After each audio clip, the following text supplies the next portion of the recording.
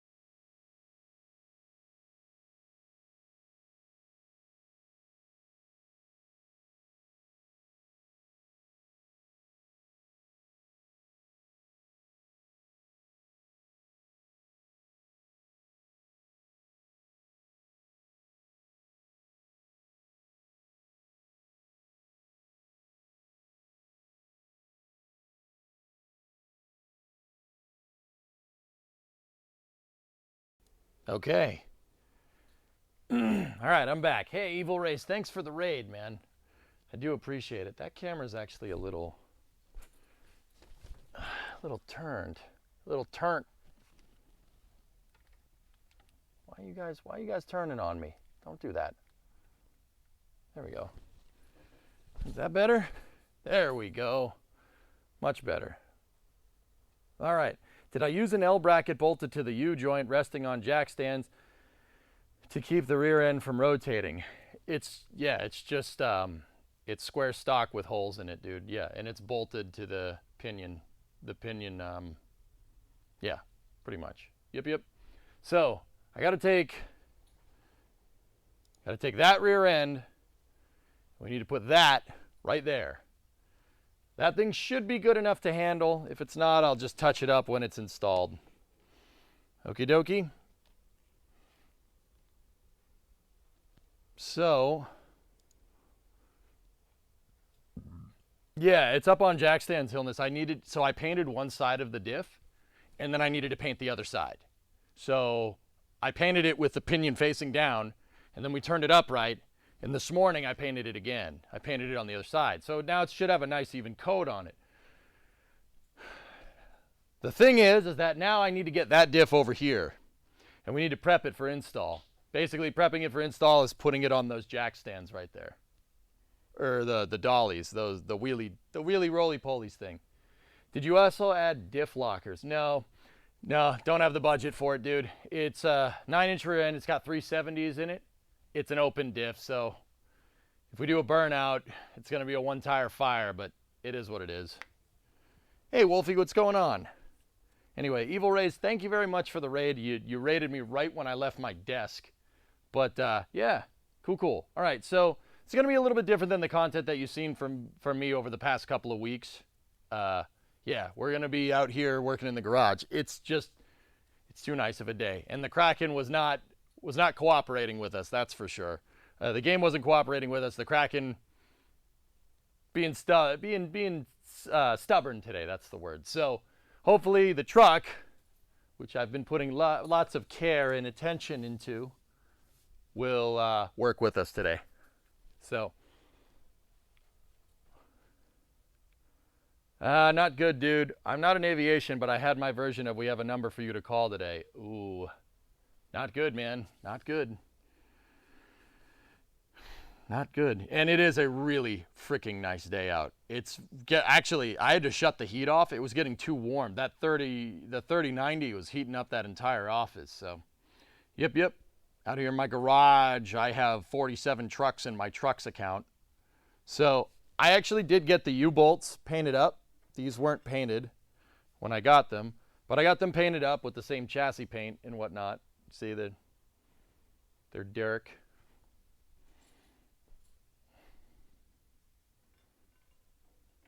Actually, I should be able to get you guys a close-up shot with another camera here. Give me 1 second. Desk shot, perhaps? Nope.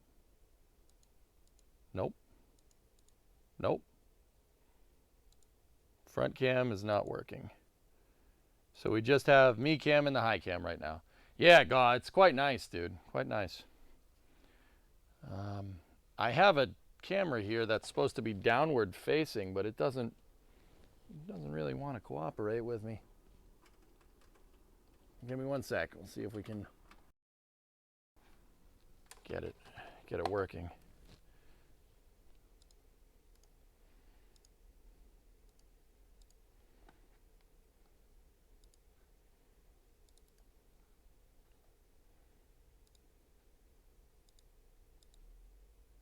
Oh, there it is.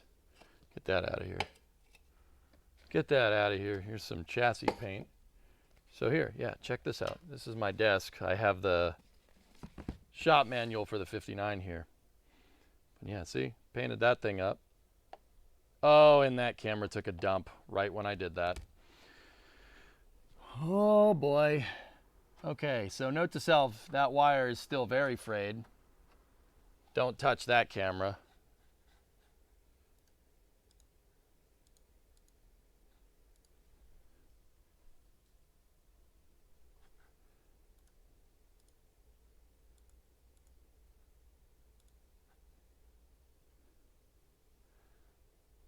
Okay. Okay. There we go. Don't. Hey! Oh, come on! Really?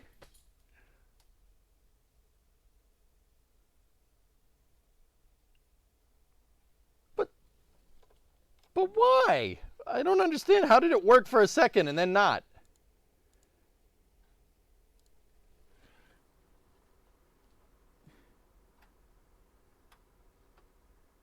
Okay. All right. All right. Properties. Deactivate. Activate. Stay. Stay. See? Nice and shiny. It's got to have a frayed wire or something. But yeah, I got these U-bolts all done up. They look good. So that's the diff cam. All right, so now we're back over here. So these are on. They're kind of just waiting to accept the diff. Every other part that I have for this is painted. Everything should be good. We should be able to put it back together.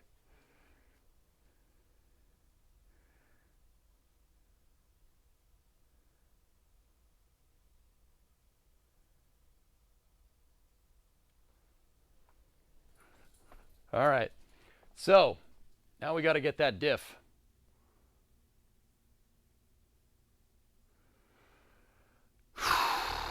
Okie dokie, let's do it. We got to move it back. The paint should be dry enough to handle, so we in the garage now. Yeah, you boy. Yeah, we are. Okay, let's do this. Just gotta stretch a little bit. So this is kind of like the painting station that I've been using. I opened the door and I let all the paint fumes out, but there's a Ford 9-inch rear end. It looks good. This is what I painted today. Yeah, very nice. This thing came out great. Really, really good. Yeah, a little bit of run in the paint right there, but that's okay. But yeah, that red engine enamel really came out nice. It looks good.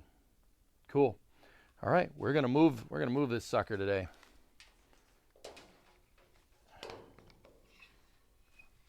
Stay there. Stay.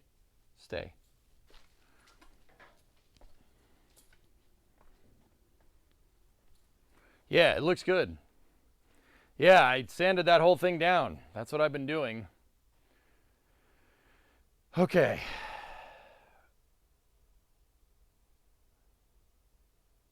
Yeah, it's a hardwired cable, Aqualux. It doesn't like it, but it is what it is. Can someone explain to me what I can do with the crystal resource that I have in KSV1? Crystal? It's science, Fritz. Science, dude. All right, let's do this. Ready? So the first thing I got to do is my pinion stand housing here.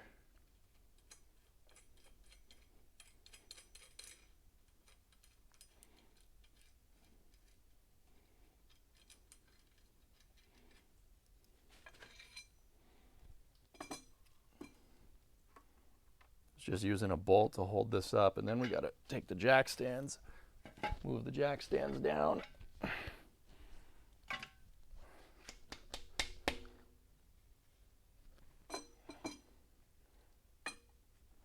All right, so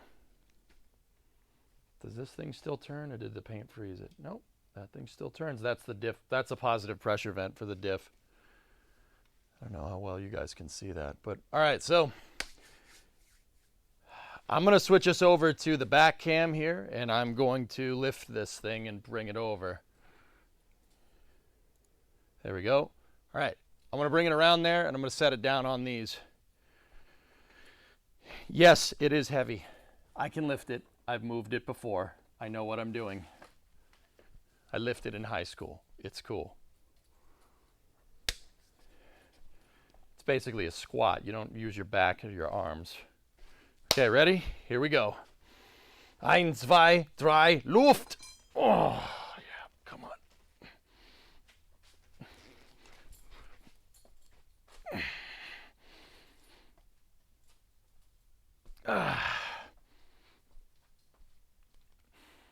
When I get a workout, it's a good way to do it.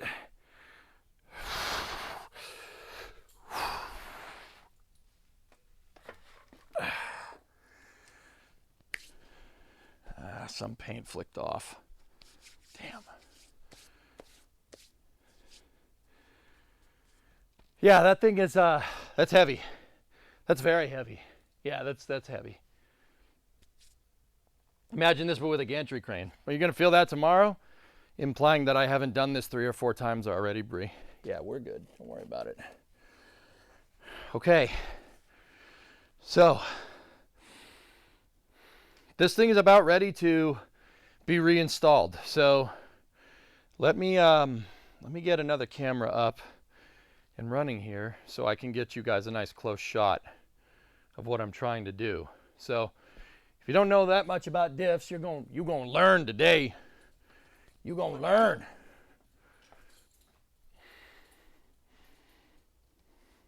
Yeah, that's right, Eric. Yep. Dude, so like when you lift something like that, if you're going to lift something heavy, use your legs. Your legs hold you up, remember? I don't know about you guys, but a little soggy around the midsection. So my legs have to do a lot of work to hold all that fat up here. So when you lift, you just bend your knees, keep your knees bent like this, and use that for your lifting force. You try to lift that thing up with your arms, it's not going to work. That thing is super freaking heavy. I'd say, oh geez, I mean, how heavy do you think that diff is? 100 pounds? 200? I don't think it's 300. I'd say like 150. 150 on that. So that's like 75 kilos or something. Somewhere in there, 70 kilos. It's pretty heavy. Yeah, Shaw, the Kraken wasn't cooperating today, so I knocked over my can of PB. I'm thinking the rear end's ready to go, so let's put it in. Yeah, dude, when you lift like this. Because use your legs. Don't try to lift it with your arms or anything. You're not doing a deadlift. You'll really hurt yourself trying to lift something like that if you don't use your legs. Can of what? Penetrating oil. A diff weighs between 150 and 200. I mean, Green, that thing's got some heft to it. It's a 9-inch rear end from the 50s. It's what I like to call fallout proof, right? So it's like something you'd see in a Fallout game. It's just beefy. I mean, Ford used that 9-inch rear end for ever. Into the 80s. This truck is from 59. It came with that rear end, and they used that rear end until the 8.8 came out in the 90s. They've used it for a long time, dude. A 9-inch rear end's like 190 pounds. Are you making landing gear for the pickup truck? Yes, yes. Wrist doesn't like the stress. Yeah, that's right. My wrist didn't like that, but that's okay. All right. Yeah, let me see if I can set up the, actually, let's go get this camera over here. Instead of trying to set up the big camera, we'll get this sucker, and we'll go from here. So yeah, once again, fellas, this isn't the usual kind of content that you've seen from me over the last couple of weeks. We've been deep into Kerbal, and that's fun. Right? But now we're going to do something a little bit different. I want to get this truck done by the summer because A, I want to cruise in it, and B, well, I need it for my wedding. It's my getaway vehicle. Most guys can't handle that beefy of a rear end. I can. Got him. All right, so check this out. Let's learn a little bit about this. So where I'm already at, here, check this out. So this rear end on this truck, first of all, truck rear ends haven't changed much in 100 years, literally 100 years. The rear end on a truck from the 20s and the rear end on a truck now is pretty much the same thing. The reason why is because the back end of a truck needs to be simple. It needs to be simple. This truck is going to get the trash beaten out of it. So we have dynamic loads. So you might be carrying something big in the back, you might be carrying something small, right? The suspension might be unloaded. You could take it off road, whatever. So that right there, see those bent pieces of metal? If you don't know, that's the suspension right there. That's called a leaf spring. Leaf springs go back to horse and buggies, believe it or not. Horse and buggies 150 years ago, not 150, maybe 120 years ago, had leaf springs in them. Basically, the suspension pushes up on this leaf spring right here. It pushes up on it, and the leaf spring basically straightens out, but it wants to be in the bent position. So when it bows out like this, it wants to spring back down. That's your spring force. When it does that, when a bump hits this and the spring pushes and then it goes from concave or convex to kind of concave for a second, this shackle actually will move back and forth. It takes this up and down motion, right, and moves it to, well, quadratic. It's going like this. That thing pivots back and forth when you hit a bump. This, the center of the leaf right here, caution, the center of the leaf right here uses the U-bolts and it goes down through. And if you look at the bottom of the leaf spring, there's a guide dowel right there. And that guide dowel goes right into that slot right there. See that? So we got to move that to here and then jack this thing up into position. Put the U-bolts down, put the U-bolt clamps on there, put the shock perches back on, and then we should get this all, should be all torqued down to spec. We got to torque it down to spec. I got to look up the torque spec for the U-bolts, but yeah, this is not it's not a very comfortable ride. It's just built to be simple. It's not, it's like the best part is no part applied to cars. Even modern pickup trucks still carry leaf springs. And once again, this is a really strong spring. It's got a lot of spring force built into it. And the reason why it has a lot of spring force built into it is because you don't know what you're going to be putting on the back of a pickup bed. It has a dynamic payload. So you have a payload bay on the back of your pickup truck. And that can affect how the vehicle rides. Just like a space shuttle coming back down from orbit it'll affect how the vehicle rides if you have 20 tons of payload in it coming back down. Space shuttle's down mass capacity is 12 tons, by the way. So 25,000 pounds, just in case anybody was wondering. This thing cannot pull that. This is a light duty truck. It cannot, I don't think it could pull a space shuttle payload around, but that would be cool. Audio sync is off on this camera. It's just OBS, geek. OBS does it. Is it off on this one?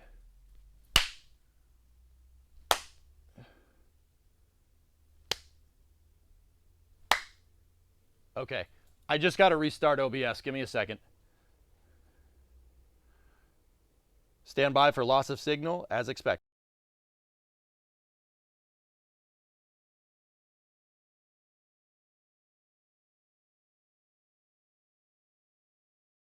The plug-in, for whatever reason, just restarting OBS fixes it and it goes back to normal.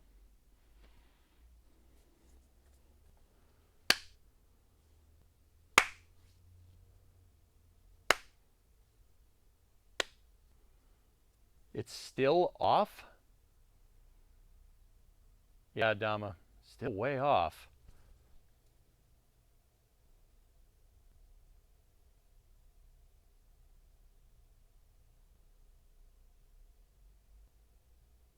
Huh.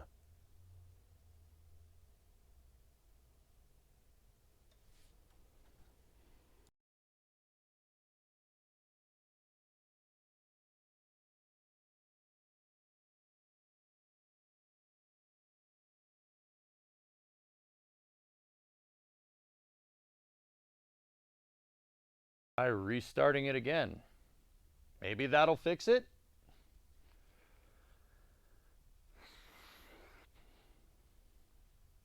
It's like watching a kung fu movie, much better. Sorted and fixed. You know what? You know what, dudes? I'm not going to ask questions about that one.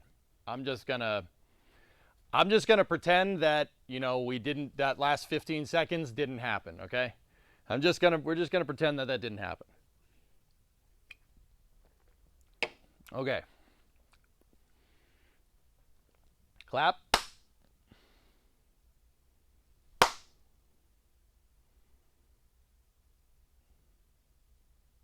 Spot on? I don't know. I have no idea. So, all right, let's get this thing up on the jack, move it into position, jack the thing up and go. So we want to take the leaf spring bolts out. I want to take the U-bolts off for a second. I don't want to mess those up. Okay.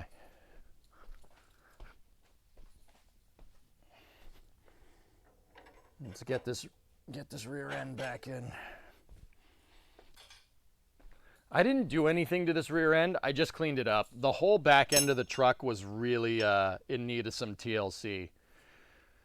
The frame was starting to get a little pitted. The bushings and the leaf springs were completely shot. They're over there. They're junk.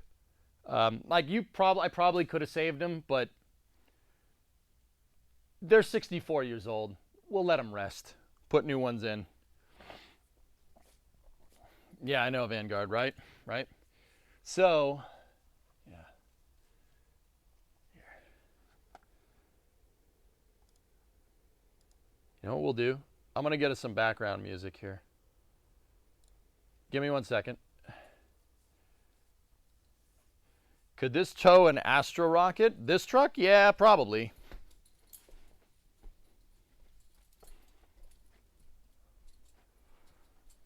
Here, you know what we'll do? Let's go in here like this.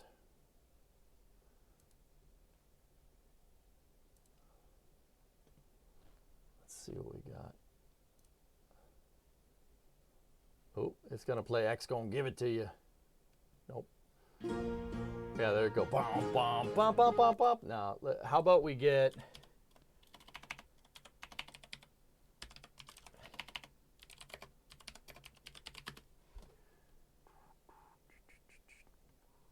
Here we go. There we go. Is that audio mixed good, fellas? Let me turn that down just a little bit. Is the audio mixed good? Can you hear me over the audio, but is the audio still audible?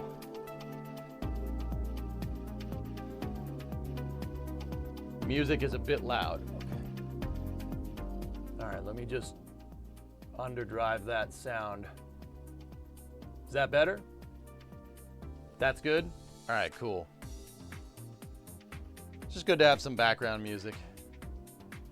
Sweet. All right, dudes. King Kitten, you said it's good. If you say it's good, I trust you, man. All right, so let's do this. So what I like to do here is just kind of plan what I'm doing. So we got to move this into position, then I got to jack the thing up. We got to get the dowel points aligned, right? We got to get the dowel points aligned, make sure that it's perched correctly, and then leave it jacked up, and then put the U-bolts in while it's jacked up, and then clamp, shock mount, nuts, and washers. Cool. Cool, cool. All right, so that's a weird looking rocket. Yeah, it's the rocket that basically, it's a rocket that doesn't fly, but it actually has wheels and it just rolls around. Yeah. All right, so what we do is,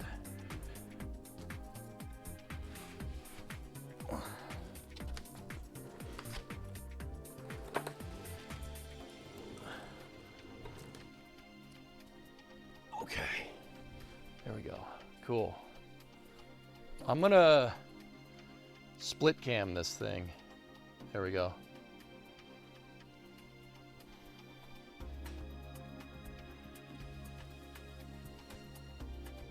There you go. Can you guys see that all right? Let's go down a little bit more. I just found out my Datsun's engines is knocking, so you're gonna rebuild it. Cool. You think you'll ever do a whole stream in the garage working on the truck?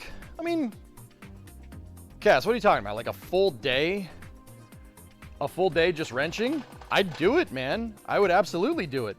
It's just, honestly, truck streams don't... People like the truck streams, dude, but I haven't... People like the truck streams, but they're kind of niche, believe it or not. And I haven't really found a way to do this in a way that's super entertaining and like that retains viewers pretty well. Like, I'll be honest, like the truck streams are cool and it's cool to do every once in a while, but I don't think a week of just a straight week of wrenching would be good for the stream. You got to be careful about how you do content like that. You know, it's just like, yeah, you just got to be careful. Like, they're fun to do every once in a while. I don't think you could like make a living doing a truck stream every day, you know? But then again, you know, maybe like you got to ask a lot of questions there. Maybe then again, I'm not doing it right.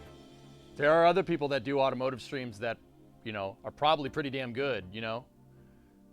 Like, I'm used to playing a game and commentating on the game. This is a little bit harder to do, you know?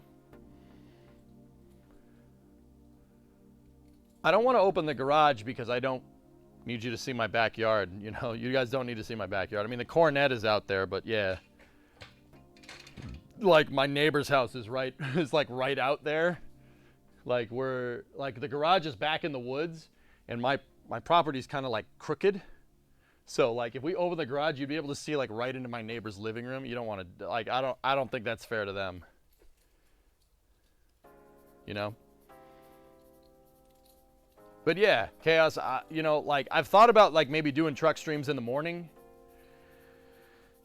My big thing with it is that I would have loved to have done all this content on stream. I really would have. It's just, I'm running out of time, man. I can get it done so much faster off stream. I get the work done way quicker because I have to talk to you guys, which once again kind of feeds into what I'm talking about. I don't really have,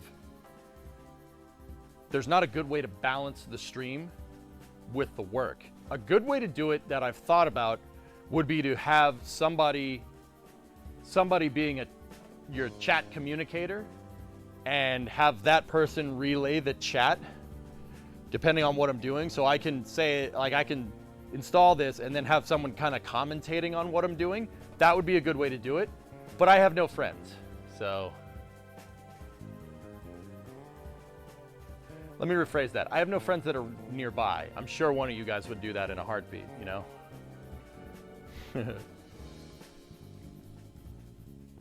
Maybe record it and time lapse it. Yeah, Bremo is working right now at Mena. Some people gotta work, you know. Sorry, man.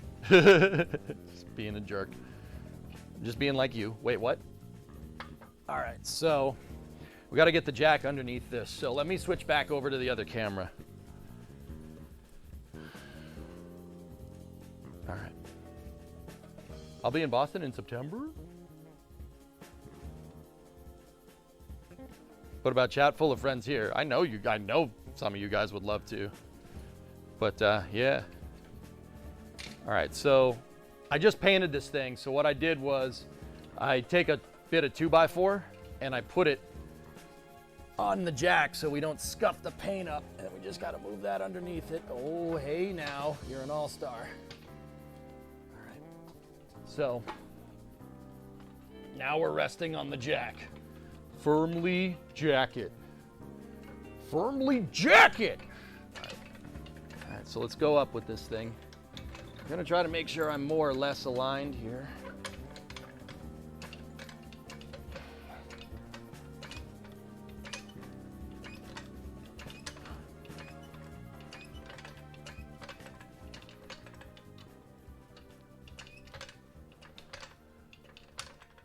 We're not exactly aligned, but honestly, we're pretty damn close.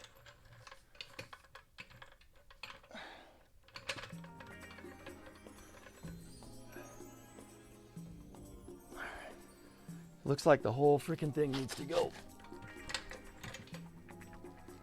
just a little bit sideways. Okay.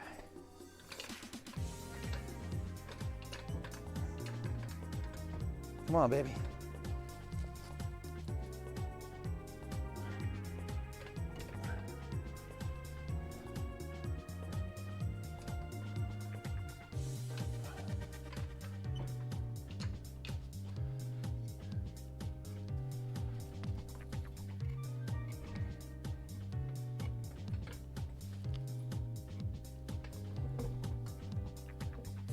Okay, I got one.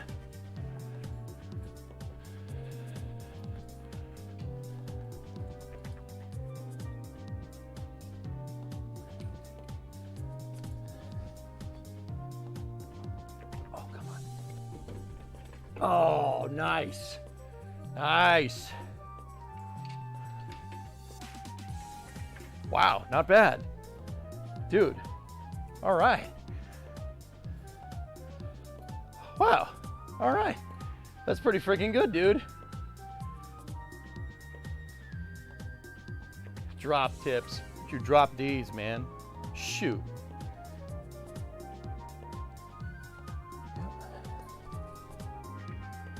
Yeah, not bad. Really not bad. Okay, so now we gotta put the U-bolts in. No, Cherokee, the pinion angle looks fine. I was kind of worried about it, dude, but yeah, she looks good, man.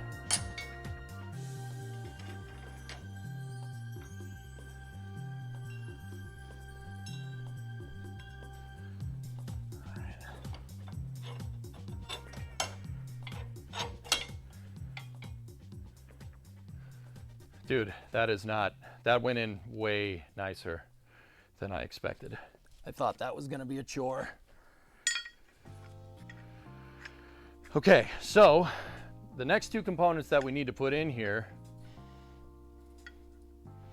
are the axle clamp and the shock mount. They go like this. The shock mount has a bit of thread on the end where the bottom of the shock absorber attaches to. Now, okay, what's the difference between the shock absorber and a spring? This is basic stuff, so if you know this already, you can kind of glaze over this. So the spring is what pushes down. That's what holds the car up, right? So it also is what's called a rebound force, right? So the force that this thing pushes down into the ground is basically your spring force. So that's, you know, you get a stronger spring, right? A tighter spring, like in Kerbal, right? You get a tighter spring, you're gonna be higher up off the ground, and the spring, it's gonna be harder to compress the spring, right? Now that's what basically keeps the car held up in the air. But the springs aren't the end of the battle here. You have your damper. Your damper is your shock absorber. Basically, when you hit a bump, it's gonna compress the spring. But you don't want it to keep compressing the spring until it breaks, right? You need something to stop that upwards pushing force, so the spring can go back to pushing back down. That's what the shock absorber does. It dampens or slows the motion of the spring going up and down. That's what the shock does. That's why shocks are important. You probably break a spring if you don't do that. If you don't, you'll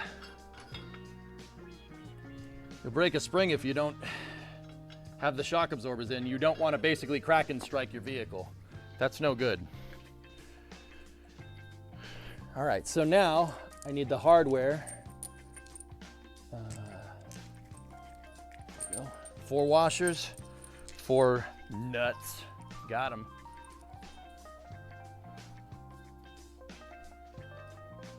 Shock absorber is a damper. Yep, that's right.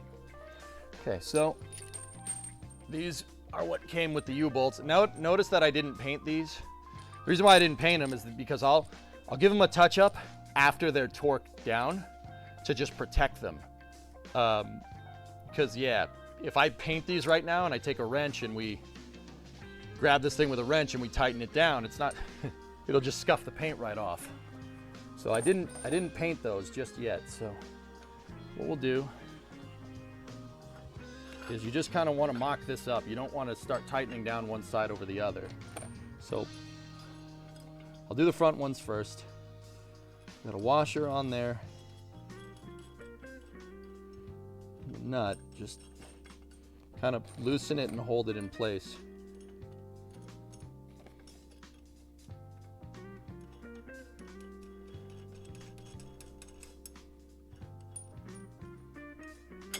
Okay, now for the back, I actually didn't take the painter's tape off of this yet, so we'll get some super satisfying painter's tape removal. Oh yeah.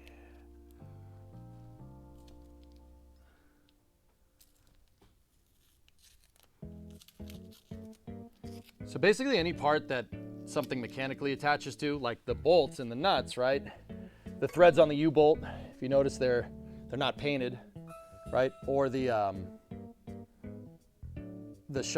lower shock mount perch, we covered them with tape. You don't want to paint over this because painting can screw up the tolerances. That's not cooperating. Basically, the shock needs something that's the thickness of the metal, not the thickness of the metal with the paint on it. If you want to get into this stuff, yeah, this is an idiotic safety tip, but it's something you should know. If you don't do this, you want to get into it, always cut away. Cut away from yourself. Don't cut like this, because if you miss and you swipe this way, yeah, the blade's coming towards you. Always go away like that. Man, these things are caked on.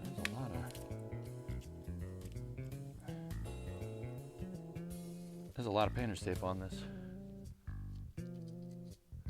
Cut towards your buddy, not your body. Yep, there you go. That's it, man. I know it seems like, well, that's kind of obvious, don't you think? Dude, you'd be surprised. I've seen people do stupid things. See, there we go. See, the shock is going to be attached to here, and then we need to clamp it down with a nut and a bolt. I'll probably go over and touch this up after it's all attached, but see how that's bare metal? Here, let me turn this light on. There we go. See how that's bare metal? That's what you want. Okay, so let's take this. Speaking of that, yeah, you guys come on over here.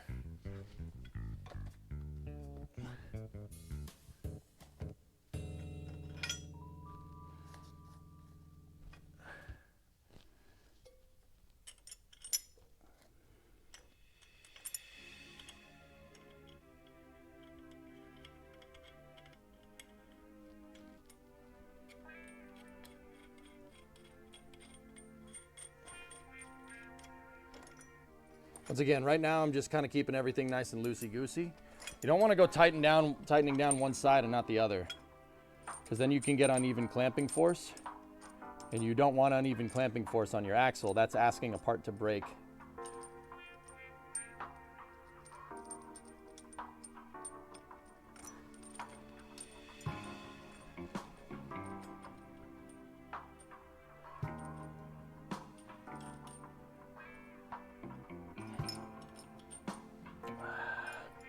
Of course, it's always the last one.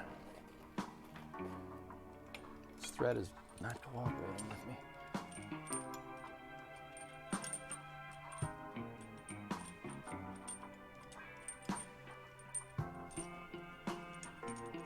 There we go.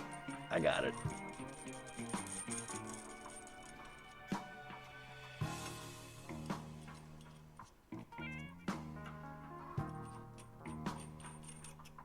Just get it finger tight.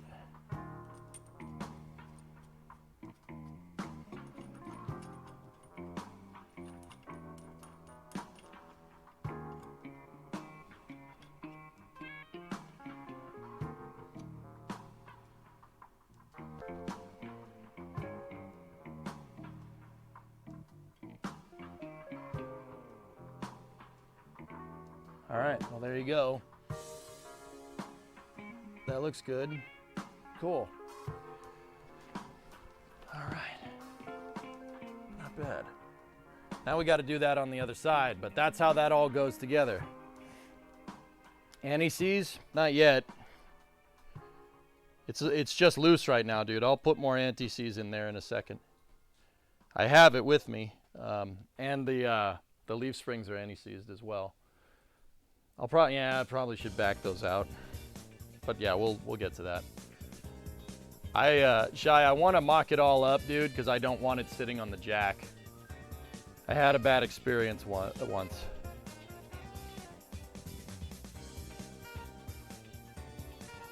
Don't you have to use a torque wrench to torque those to a certain foot-pound?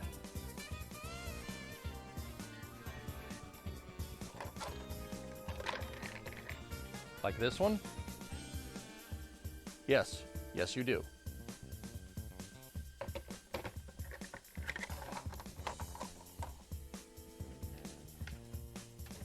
Will we be welding this diff? No, no, no. I'd rather put a limited slip in there before I welded it.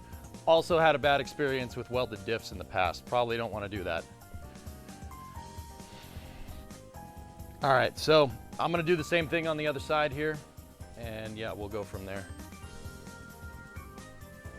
Now just drive with it finger tight. I had a bad experience, chat. Damn it, I'm deaf. All right. You know, we'll back these out just a little bit so we can anti-seize them. And then I'll probably dab it with Loctite. I have some Permatex, so Permatex Loctite. Anti-seize will make it that it, so if I need to take this thing off again, it doesn't rust the bolt or the nut to the bolt there. And then Loctite will make sure that it doesn't come undone. It's kind of like super glue almost.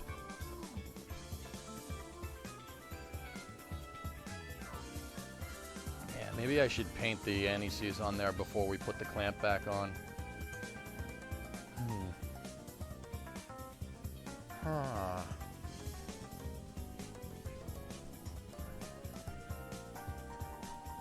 Send it with Ugga-Duggas? No. 2 to 3 Ugga-Duggas is plenty. Man, almost 4 years. What the hell am I doing? Truck's looking good? Thanks, man. When are you gonna put a Raptor 2 in there? No, it's a Ford F100, not a Ford Raptor. You're getting confused. Yeah, I gotta get the anti-seize. All right, I got an idea. Here's what we'll do. I'll take off one of the nuts, we'll anti-seize it, and then put it back on, and then take off another one. That'll work. All right, so undo this one. The other one will hold it in place.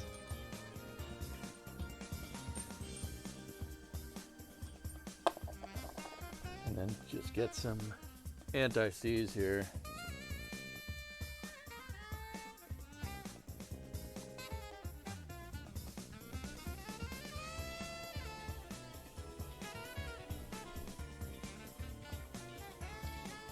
Dude, I might coat the entire thread with anti-seize, but nah, you know what, that's fine. So what this is this is basically just like an aluminum glitter almost. And what this does is just, it gives you a protective layer between the nut and the bolt. And it basically does what the name implies, it's anti-seize. That aluminum layer basically makes it so the bolt won't rust to the nut and the washer. That's different than Loctite. Loctite is a little bit different. Anti-seize is designed for a bolt that needs to be removed. Loctite is designed for something that's supposed to be torqued. All right, I'm just gonna leave a little bit of a hole in there so I can dab a little bit of Loctite on it, and then we'll take the other one off here. Do the same thing.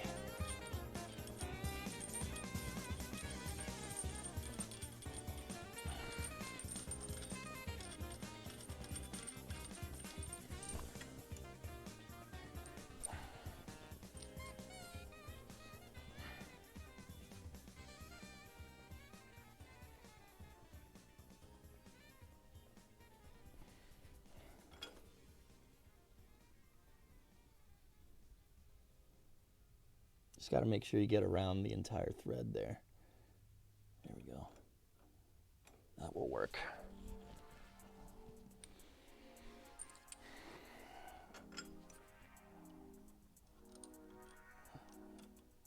Yeah, I'm going to get a little bit on my hands whether I like it or not.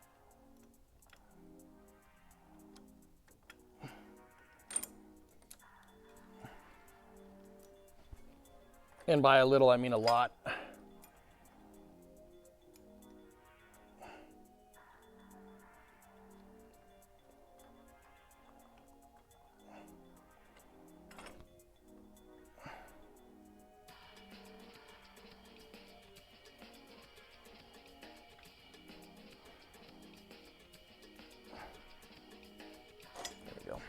Cool. Dude, plumber's crack. 90% of the screen is taken up with U-bolts and hardware green, and you're staring at my ass. Nice.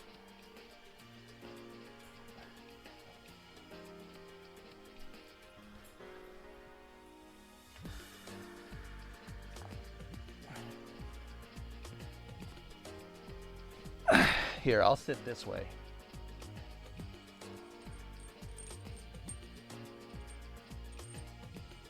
Should make you feel better about myself? Maybe if it was Brimo saying that, but not Green. I mean, Green's cool, but...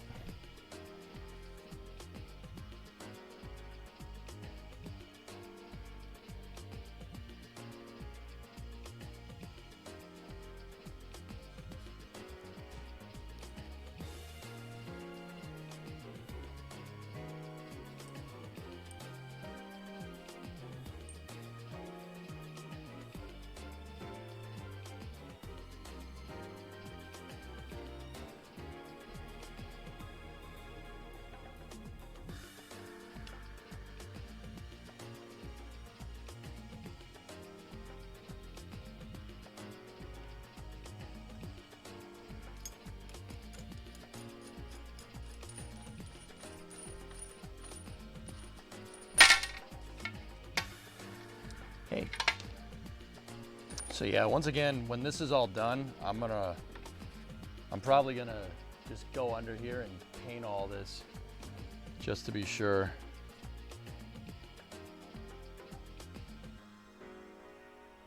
So once again, this is like an aluminum goop. It's made out of aluminum flakes.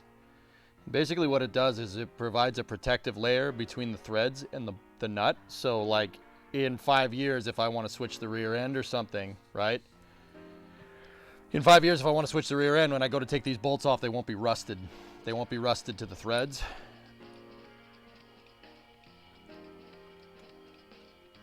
No one wants to be rusted to the threads, not even Geek.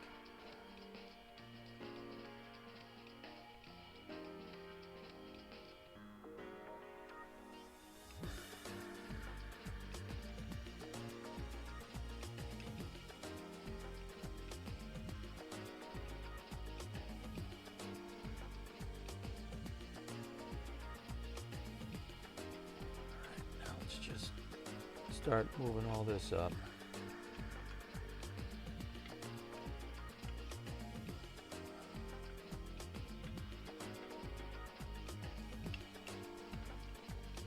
Just kind of want to get this mocked up. You don't want to over torque one side because then the clamp won't have uniform force. That's no good.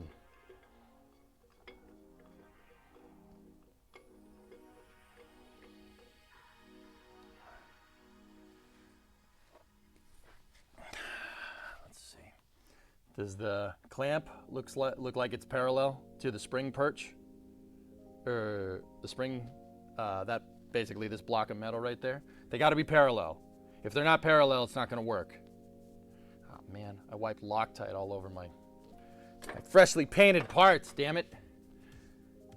I mean, when we torque them all down, it should even out, but you wanna make sure that it's nice and even.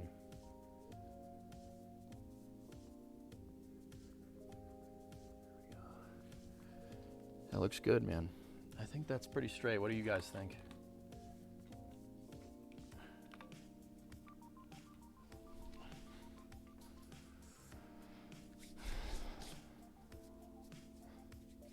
There's copper NECs too. Yep.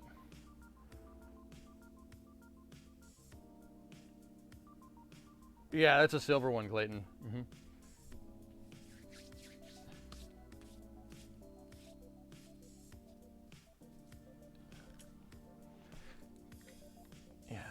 It's coming along good. Here, take a look. I got it all painted up. It looks freaking cherry, dude. Missed the beginning. What diff are you putting in? It's a 9-inch rear end, Rocky. It's the original. It's the original one. I just took it out and I cleaned it up because I didn't want to clean up my frame and then put that rusty piece of, well, the rusty diff. It's not a piece of junk. It's a 9-inch rear end. 9 inches are really, really good. They're really, really strong rear ends. I didn't want to paint everything and just not do that. The diff is fine. It works fine. It's got perfect backlash. It's the way it was from the factory. No one's touched it. Yep, yep.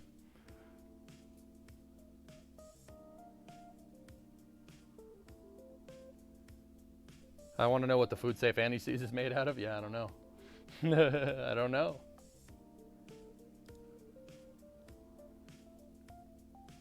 That's not what I said, Doom, and you know that. but that's fine. It's fine, I'll let it roll because I like you. It's not what I said, man. You know that. All right, so let's do the same thing over here. All right. Let me get the clamp and the spring perch, or the shock perch. Got to take the tape off this. Give me 1 second.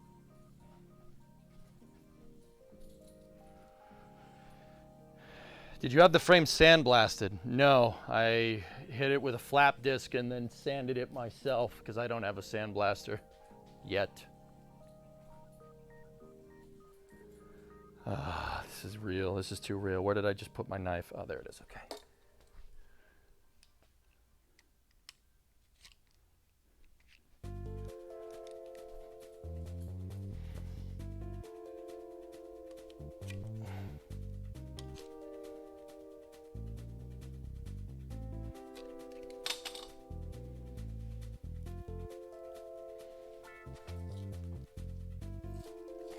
It's like unwrapping a Christmas present.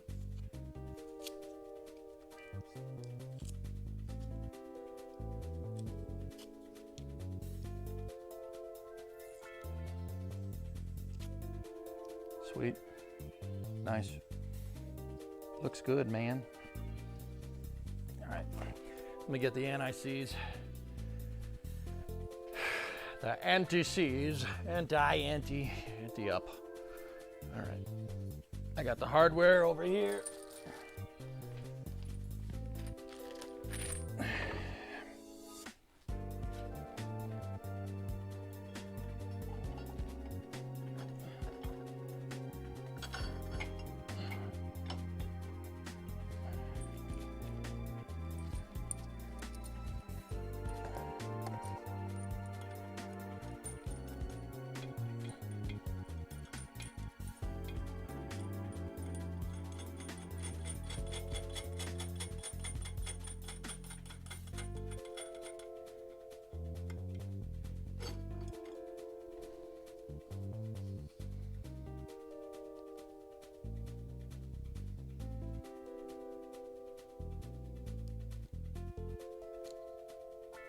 That's a little too much, but that's fine. See if we can get 3. Yeah, baby.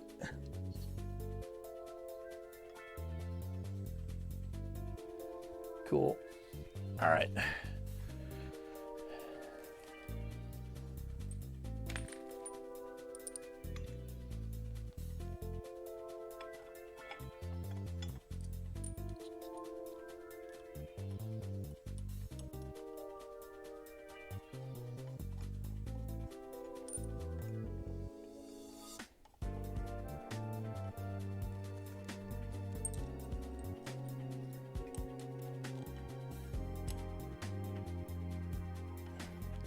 So I only had 1 bolt holding all that in there, and then I seized 3 of them.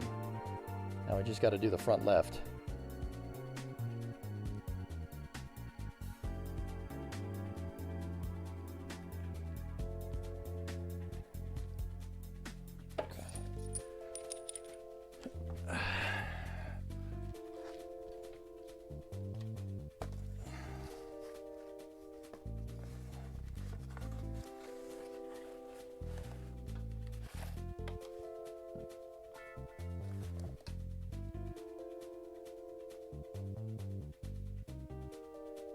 Trying to give you guys a good shot where the overhead lights aren't blinding you.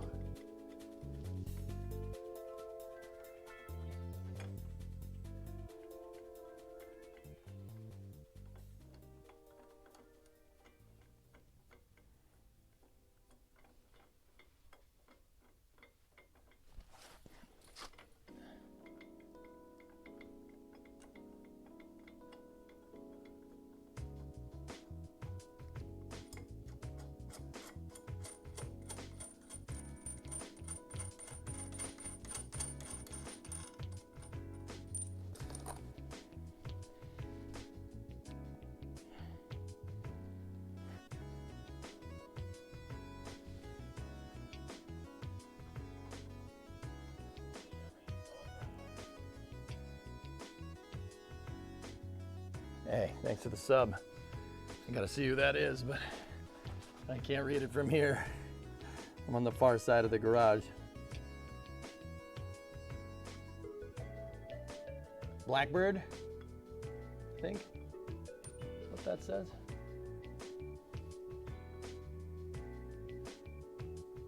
Thanks for the resub, dude.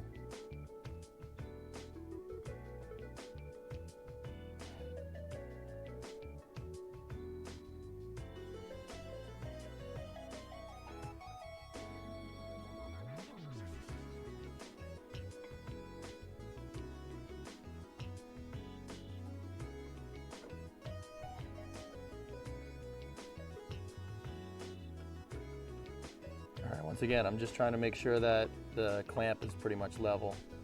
About as level as it can be. Okay,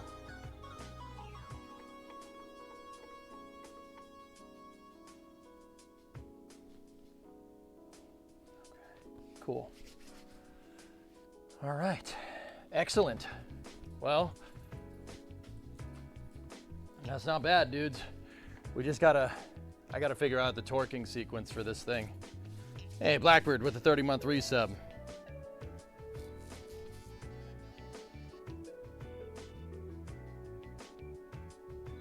Good luck cleaning up that anti-seize when it gets everywhere. I don't care. Doesn't bother me, man. It's mostly on my fingers more than anything. It's all right, I got some fast orange. Fast orange will make quick work of that. But yeah, I did kind of get it on some of the paint and whatnot, and I'm kind of like, ah. You would guess 100 foot-pounds. Oh. Yeah, probably something like that, Clayton. Yeah. Dude, that looks, you know what I can't help but notice? The drive shaft is all rusty. We have this really kick butt, nice and clean rear end, and the drive shaft's just a rusty piece of trash. Damn it.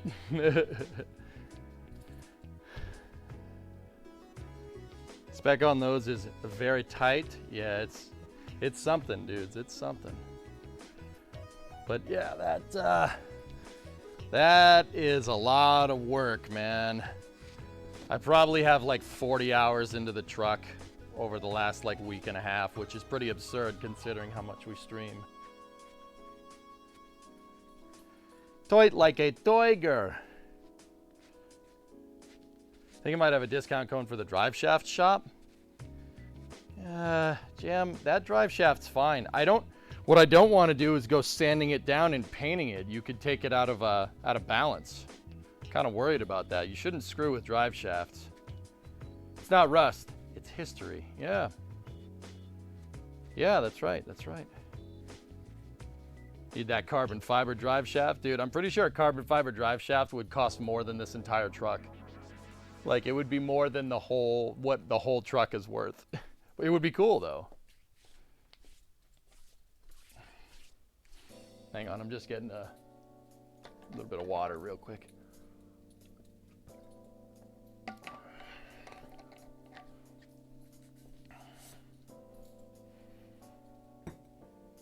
Just painted with rust cure, yeah. The rust, yeah, that's right. The rust is making it not corrode as much. It's leaving a barrier. Yep. That's right. So now we got to torque this down. I got to figure out what the torque spec is. Your RX-8 has a carbon fiber drive shaft. They can't be that expensive. All right, let's take a look. Let's see what we can find here.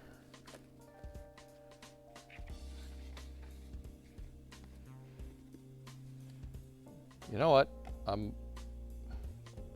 probably shouldn't mess with this too much, but if we go into here, can we flip? Can we flip that? Yeah, we can, so you guys can see. Ford F-150 form says cross pattern to 26, then 52, then 74, then 98 foot-pounds. Sorry if you explained this. Would you mind talking a little bit about the history of the truck? Yeah, sure, man. That's not a problem. Yeah, absolutely. So this is a 59 F100. It was made in February of 59, if the VIN isn't an indicator of that. Hopefully that hasn't been changed. This truck was made in February '59 at Ford's Dallas, Texas assembly plant. Yeah, that plant is no longer there. It's long gone. But I have a Texas truck, and I'm pretty damn proud of that. And it's lasted pretty damn well for as old as it is. What's this thing he has? It seems to be made out of many sheets of paper. Yeah, I know it's an archaic technology, but this is an old truck, right? If it was a new truck, we would use the computer to figure out things. But since it's an old truck, we need a book. That ain't a gun, that's a book. Anyway, so, yeah, Bauer, this thing was made in February '59, and it was sold somewhere in the Midwest. I think it was Iowa, and it was literally a farm truck for the next 30 years. Actually, 59, 69, 79, 89. Yeah, the next 30 years.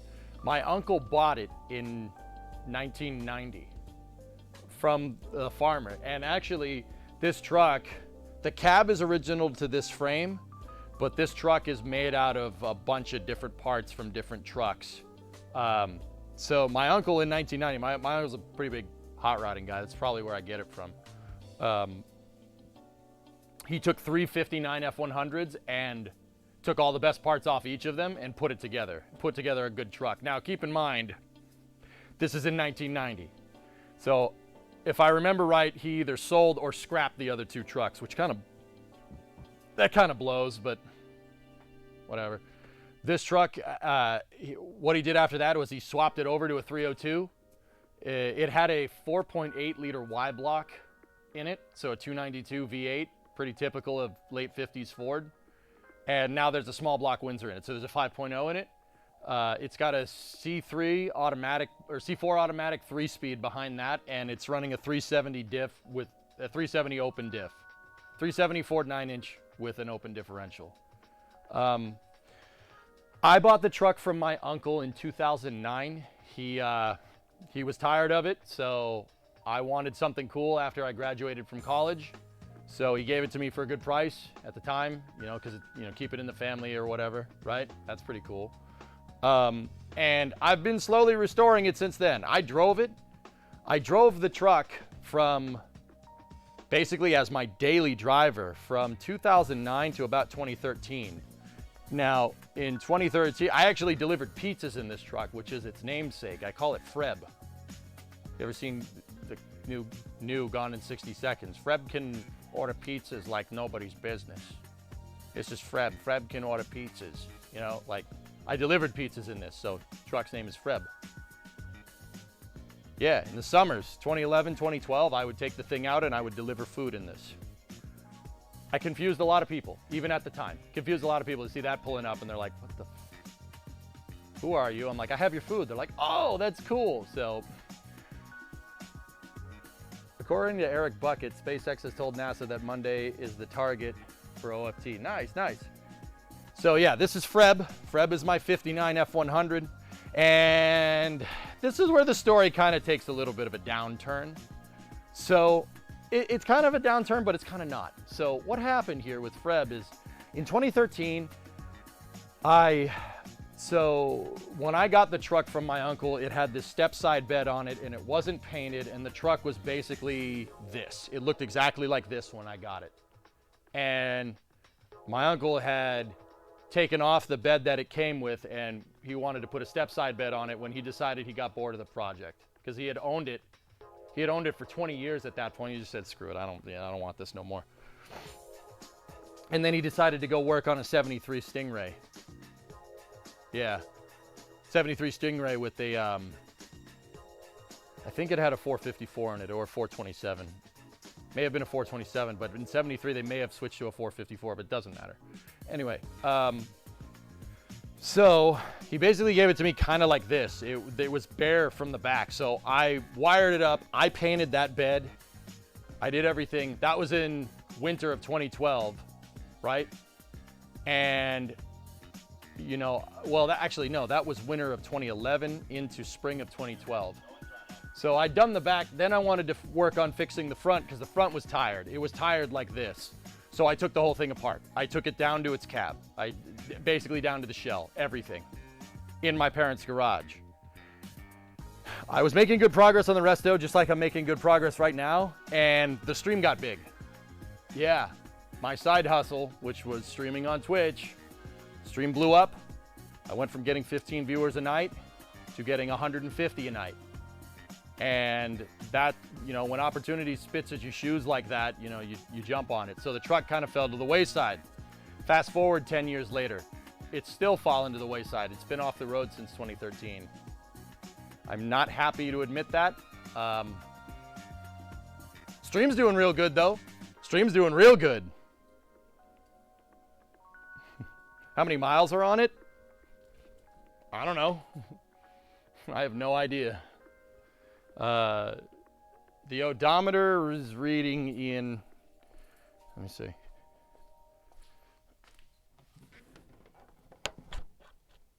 It's reading 68,846, dude. That's probably 168,000 miles if I had to guess. Yeah. I would say, I'm not even sure if that's the original dash, dude, to be honest with you. Because my uncle parted out like 3 or 4 trucks. So I don't even know if that's the original mileage. I guarantee you this chassis has well over 200,000. I mean, it was a farm truck, dude. It got the trash beaten out of it. Hey, Drillbit, 28-month resub. Doom, 78 months. Thanks, man. Yeah, Bagpuss. I don't know how you got that out of that story, but all right, cool. Sweet.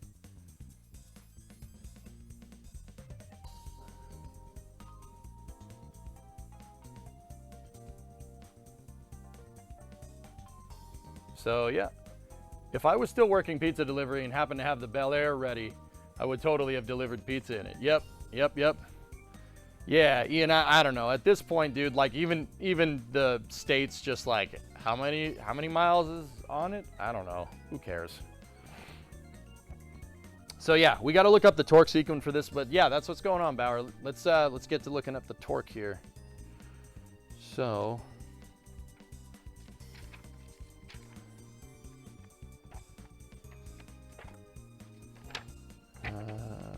rear axles. Is that backwards? It's backwards. The text is backwards on this, isn't it? Yep, okay. Yeah, it's in Kerbalese here.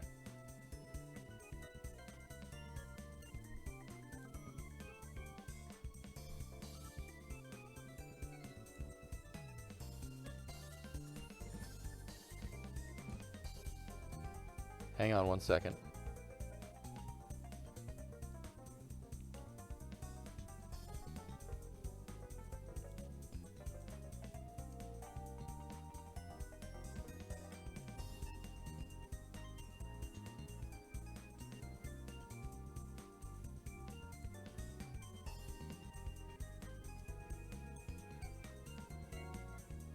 I'll fix it.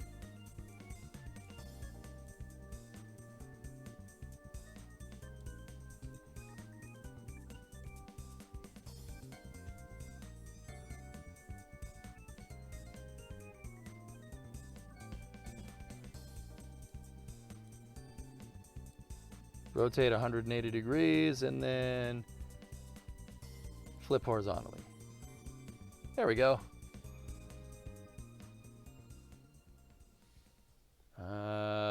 Hold on one second.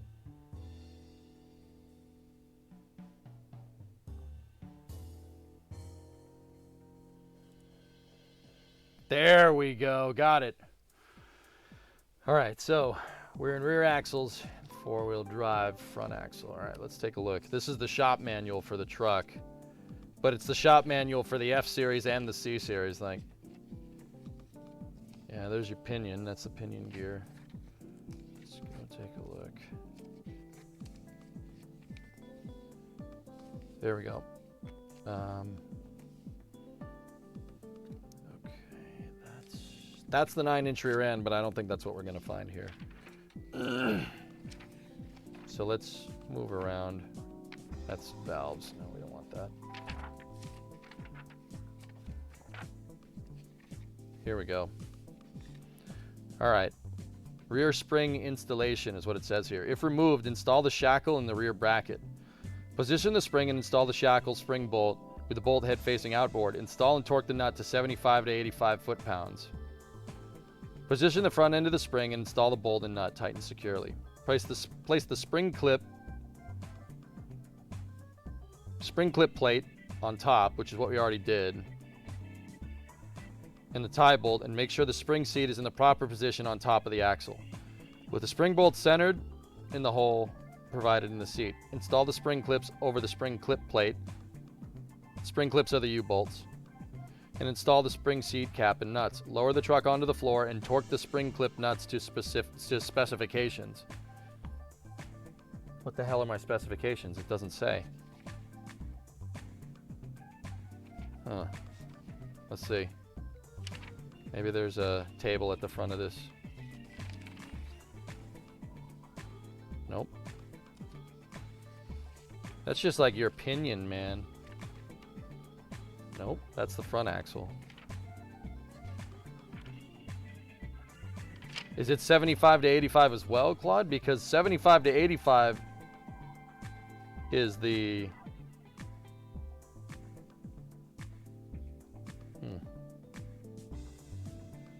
Hold on. The real specifications were the friends we made along the way. Position the spring and install the shackle to spring bolt with the bolt head facing outboard. That's the sprackle. That's the shackle to spring bolt. So that's this bolt right here. That's the one on the shackle and the other bits of suspension. So we might need to go digging here. Let's take a look. 1959. Here, let's go into the desktop capture. 1959 Ford F100 U-bolt torque spec.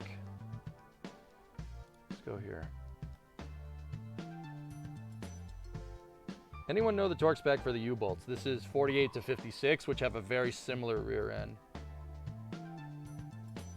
170.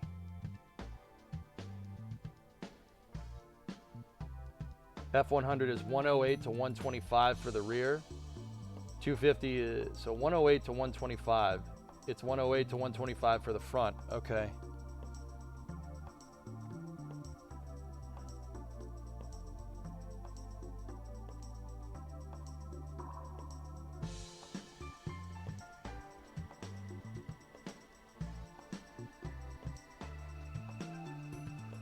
You know what, dudes?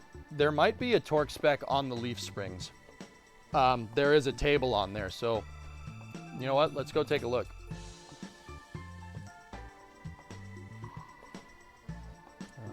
The table's on where that's stupid. They put the sticker right over my torque table, but I think the other one is okay, so let's take a look.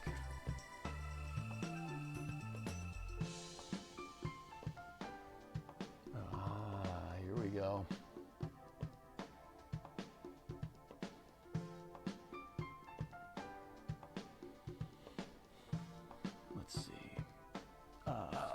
The box for my springs here.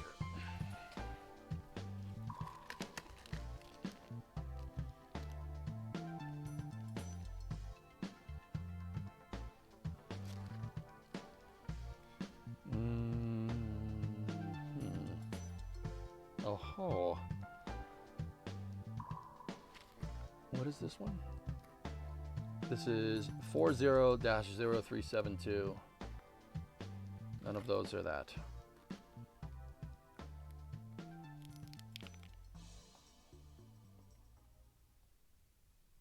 SQ9 16th times 2.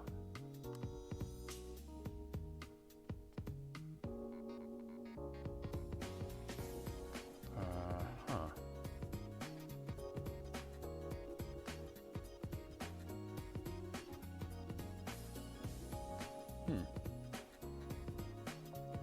9/16, so 94 to 116. What grade are these? I don't even know. Huh. Anyway.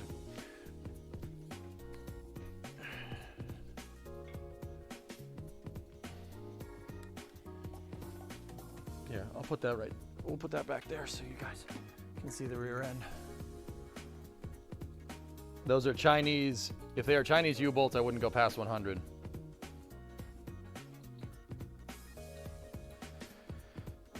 What year is the pickup? It's a 59.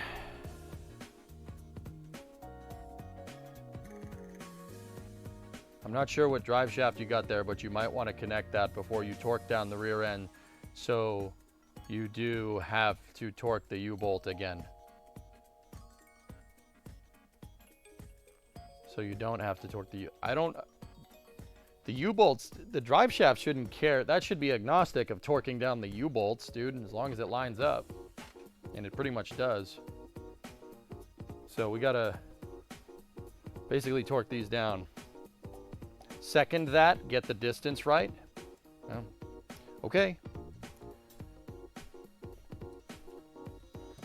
I have the parts for it right here to hook this all up. Let's do it.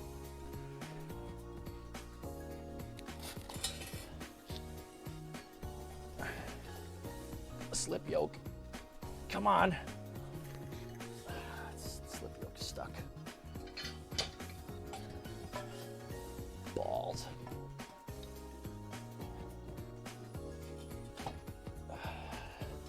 It's stuck in the slip yoke. Frick.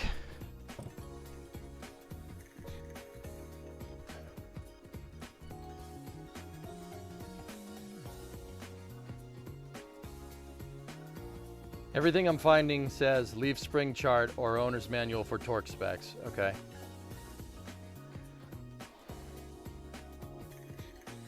You don't want it to be at the end of the slip yoke. Well, I got to go under there. It's not at the end. The slip yoke's bottomed out in the transmission.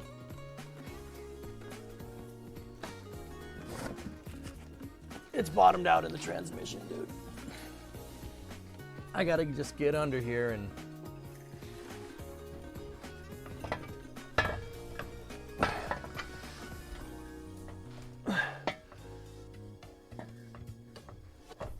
There we go. Got it.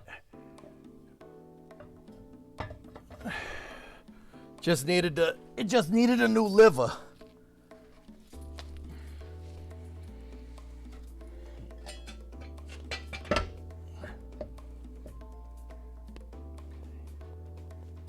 Stay.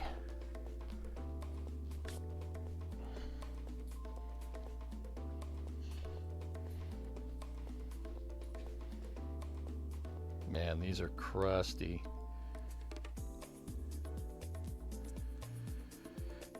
Crusty jugulars.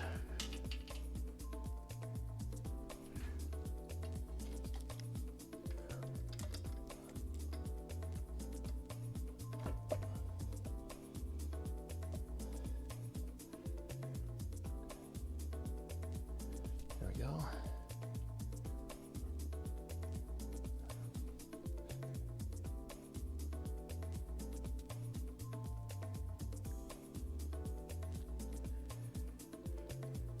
Okay, that's one.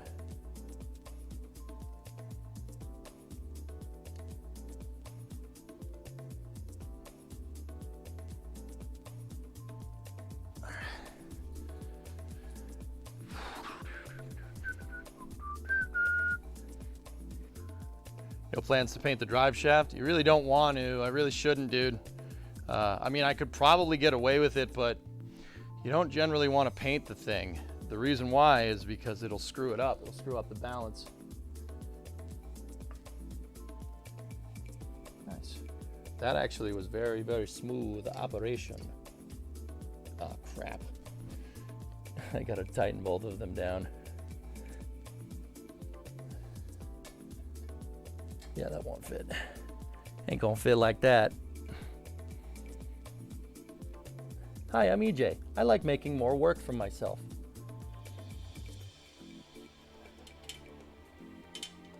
But I don't do this very often, so.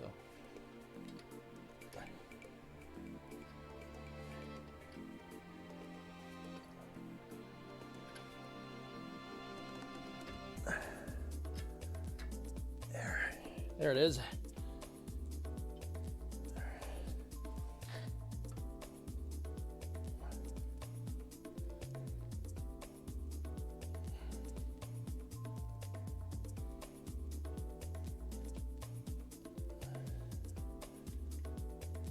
There we go. All right, that's one.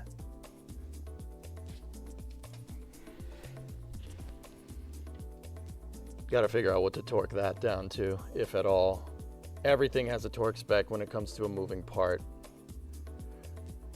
But see these balancing weights right here? Can you guys see these? Those are to make sure that the drive shaft is perfectly balanced. It has to be. If it's not perfectly balanced, it'll introduce vibrations and your drive shaft will try to precess. And if the drive shaft tries to precess around because it's not perfectly balanced, well, it will basically try to stage itself off of the car or truck. Those weights are very important to getting that right. So basically, they installed those pieces on it, right? They installed those weights on it to balance the entire thing, to make sure that the drive line center of mass is right on the center of rotation. It's really, really important. If that doesn't happen right, you're not gonna have a good day when you go to drive the car.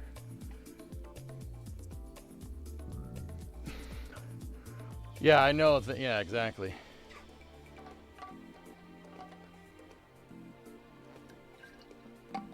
Fish, the short story, it was my uncle's truck, and before that it was a farm truck in Iowa. Yep. My uncle bought it from a farmer out in Iowa in 1990. It was either 90 or 91, I don't remember. And then I bought it from him in 2009. And then I took it apart on stream, or off stream, because I hadn't streamed yet. I wasn't streaming just yet. And then the stream got big and this took up all my spare time. Yeah, it's a Texas truck, that's right. Let's see if we can find the drive shaft spec here. Nope. Let's go back over here.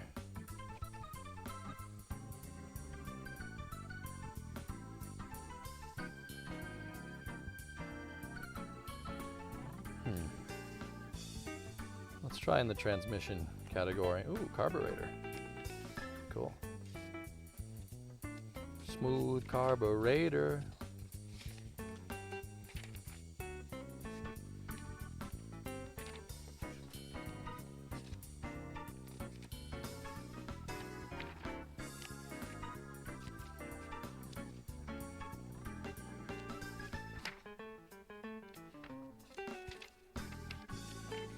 See what we can see in here.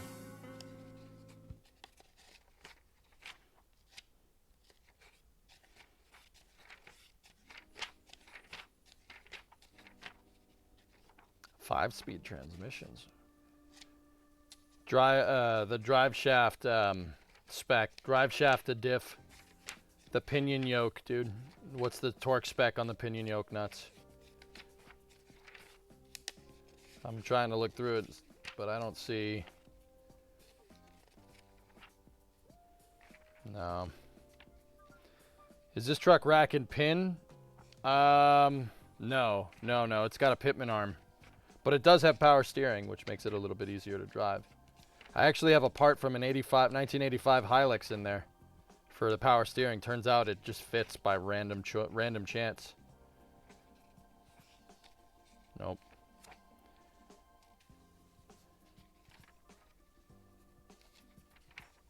You had AC to the truck? No. No, I didn't.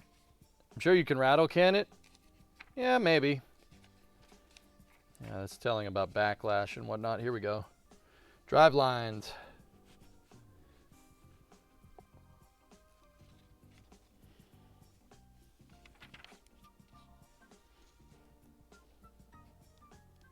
The bearing caps. There they are. Bearing cap and bolt type.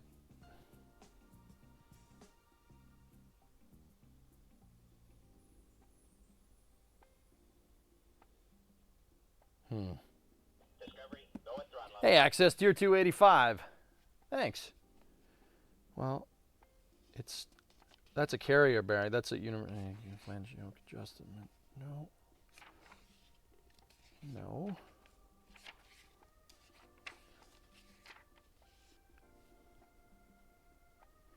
Universal joint flange and yoke alignment. With the exception of certain tandem axles, Drive shafts must be assembled in the same plane, figure 20. Where's figure 20? Okay.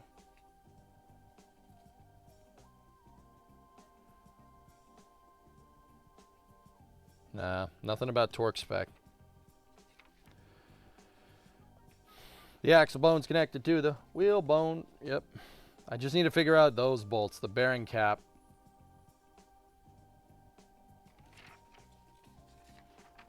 It might say it in here.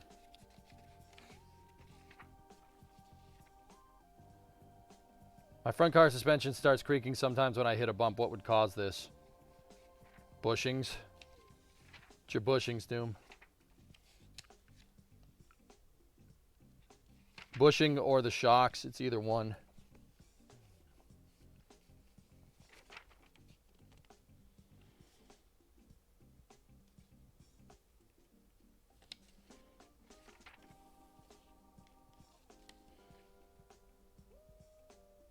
Oh.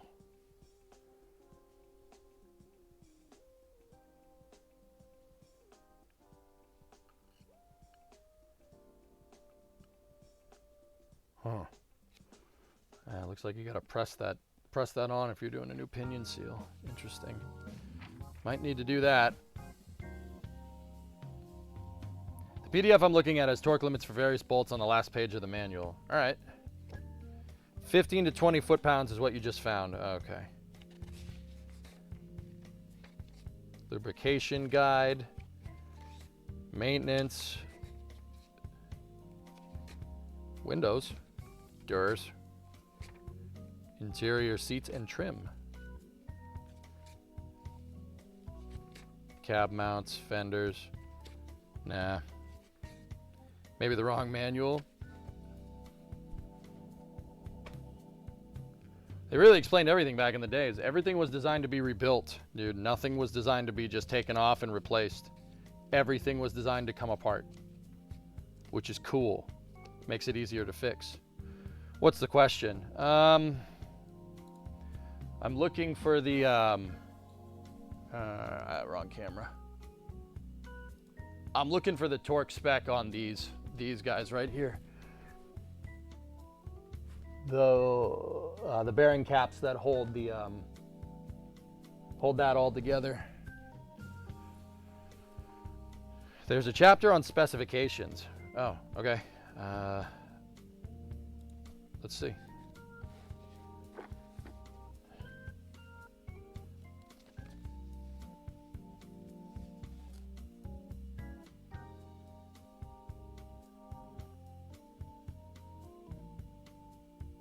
Nah, I don't see anything. All right, well. I mean, it can't be that high of a torque spec, guys. Like it really shouldn't be that high. Those don't need to be too crazy. And it's not like I need the U-bolt torque spec too. I'm thinking 100 foot-pounds would probably be right. Like 100 right on the dot should be good. And then, you know, just check them after I drive the truck around. Yeah, just a little squeeze. Yeah, that's what I'll do, dude. It's fine. It's fine. Where's my half inch? Oh, for Pete's sake. I've been doing so much work, I don't know where the freaking tools are. We'll just cinch them down for now.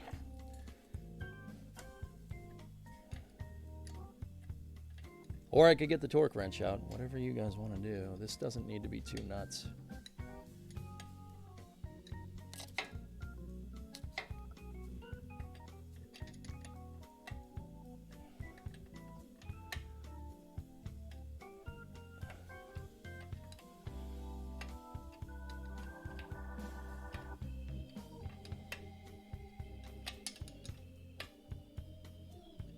I'm thinking if it's enough torque to turn the whole damn drive shaft, that should be enough to torque that in place, dude.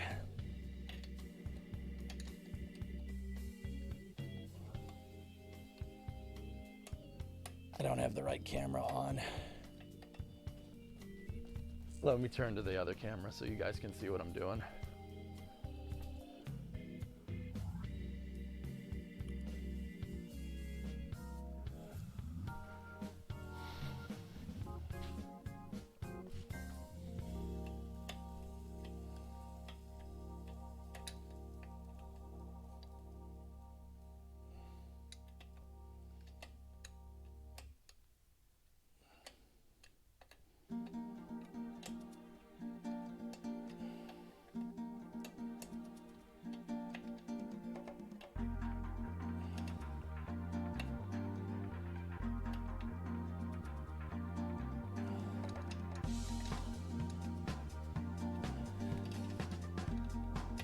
Probably should have Loctited these. That would have been smart. Damn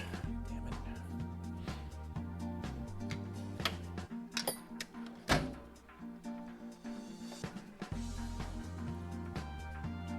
Neat truck, thank you.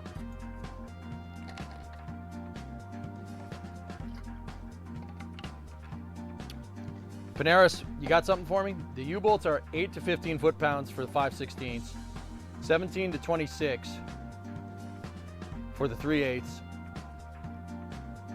and then 30 to 40 for the 7/16. Look on page 4-27. Okay.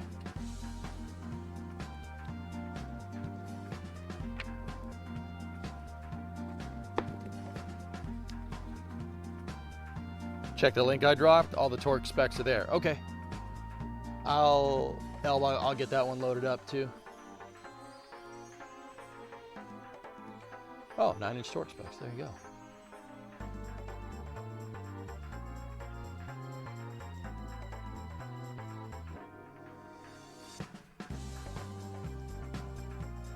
Oh, okay. There's always time for Loctite.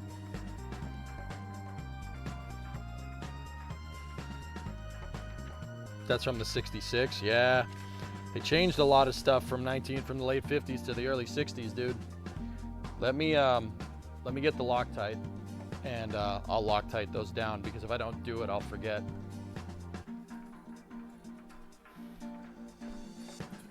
One thing that like you never do with cars that I think is a really bad idea, don't just be like, oh yeah, I'll remember to Loctite that later. No, you won't. No, you will not. You will not remember to do that. Like, no, you won't. Hey, I found my 3/8. Nice. Where did I put the damn Loctite? Did I put it back where it belongs? I don't think so. Ah, there it is. I did. Wow. All right. Nice. Why are you calling me out? Sorry. Yeah, I actually put it back. So I got red thread lock here. I'm gonna just dabble that on there a little bit, and then we'll cinch them down. This is already 1/2 inch. It's a 1/2 inch deep socket though. I don't know if it'll fit. No, it won't fit. Ain't gonna fit like that.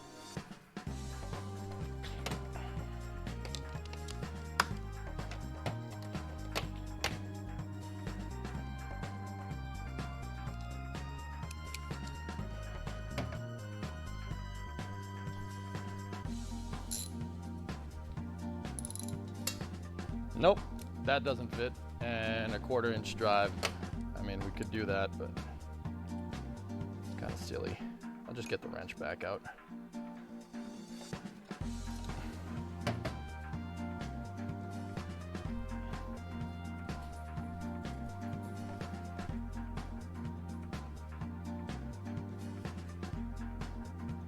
Do it right the first time and you won't have to remember. That's right, Ann. That's the truth, dude. That's the truth. You know, like, kind of crazy, like, but I'm almost like not upset that people like backseat wrench, I guess, if that's what we want to call it. I don't mind if people backseat wrench on here, because I know what I'm doing to an extent, but I'm not like an expert by any means. So it's yeah, it's good to, you know, sometimes it's good to have the collectivity of the internet over your head. It's not a bad problem to have. All right, just get a little bit. What the heck?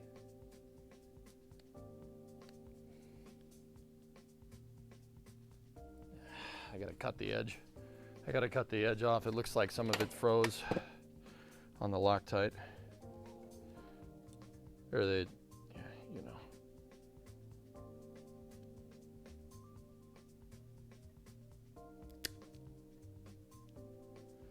There we go.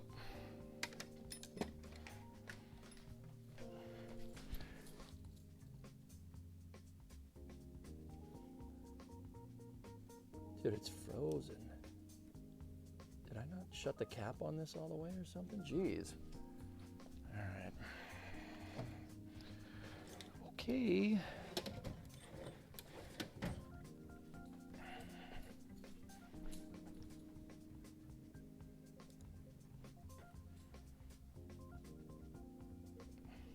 Discovery, go and drop up.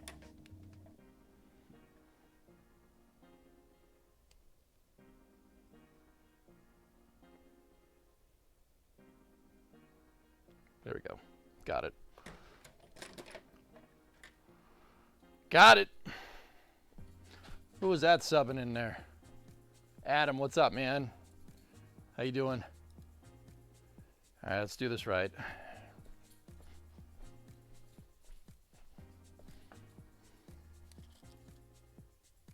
That was way too much.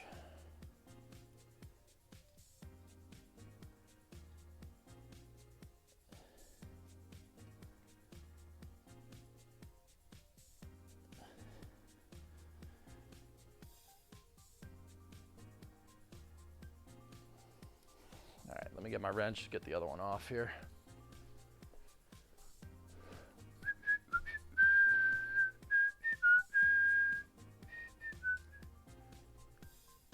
Huh. Here, I'll get you guys a slightly better view.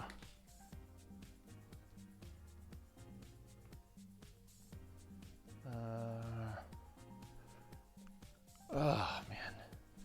Freaking summer car stuff going on here. I don't know where I just put my 1/2 inch down because the stupid Loctite didn't work.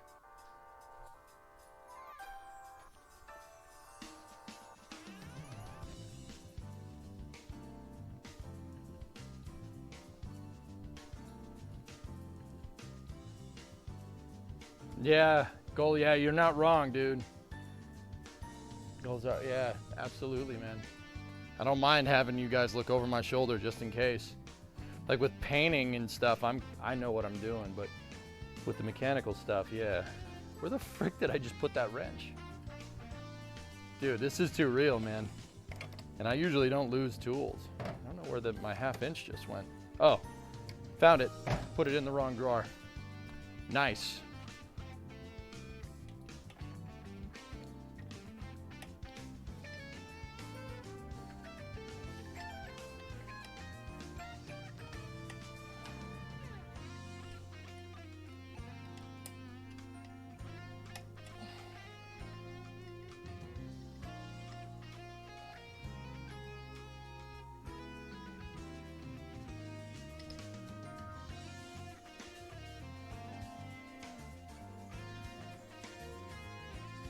Just a smidge.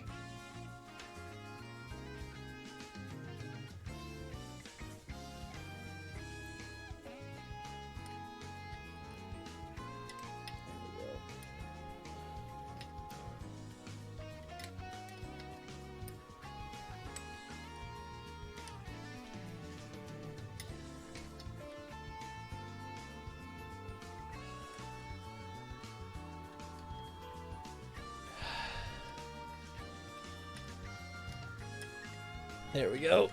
Get her done.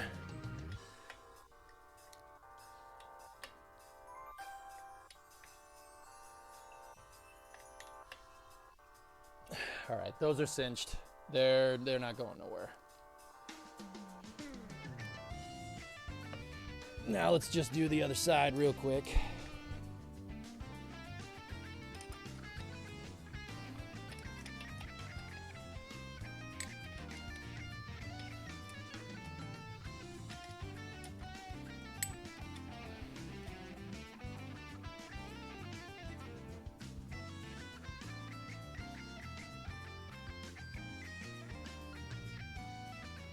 But yeah, see, I did up the pumpkin on the 9-inch with red engine enamel, and it actually came out really good.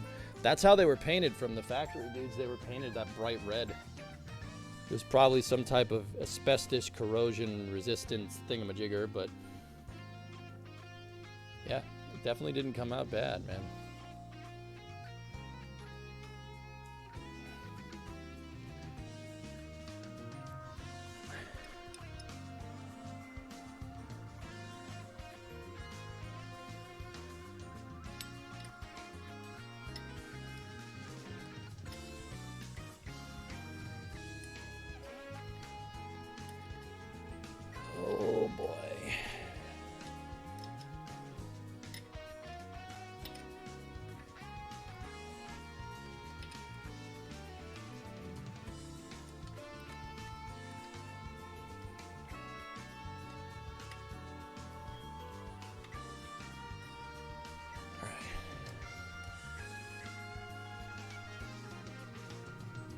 There, cinch down, done, and done right.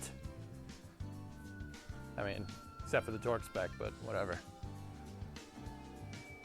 This man needs some ratcheting wrenches. Yeah, whatever. It's an old truck, needs old tools. All right. Did you Loctite both sides? I did.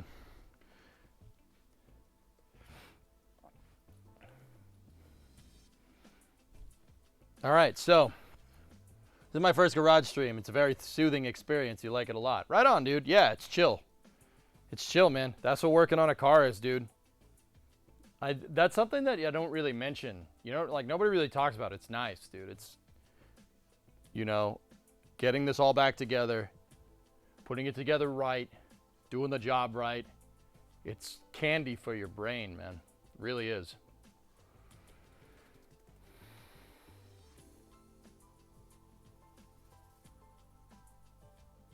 Blue Loctite. Opinion on Astra. Yeah, we'll see when they go to launch something. Yeah, I only have red, guys, so red lives there now. I don't have blue. I could go get it, but yeah. It does look good, man. I'm really happy with this. You know, I didn't do anything mechanically to the rear end. I don't know how to shim a differential correctly. I mean, I'm sure it's not too difficult, but like I said, you don't know how to do it, you generally just don't. Get somebody else to do it. So, how about them torque specs for the U-bolts, guys? What'd you find? Yeah, there you go, Golt. Yeah, you got it, man.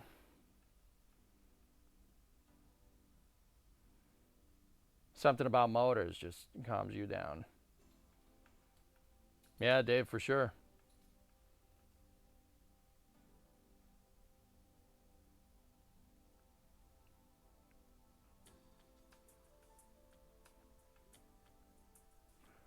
What's the ring gear?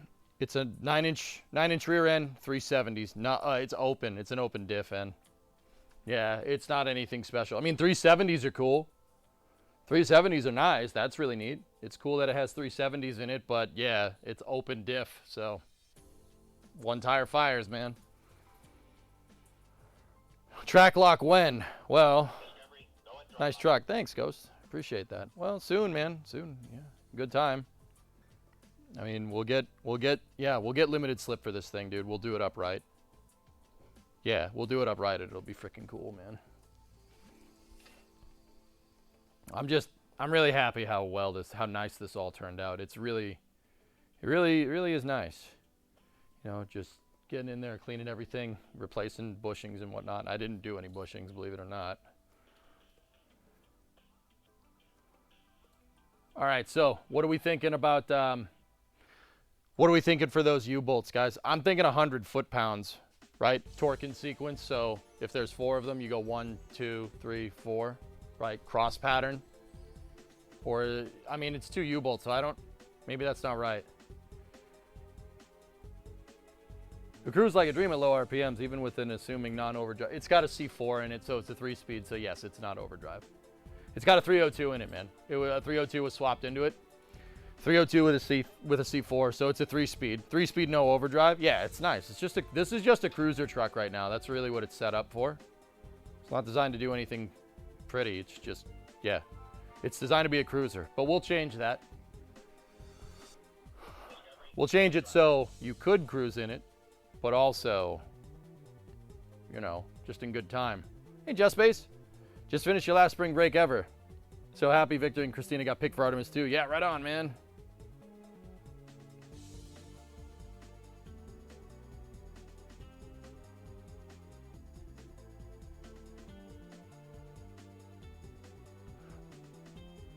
U-bolts for the springs.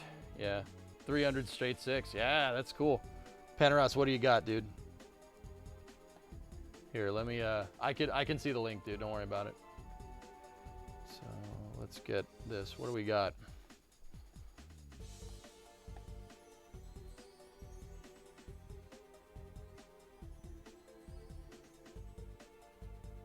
So mine are 9/16.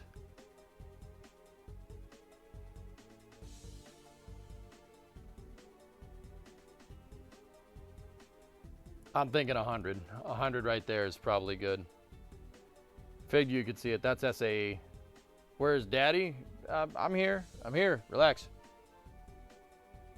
Yeah, Vanguard, something like that, dude. I'm here.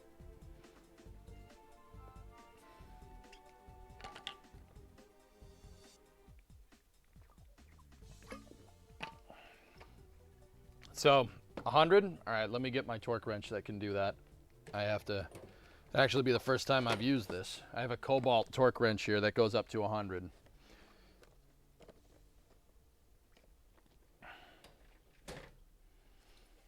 I've actually never used this torque wrench before.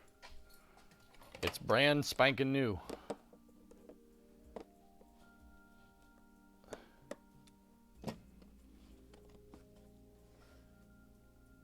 I gotta get the end bit off here.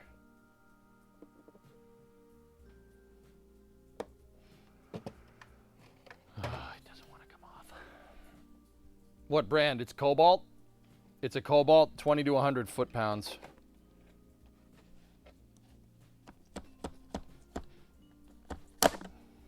Gasket scraper for the win.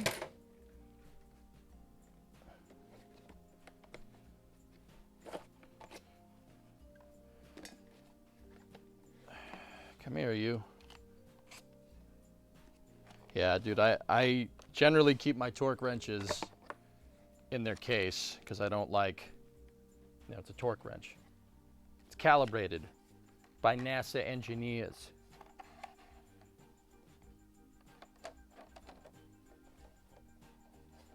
So what does this do for the people that don't know? So this is a torque wrench. It's a wrench that's designed to tell you how much you're stretching the bolt. Why? Why do you stretch a bolt? Well, you stretch a bolt basically to get the right amount of clamping force. Different parts need different amounts of clamping force. If you don't get the right clamping force, well, that's not its engineered specifications. This has a lot to do with rocket science. Think about how if you over tighten one bolt on a rocket engine, what it's going to do. If one of them is a little bit tighter than all the others, well, guess what? Your rocket engine is not going to work correctly. Everything is torqued to spec on a rocket motor. That's super important. So what I'm going to do is I'm going to set this to maximum spec, which is 100. There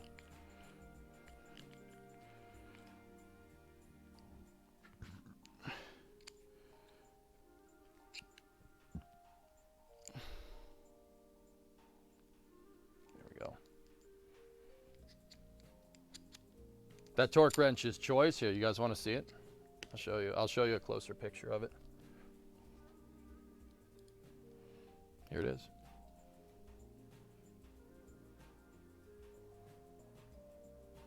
It's nice, dude. It's a nice wrench. And yep, just so you guys can double check me, I have it set to 100. You can unlock it and you can tell it where you want to set it.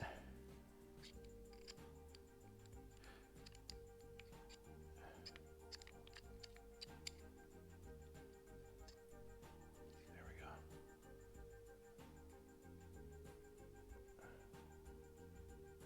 It's upside down. So I have it set 0 at 100 right there.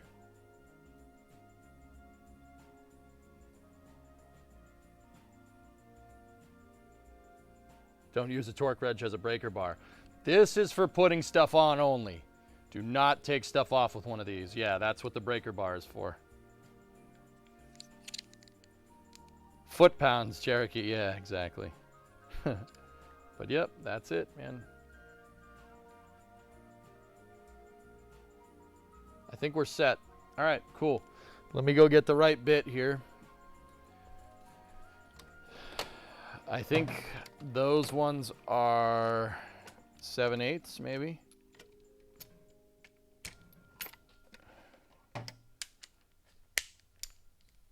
And let me take a look. So what this thing's gonna do, guys, for the people that don't know what a torque wrench does, it'll make a clicking noise. It'll go click, click, click, click, click, click. Kind of like that. It doesn't sound like that. But it sounds like metal hitting metal. When you hit the right spec, when you've stretched it to the right specifications that I set down here, it'll make a click. So all you got to do is just turn it until it clicks.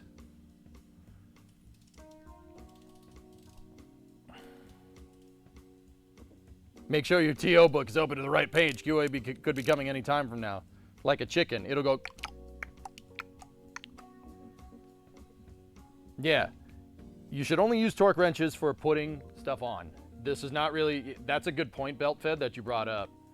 I mean, you can loosen stuff with it, but you don't really want to. You really want to just, I don't recall any time where I've used a torque wrench to take something off. It's not really what it's used for. But if Elon allowed to rename Starship, what would you name it? Jim. Loosened to spec? I mean, yeah, maybe. Do you set it back to 0 when storing it? This one was at 0, yeah. I zero out the torque wrenches when they're done. Yep, got to do it right, man. I'm weird, though. Not everybody does that. Also.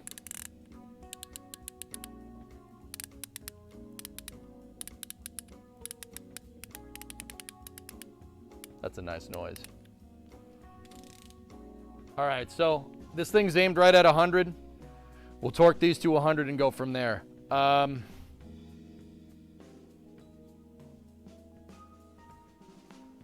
Guys, should we go front bolt, back right to forward left on the U-bolts? I'm not really 100% sure how we should do this. I've never torqued down the U-bolts before. I want to buy tools now. Yeah, you're welcome. Oh, look at that. Oh, nice. Nice, just space. Crisscross it, you think? Roll D4 and decide. This ain't D&D.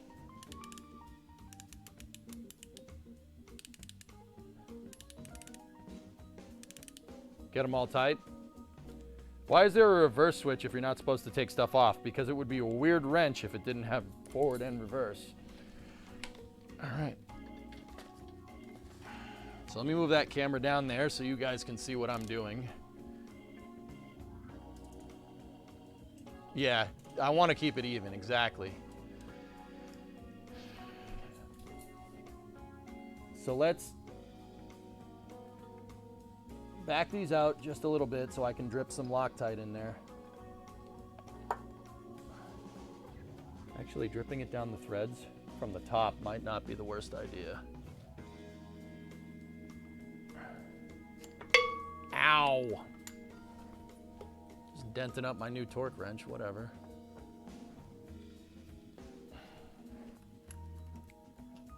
Yeah, let me get the red.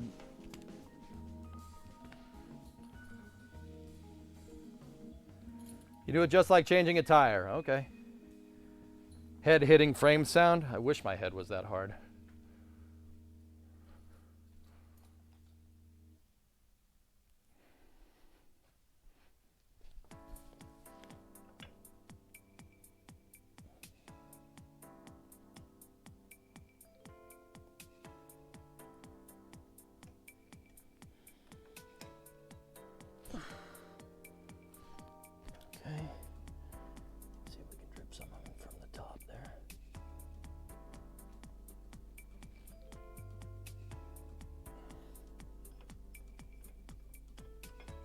Yeah, dripping it in from the top didn't really do what I wanted.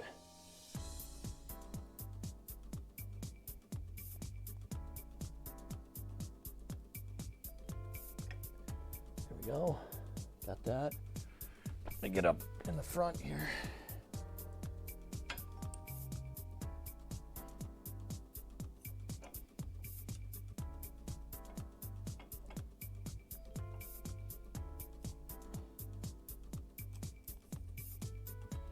Cool. Okay, let's do this.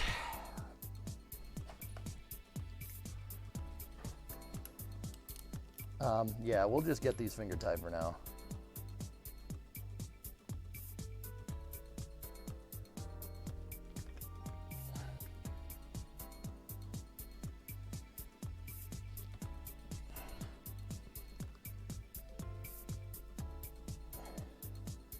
Okay, they're cinched. Let's do this.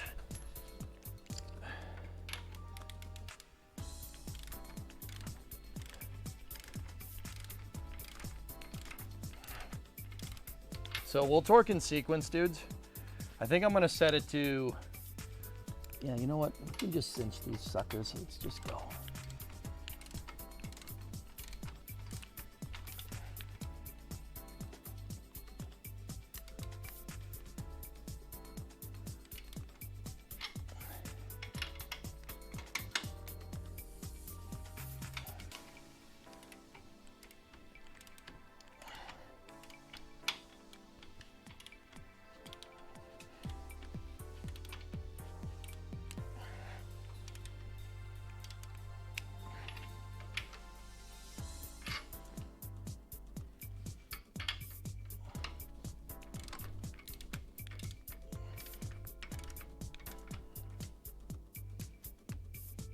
Yeah, 2020. You should do it like changing a tire. Okay, cool. Yeah, Psyduck, you got to retorque them after 500. That's right. Okay, that one's pretty tight.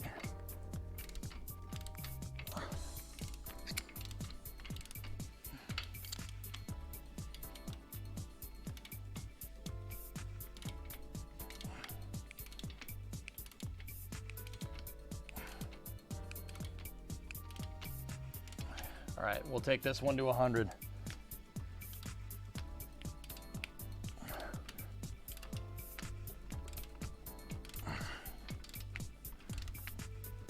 Oh, man.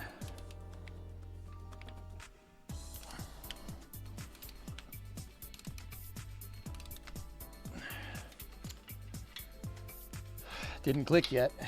She didn't click.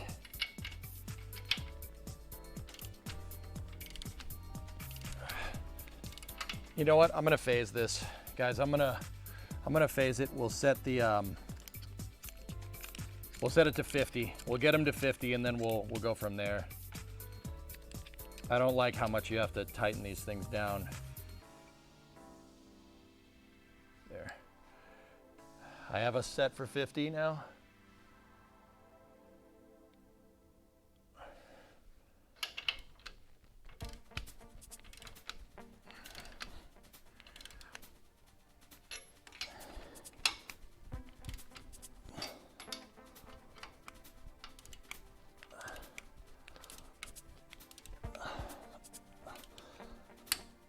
There we go. That was the click. All right, we got 1 to 50.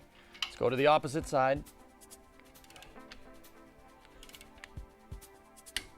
That's 2 to 50. There we go. 3. Let me just double check that one. Yep. 4.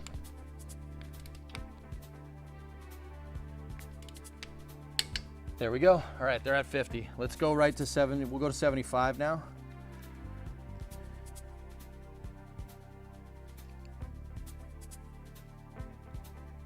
They're at 75. Same thing.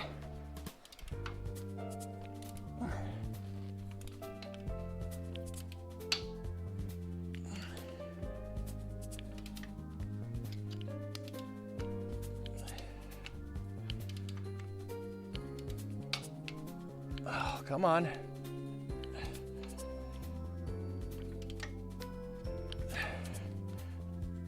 Jeez, man.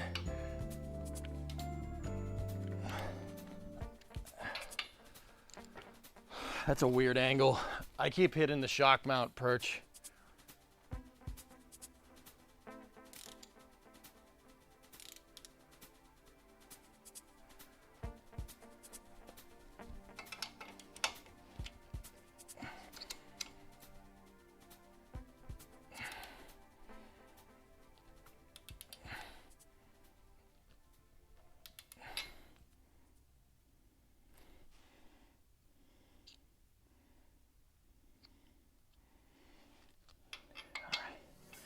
Come on now.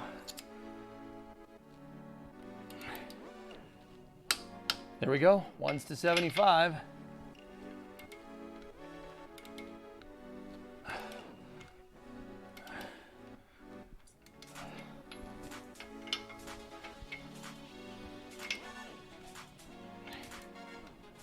Man, these things really need to be cinched.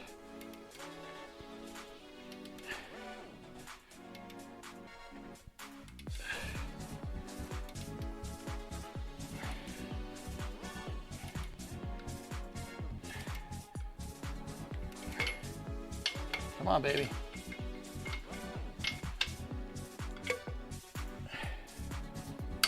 There we go. That's 2. Sorry, I bumped you guys there.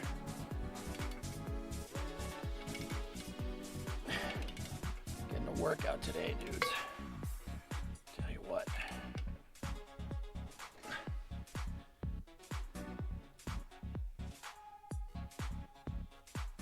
The washers are bending? No? No, not bending. Yeah, maybe a little bit.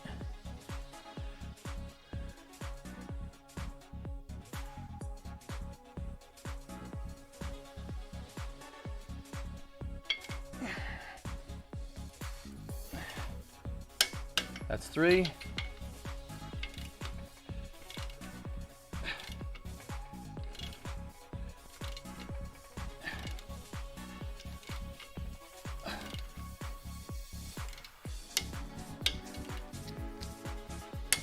Okay, they're all at 75.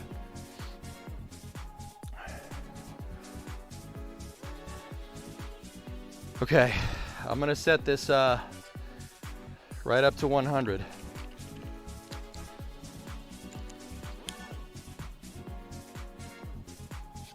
Okay, we're at 100 on the dot. Let's go. So I think I started with this one.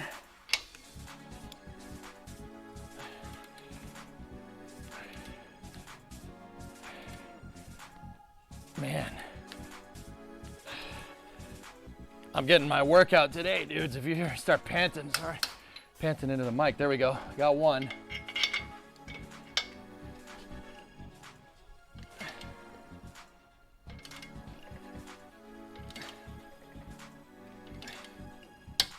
Two.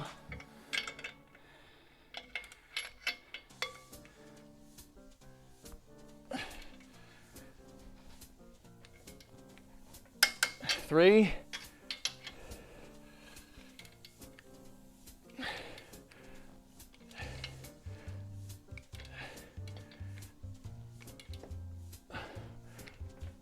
This is just a weird angle, man.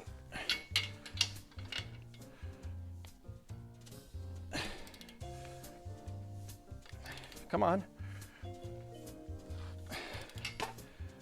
Should be getting there soon.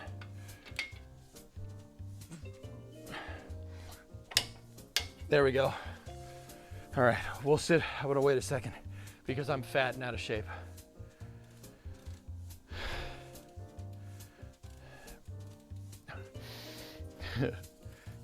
You guys can hear the torque wrench going, right? You can hear the click, click. You're not fat, you're just big boned, yeah. Yeah, you're right. You guys can hear it? Cool. Good, I'm happy. That's cool. All right, let's just go around the horn here. Make sure that we're at where we're at. 1.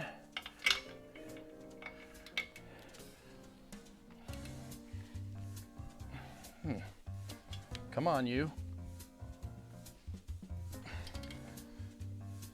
What the hell? Is this thing still set to 100? Yeah, that's weird. It's not clicking. Maybe the U-bolt's stretching. There we go. Hold on. Let me check it one more time. I knocked my microphone off. Yep, okay. 2. 3.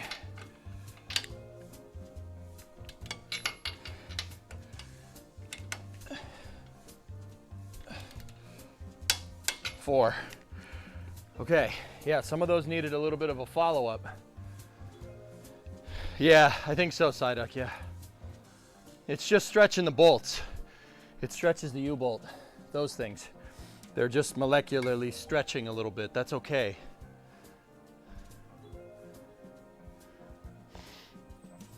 Oh, man. I am out of shape, and that's not okay. What is a torque wrench made out of? Steel, strong steel. Give me a lever long enough, and I'll move the world. All right. Wicked. That's on there. Oh yeah, that's not moving. Okay. On to the other side. Let's get it done. Capture the day.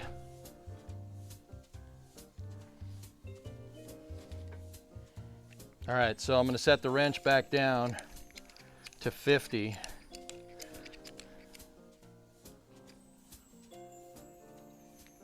And we'll torque in sequence. First thing I got to do is just make sure that these are all finger tight. Yep, okay. Let me get the Loctite. Ugh.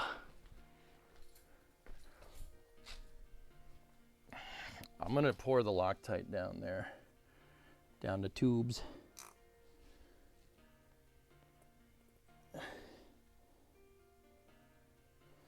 And have it seep down into the threads. I think that way's easier. Okay, let's go. Let's go.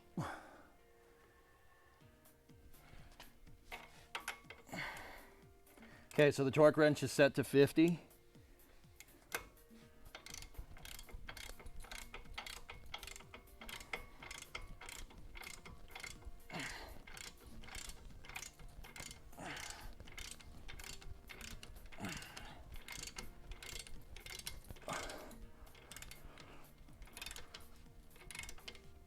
Come on.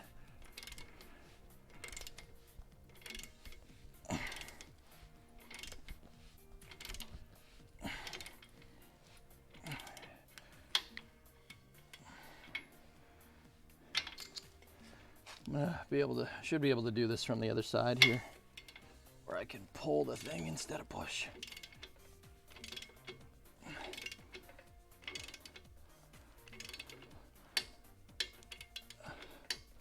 Okay, one is at 50.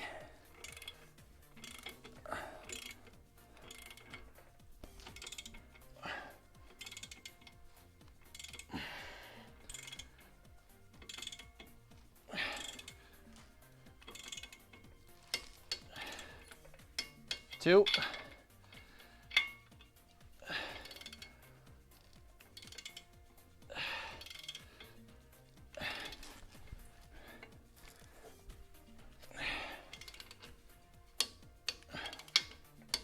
Three.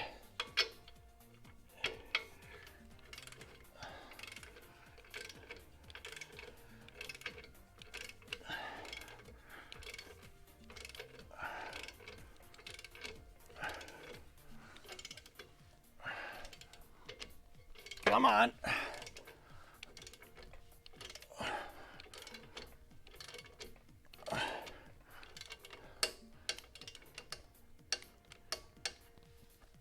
Okay, they're all at 50. Let's go to 75. I am very ashamed that this is making me out of breath. I really don't like that. I really, really don't like that. Okay. 60, 75. All right, hold on, there's a couple of tags in there. What are you guys saying? They are a pain, yeah. Round is a shape. Time for a standing desk. Mason, are you saying get a lift? Hey, Aaron. Are you sure you torqued down the dingle arm to the lunar wane shaft? There's no, that's not part of this. That's up at the front, Aaron. God. This is the hydrocoptic marsal vein, so fitted to the ambificient lunar wane shaft. Ah, come on.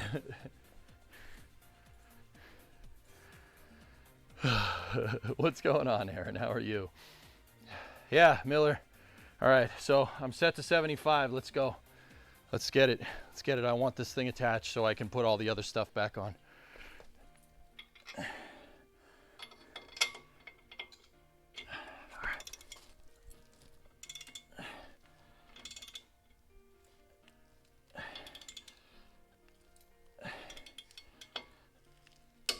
Okay, that's 75. Go across, opposite pattern over here. Whoa, hey.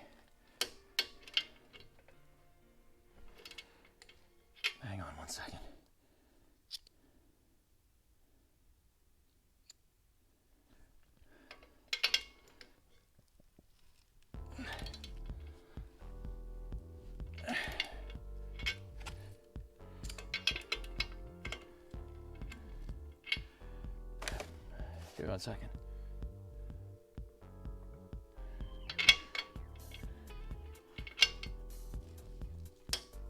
Two.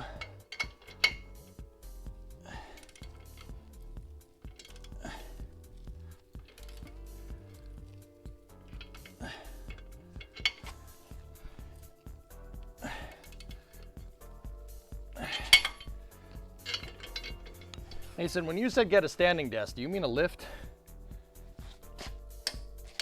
Okay, let me get that as 3. Let me just try it. Okay, 3. 3. Going for 4 at 75 foot-pounds.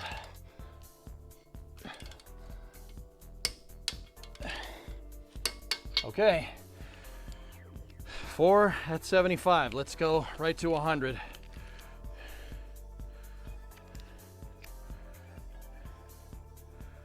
Okay, we're set to 100. Let's do this.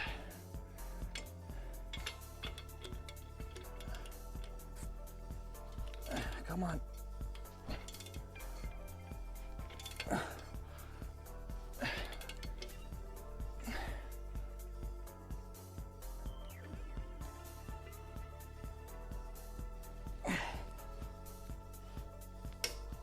That's 1.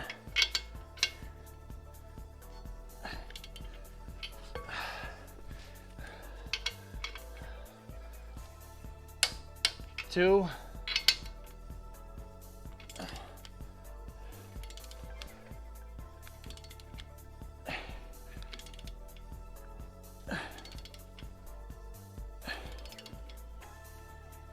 'Come on. 3. I feel like I'm in a rowing tournament. Stroke, stroke, stroke. Stop mocking me. Stroke. 4 or something. I think that was all. I'll check it one more time. I am legit out of shape. I'm not trying to oversell this. This is pathetic. That's good. That's good. That's good.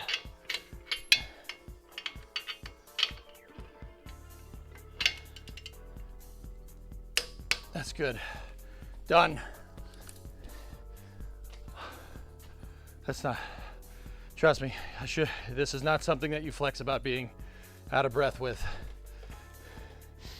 That's pathetic. My impact would have been done an hour ago. Your impact?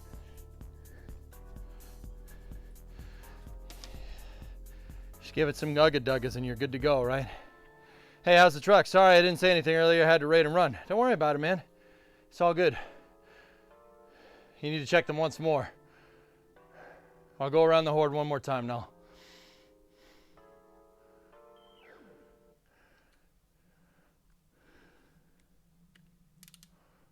All right.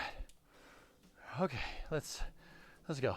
You guys can come with. If you sit here and just pant about being out of breath, job doesn't get freaking done. All right, we're on the passenger side again. Let's just make sure we're at 100. Yep. 2.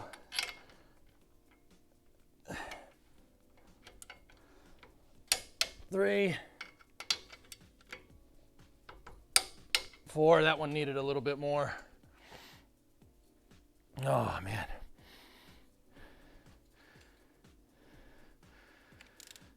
Now you just got 4 more. Yeah. Geeker. Gherkin.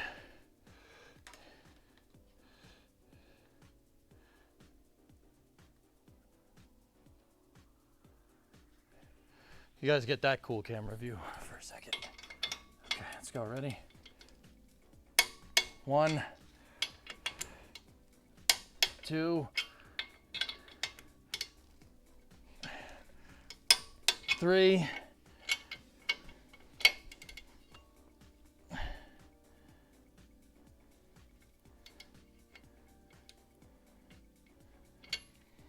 'I hit the Switch direction. 4. They're all at 100, dudes.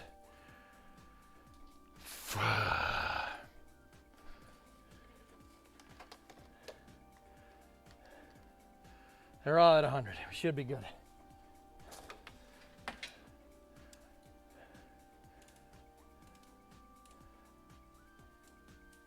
Remember, you're torquing through the Loctite too. Yeah. Yeah. I don't know what you mean by that, but all right. Cool. Excellent. Excelente. Were those threads dry? No. No, they were Loctited and anti-seized. Not in the same spot, don't worry. Yeah, well, the manual, and pretty much everybody in chat is saying after 500 miles, torque them again, just to be sure. So that's what I'll do.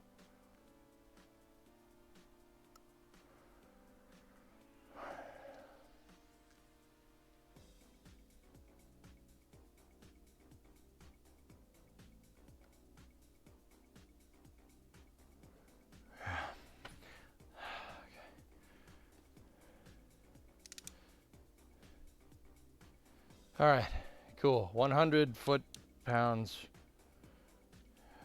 Yeah. Pounds, feet, Newton meter, whatever you want. Take your pick. Cool. All right. That's pretty sweet. So I should be able to take this thing off the jack. I should be able to take it off the jack and it'll just hang there. Let's see what she does. Ready? Coming down.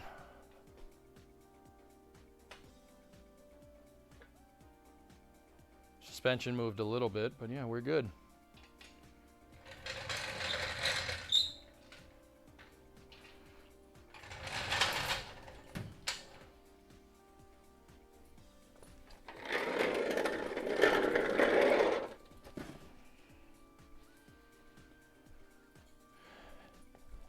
Oh, nice. That's a ton of work done, dudes. Thanks for doing it with me, chat. That's sick. Let's put the shocks back in. Why not? We're on a roll. So that's like 160 Newton meters, something like that, yeah. Now for some Rancho shocks. When you putting bags in this bad boy? Yes, later. No, never. We love doing it with you. Thank you, Geek, I think. All right, I'm gonna put the shocks back on. I should have all the hardware for them over here. I think we should anti-seize the lower bushings on the shock absorbers. Don't you think? Put some anti-seize on those shock perks.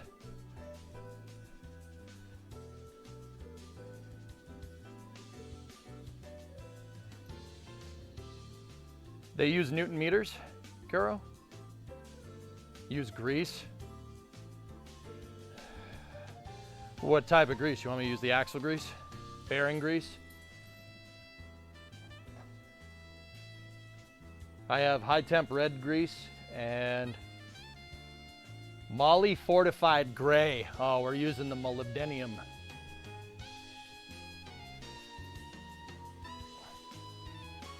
That's what we should use. Moly fortified. No, not that kind of moly. I said moly and half the chat just went, what?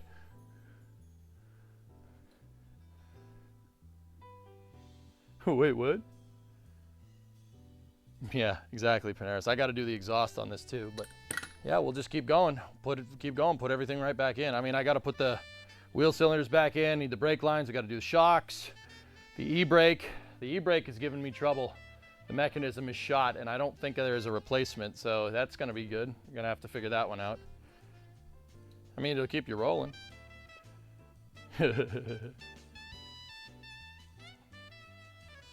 All right. You guys want some of this yummy stuff? This isn't chocolate pudding. Hey, Chucko, that doesn't smell like mud. There we go. Just bop some grease right onto there. This is probably not the way you should do this. Let me just get some of the... Just get some grease around the edge of the bushings. Hey, Chucko, that doesn't smell like mud. Oh man, that's cold. I'm a maniac, maniac on the floor. And I'm dancing like I've never danced before.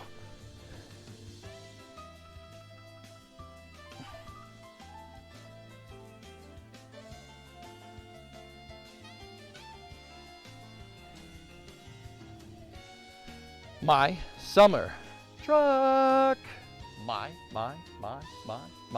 summer truck. Guys want some pudding?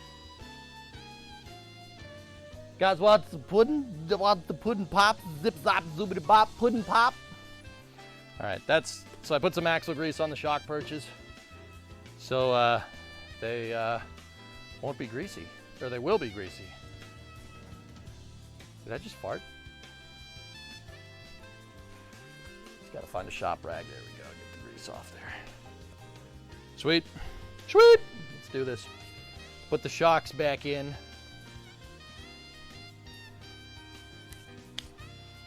Zip, zop, zoobity bop.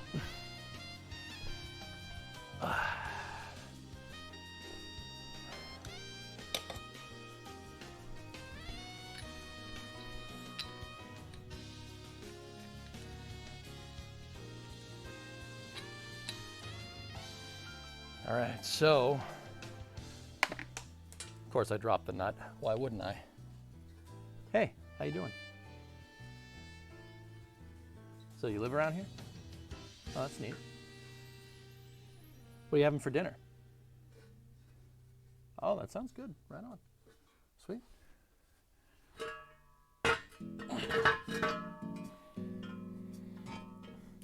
The nut rolled under this jack stand, and now it's gone. That's really, really annoying. I can't believe that. Where the heck did it go? It rolled under the jack stand. I saw it roll under the jack stand, and it's not there no more. That's good. Was it a 10 millimeter? Well, it's Imperial, so probably not. It's got to be under the truck somewhere. Oh, there we go. It rolled back underneath what you guys are mounted on. There we go. You guys are on my shop vac. I don't know if you realize that. You're a computer shop vacuum. Actually, you know what? You guys, we don't need the shop vac mount.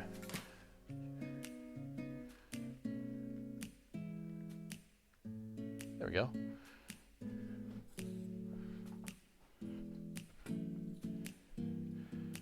The bushings on this look okay.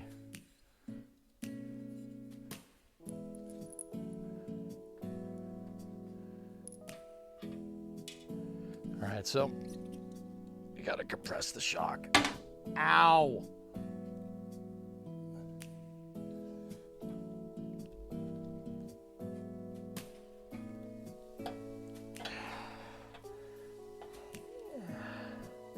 And then let it expand into its mount.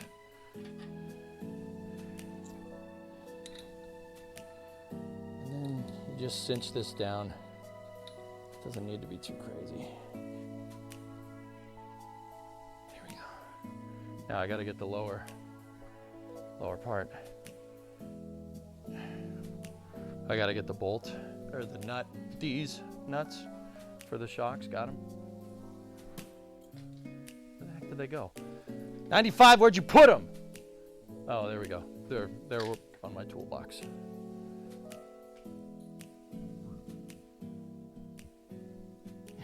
Lock wire. Lock wire. Yeah, these shocks are kind of old. I probably should get new ones, but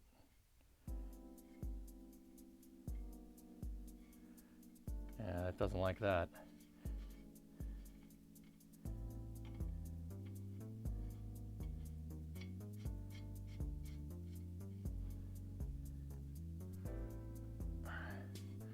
Doesn't want to go any further on that. Yeah, we'll wrench that down.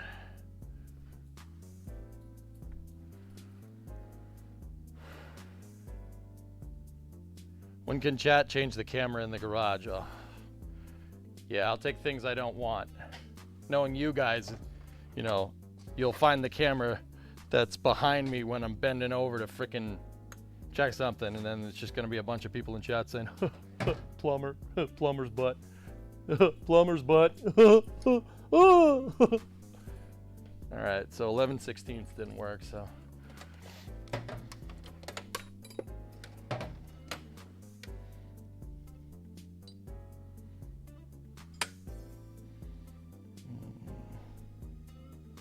Three-quarter. Three-quarter. Oh, very nice.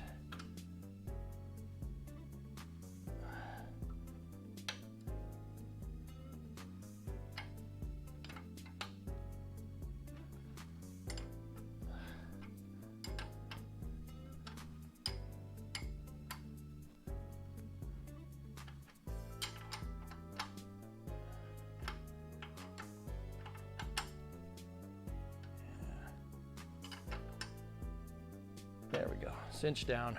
Good. Good. Here, maybe we'll, for this next one, we'll get you guys a shot from this angle.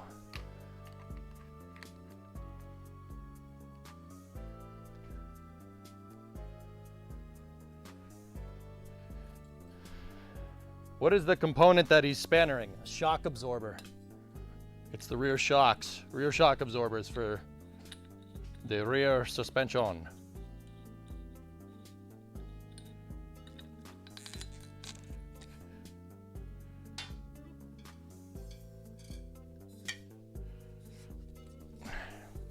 You got it.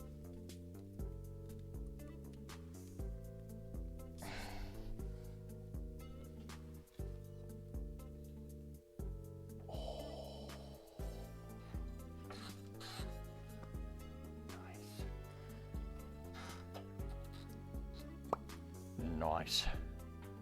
All right, put the top shock mounts on. There we go.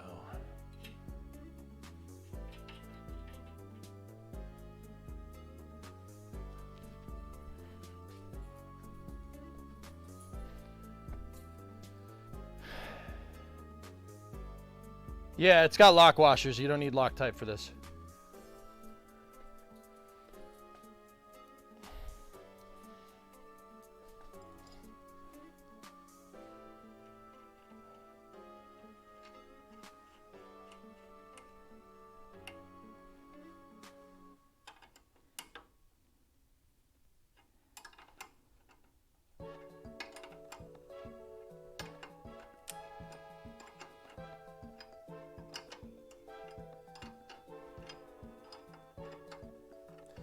I put these shocks on here, I think, in 2012. The bushings are still okay because they really haven't been used. Believe me, we'll know if they don't work when I take this thing out for a test drive. Okay, shocks are in, dudes. There we go. Nice. Is that a refurbished diff? No, Mac, this is the diff that came with the truck. I cleaned it up, sanded it down. We do need to drain it, and then I need to fill it up with gear oil. I got more gear oil up there. I'll drain it after, though. We'll fill it back up, and then I gotta put those back together. Gotta put the brake lines back in. I think that's what we'll do next. I mean, we still gotta bleed the lines, but it'll be good to put it back in.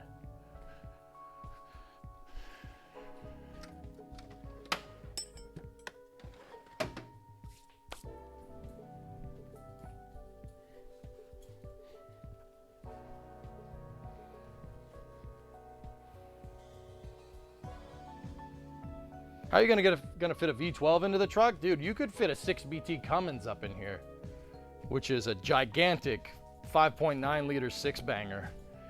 You could fit that in there, no problem. It's an old 50s truck, man. There's plenty of room for whatever, really. Like, you can put any engine we want, any car engine, that is. I mean, this thing with a 6BT would be overkill. Like, I'm not gonna say that you don't need that much power, but I don't know what you're gonna do with a 6BT and a F100, except burn tires all day. How much Torx do you want? Yes. Yeah, you could fit that all underneath there. There's plenty of space. Just give my hands a quick wash. Or a de-stroked 460. Yeah, 460 would definitely fit. Burn 30K on batteries and motors. No. Hey, Wefrel, what's up, dude? Yeah, truck stream, man.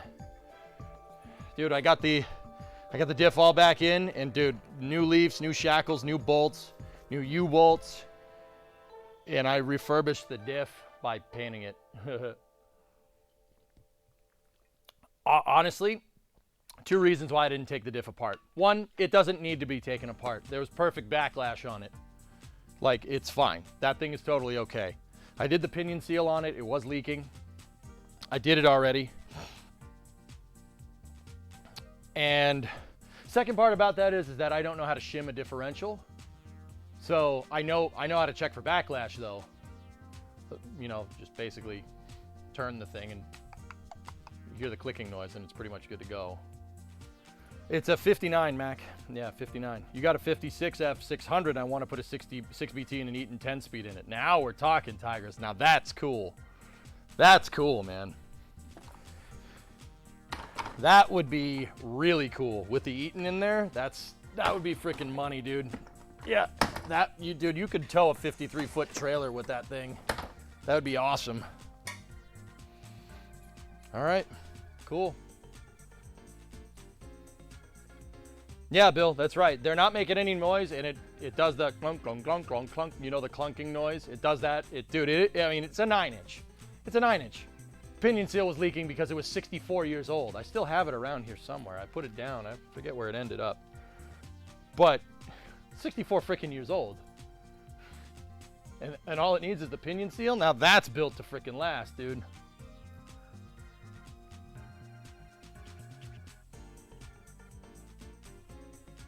I heard a lot about electric cars being nearly inescapable if it catches fire from the battery. How true is this, and should this concern rise? No. Electric cars are no safer or more dangerous than a gasoline car when it comes to explosions. Erudite, we forget that these cars, these dino-munching cars, have a tank full of explosives in them. All of them. And in this truck, you're sitting on it. Fuel tank's right through this wall. I'm sitting on the damn fuel tank. If this thing gets T-boned, it'll blow up. I'm not planning on that, so maybe we'll get a rear mount tank for it at some point. But yeah, dude, with an electric car, it's the lithium batteries. If the lithium batteries touch oxygen, if they leak and they touch oxygen, well, guess what? When lithium combines with oxygen, it explodes. It combusts. It'll deflagrate, which that's why electric cars catch on fire. But people make a big deal every time an electric car catches on fire, but they're tone deaf to the fact that there's like 45,000 accidents a year in the United States, and a lot of those cars catch on fire and explode. Nobody gives a frick when it's a gas car. So why should we give a frick when it's an electric car? Aaron Delario, what's up, man? 18-month resub, thank you.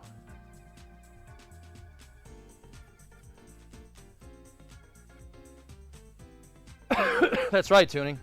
It turns out when you carry, a couple megajoules worth of energy, no matter what the medium is, there's always a way to let the freedom out real quick if you don't know what you're doing.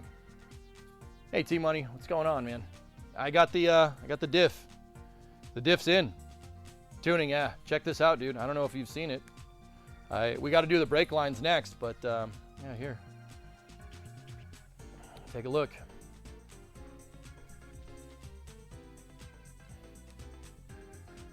That looks pretty sharp, dude. I'm kicking myself because maybe I should have painted the drive shaft. We could still take it out and paint it if we wanted to.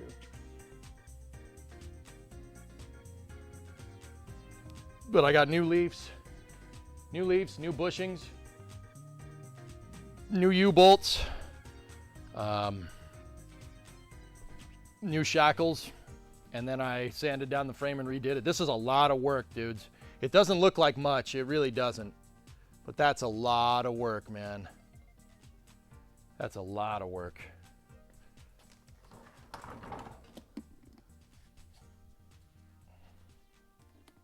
This is what I've been doing over the past 2 weeks. What have you been doing on that thing? Oh yeah, Anderson, for sure. I've been lurking. Looks great. Getting to be a great product. Thanks, man. That means a lot coming from you, dude. 50s vintage beer kegs for fuel tanks. My guy.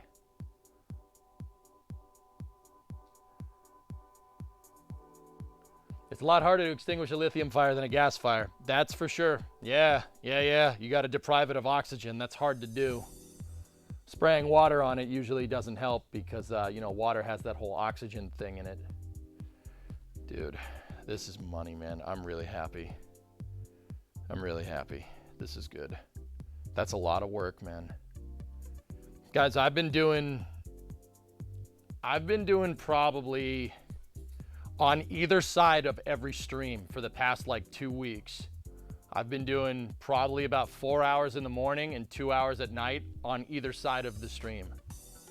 And also, sometimes I'm multitasking. Sometimes I'm answering emails and working on the truck and going back and forth and stuff, dudes. It's that's a lot of work, man. It really gives me a lot of motivation to see it like that. That's really cool. See all the fruits of all of our labor here. That's freaking mint. I'm really happy. I'm really happy. I don't know if you guys know. I don't know if you can tell. That's really cool, man. Now we just got to put the drums and everything back on. I got to put the drum brakes back in. We got to put the brakes back in. So let's do that. Let's get it. Let's keep going.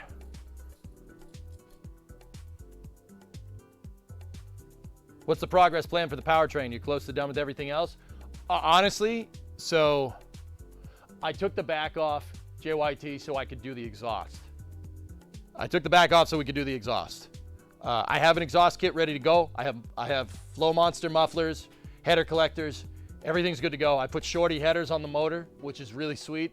Got to tidy up some wiring underneath there. And I took the bed off so we could it would be easier to do the exhaust because with no bed on it. And then when I did it, I noticed that the bushings on the leaf springs were bad. I know that you know 100% where this is going. I looked at the bushings, saw they were bad. Said, all right, we need new bushings. Then I looked at the leafs, saw that those were bad. And I was like, okay, we need new leaf springs. And then I looked at the U-bolts and I'm like, they're pitted to hell. They will break because they're under serious tension, right? From torquing them down. And I'm like, okay, we need new that. So I sent out some of the parts. I sent out the axle clamp and the shock mount, the lower shock mount, to get sandblasted. My dad took him to a machine shop and sandblasted them. And yeah, so I ended up getting new leafs, new shackle, new bushings, new U-bolts, and then I painted the rear end, cleaned it up, did the pinion seal on it. It's mint, dude. She's mint. Really nice. What's the cost? Oh, I don't know, man. I'd say this entire rear project here I'm in probably about $850, $900. The new leafs were not cheap. They were not cheap, but they're really nice leaf springs. But yeah, suspension, I don't know about you guys when you're building projects, you don't screw around with suspension. Do it right. Don't skimp on suspension or brakes. You're asking for trouble. Yeah, don't do that. So, I mean, yeah, you guys can see that these bushings were shot. The bushings and the leaves. I mean, I could probably save the leaves, but I'll keep them. Don't get me wrong, I'll keep them. Maybe you'll fix them one day and put them on another truck.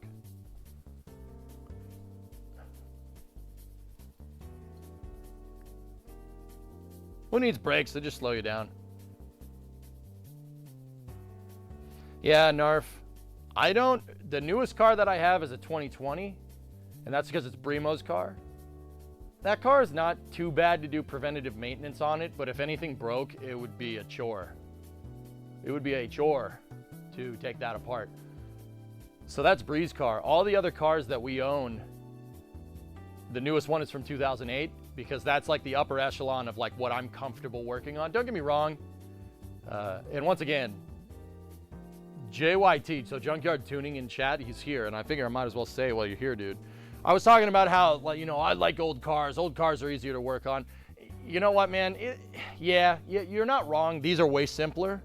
But a modern car does a lot more. But there's not like, you just got to learn it, dude. You just got to learn it. Like, don't get me wrong. I'm not going to buy a newer car just because I'm not really comfortable working on them. I'm really comfortable with this. This is fine. This is easy.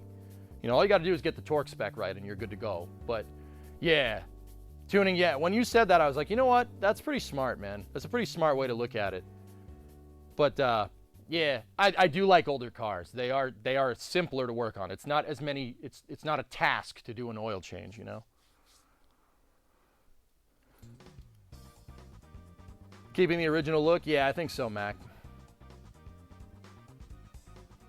Yeah. Flo, so will this be ready to get down to Starbase in time? Oh, frick, man, I don't know. I don't think so. Not by the 10th, dude. But yeah, Flo, I don't think you know about this, dude. This is my shop. So like, my streaming setup is right through that wall right there. I have a freaking compound, right? It's like a 100 cubic meter garage or something. It's big garage. So yeah, I'm working on my old truck. I just redid all this in the back, and then, you know, we'll do the exhaust, and then she should be good to go. FAA released a statement about the Starship OFT. Oh, right on. Engineer unknown, what did you do for work before streaming? Delivered pizzas and worked on a loading dock. I'm self-taught when it comes to everything here. Cars, rockets, engineering, all self-taught. I'm a 3D artist by trade. Truck will be done in 2 weeks. Shut up, Bill. Very nice. So I won't see you down there?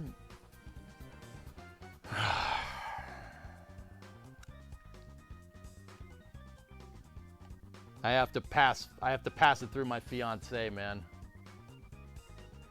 Dude, Flo, I'll be honest with you. You give me a bed, I'll find a way down there. If you give me a bed, but yeah, I don't know, man. Master of none, gang. Yep. Probably could get at least 10K for that truck rolling down the road. Farm it with the condition that it's in, dude. 10 to 15. You know, yeah, 10 to 15. If I did this to the whole frame, yeah, 15 all day. It's a nice truck, man. And the prices of these trucks have gone up. Price of everything has gone up, right? But yeah, these ones, yeah, it's definitely gone up. But are you forklift certified? No. I'm arriving on Saturday. We'll try my best. Maybe we know a bit more. You got to remember, the other thing is that Texas is not near me. So Texas to where I am, Flo, is probably like Scotland to Sicily. Yeah, maybe even a little further. It's a long way. What are you talking about? Texas is not near Massachusetts. yeah, no. she's a little ways away, man. I literally think that Amsterdam is closer. It's closer for you than it is for me. No, me. Oh, yeah. Sitting here in Australia. Yeah, you're a little bit further away. I'm about halfway in between. You know what I mean? I'm about halfway. At least you don't have to take a boat. You just finished building your motorcycle. Now just get your motorcycle license. Right on. Yep. KJ, 64 months. Thanks, dude. Yeah. All right, dudes. Brakes. Let's go. Let's put these brake lines in. Yeah, Flo, I don't know, man. I'll see. You know, if we have to do it that way, I'll get in my car and drive. That's gonna suck. And I don't have a live view to stream driving, but yeah, we'll see. We will see. All right. Ooh, that's crusty. We gotta fix that. We will indeed see. I don't know, man. No guarantees. I would love to. I'd really love to. That would be pretty awesome. Nice rear. Thank you. Live view, we know a guy. We do know a guy, yeah. I don't think Das would be able to get it up here in time, Galani, to be honest with you. That would be nice, though.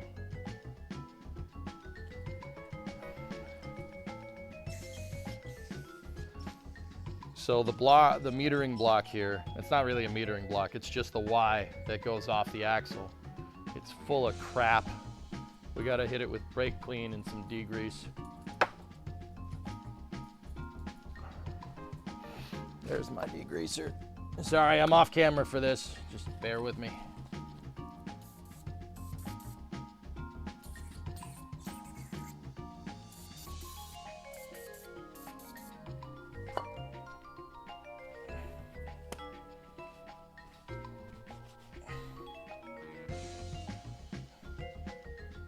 But yeah, dude, I'd love to get down there. That'd be awesome. There we go. All right, I just got to clean this thing up.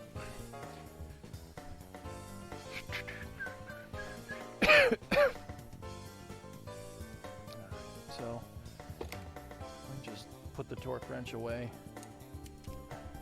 Put that on my couch.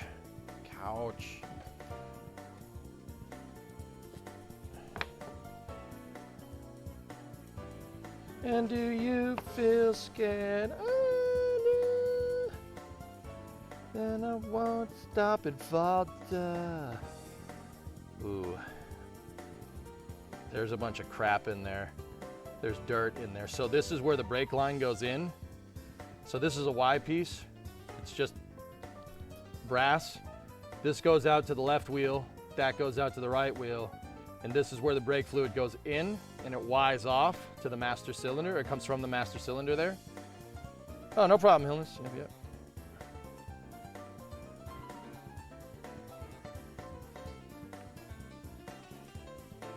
Was the truck sitting for a while before you obtained it? It was sitting in my uncle's backyard, Mac.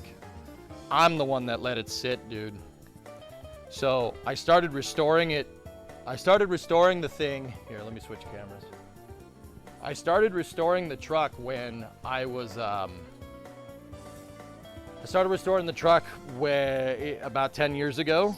Yeah, I know, it's pathetic, 10 years ago, I know. And yeah, what happened is the stream got big right mid-resto, so it's been sitting. Literally, the thing hasn't been on the road for 10 years, and that's entirely my fault. But the stream started as a side hustle, and then it got big, and then I worked it up enough to make it my job, right? And then when I worked up enough to make it my job, you know, it turns out that full-time streaming 50, 60 hours a week, it's a lot of work. And I didn't really have a shop to work on it. Fast forward to the pandemic, it was still just a shell, and I did most of it on stream because everybody was home. So I did quarantine streams. I streamed 16 hours a day during the pandemic for about 6 months straight. Just working on this in my parents' garage, which is not nearly as big as this. Glasgow to Sicily is actually slightly closer, by the way, Bill. Damn. So, yeah, no, I didn't forget it. I bought a shop to finish it, dude. I bought the shop, man. Finally paid off. All that work put it in and letting Freb sit for all that time finally paid off because I can do this in my backyard. All I need is a lift in here, and I will have a lift in air or an electric impact wrench, which it's coming in good time. And I will literally have everything I need. It's a full shop, full service.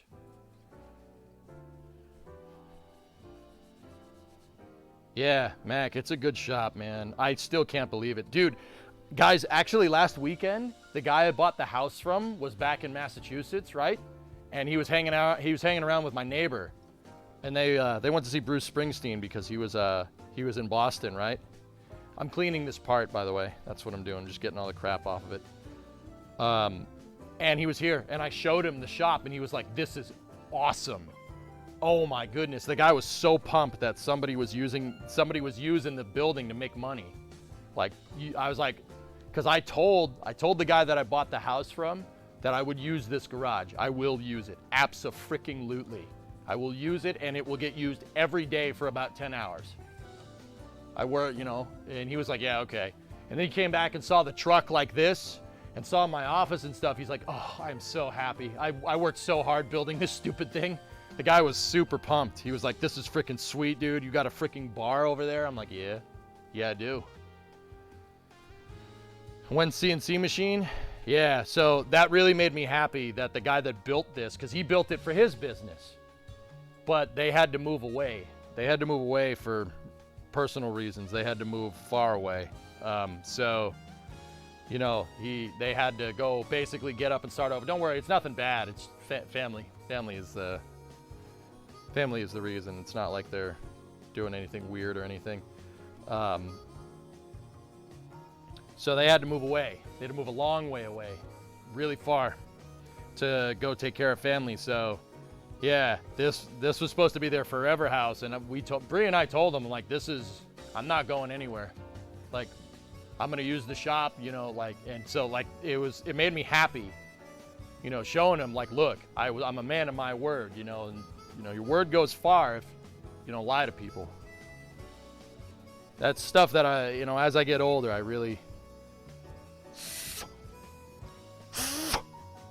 treasure that stuff, you know. You stick to your word, you know, not to get too preachy, you know what I mean? That's really important.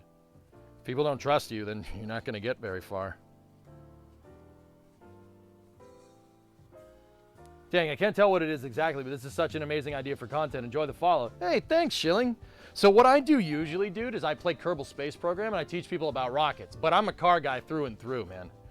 Like, I know it's kind of a little bit of a weird content for Twitch, but yeah, I got a shop, man. Why not? The cool thing is that my office for streaming is right through that wall, and you guys are on a camera on a computer out here through an NDI plugin. You can literally switch, like, we could switch in 5 minutes to go play a game if we wanted to. But yeah, dude, I appreciate it, Chilling. Thanks, man. It's a 59, guys, a 59 F100. Yeah, I'll show you the front in a second. I'm just, what I'm doing here is I'm cleaning the Y block, the brakes here. It's just a little bit crusty in there. Here, I'll show you what I'm trying to get at here. Let me go to the desk shot like this, and hopefully this camera doesn't break. All right, so if we can get a good shot in there. So I'm getting all the crap out of this. There was a bunch of dirt in this fitting. This is where the brake lines go. You don't want crap in here because if you have dirt and stuff, it can get caught up in there and then your brakes get clogged and then they don't work. But yeah, that's not weird at all, man. It's literally a mechanic streaming how he fixes on other cars. Who's streaming? Makita, is it Demon? I know Demon. Demon's a good friend of mine, actually. Not in real life. I know him from Twitch, but yeah, see, look, watch. Let's get in here. Watch. See all the crap that was in there? See what I mean? Yeah, I was talking about him. Yeah, I know Demon. He's cool. Demon's good people. You know what? I haven't been over and seen him stream because our schedules just don't really match up, but right now I'm just using a little pick to clean out all the crap in here. See all the crap? There's tons of dirt and grime and grot and stuff in here. It's no good. What is that in your hand? This is a piece to a brake line. It's a piece to a brake line. So this mounts on the rear axle of the truck. I'll show you. So the rear axle is that big solid piece of metal. This is a live rear axle. That's what it's called, or a solid rear. Basically, it's one big freaking tube. Pickup trucks use them. Trucks use them. Cars used to have stuff like this in them, but it turns out the suspension from the 1880s doesn't really cut it for a car anymore. That's the leaf spring right there. So what this piece is, if you see that blue tape that's right there, you guys can't really see it too well. Hold on, let me go to this camera. If you see right here, that blue tape is the brake line. So that's the brake line coming from the front, right? So how the brake line is metered is with your foot. When you push the brake pedal, you push the cylinder in, called the master cylinder in. There's a bunch of fluid in it, and the master cylinder pushes fluid through this line. This is a hydraulic line right here. Now, you obviously need the brakes at the wheels, right? There needs to be a brake over here and a brake over there. How are you going to do that with a live axle? How do you get this solid line? Because it has to be strong because it's a hydraulic line, right? So it's metal. This is a metal line. It's just covered in tape because when I painted this, I didn't want to take it out, right? how do you get it to go to the solid axle, right? So this is a Y right here. It splits the brake line 3 ways, well, 2 ways. So the fluid from this line comes in from the top and it goes out the sides, right? Goes out left and right. The reason why it does that is because there's one brake line that goes to this solid axle. This piece mounts. This piece mounts right here. Now, why does it mount right here? Well, it mounts on this screw, or this bolt. So what's this bolt? This bolt right here is a axle ventilation bolt. If you look, there's a hole in it. And if you look on top, there's a vent. The gears moving around inside of the diff right here, the gears moving around, they do create positive pressure. So this is a vent line right here. And the vent line is, this cap is kinked on the top so stuff doesn't go in. It's just a vent. It's just a vent tube for this to make sure that the inside of this tube doesn't pressurize. You definitely don't want that. Hey, thanks for the sub. So this metering block right here, or not a metering block, this Y actually goes here. And it's connected to the blue via a hose right here. I'm just cleaning this out because a brake line, you do not want crap in here. You don't want stuff to get in there. You don't want dirt. You don't want any foreign object debris in here. FOD for short if you're from the aerospace industry. So I was just cleaning this part, that's all. It's brass if you're wondering. This is a brass fitting right here. But yeah, because the solid axle is one big tube, all you need is one, to keep it simple, you need just one brake line going to here, and then it's splitting and going to each side. That's why it splits. Pretty cool, huh? It's pretty straightforward stuff. Like when you push on that brake pedal, all the hydraulic fluid gets pumped through the line, and then it finds a way to clamp the brakes. I can get more into how the drum brakes work in a little bit, but let's finish working on this part. Basu, what's up? What's going on?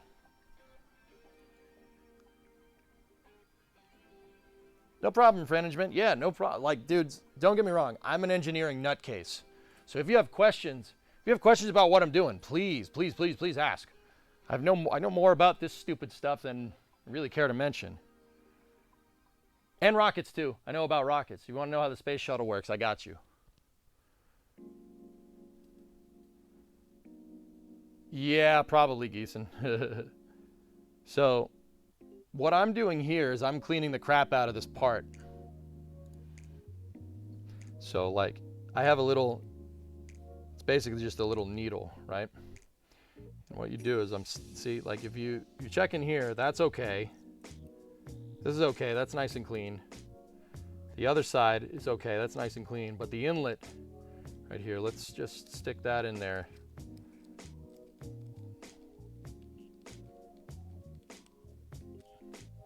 Let's wipe that down. Yeah, it's getting pretty clean, but see, it's still a little streaky. I haven't been watching the streams much because things have been going amazing for you. So does that mean when you're watching me, things don't go amazing? Oh, all right, boss. I see how it is. Now that I'm glad. I'm happy.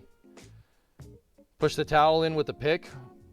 Only through the bolt hole right here, Doom. I don't want to push the towel in there because if it rips and stuff comes off, it gets clogged in the brake line. Apart from fanboy reasons, do you think the shuttle should have been continued? It could have been continued, but it honestly should have been replaced in the 90s. Tim Dodd spent most of his time working on Saabs before he got that spacesuit. Yeah, Timmy's a Saab guy. Yeah, I was hanging out with him the other day in Amsterdam, dude. Yeah, he's a car nut too, which is actually cool. How cool would it be to have a wrenching stream with Everyday? That would be freaking rad, man. He'd do it too. I know he would, because we talked about it. I actually know Tim. He's a good buddy of mine. All of us space streamers, we all stick together. I know him. I know Scott Manley. I know all the boys at NASA Space Flight, stuff like that. Just sprayed some goof off in here to get all the rest of the crap out. Yeah, I basically do what Tim does, but here on Twitch, and I use Kerbal to teach people. What's up, man? Super informative. Greetings from Amsterdam. Hey, Rick. Bedankt. Thanks, man.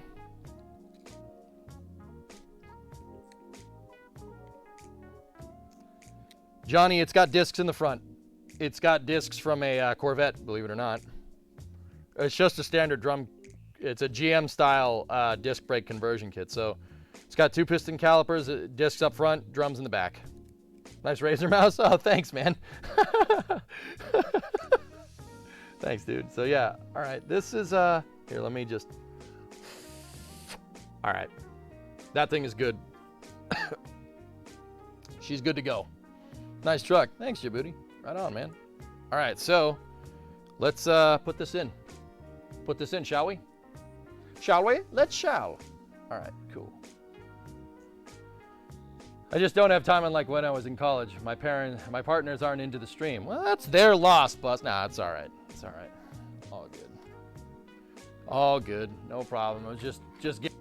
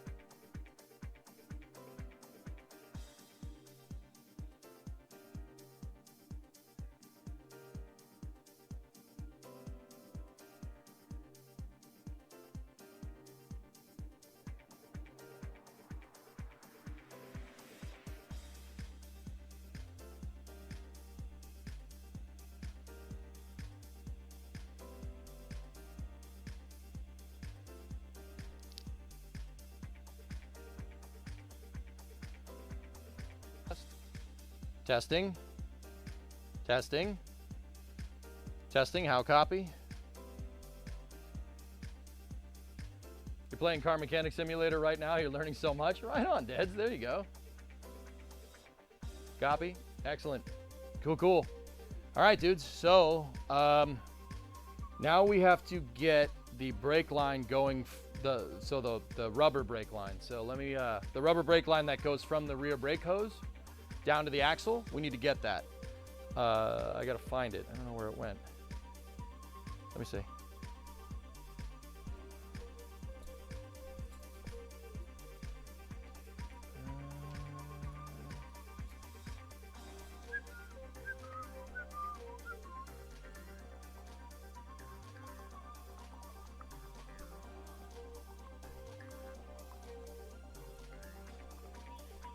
Go that throttle up. Thank you. Who was that? There we go. Bro. Geeson, jeez, man. Thank you. Thanks for the eight subs. Tranquility Base, we have you loud and clear. Right on, man. Okay. Thanks, dude. Jeez. All right, so here it is. Here's the line. We'll put it back on.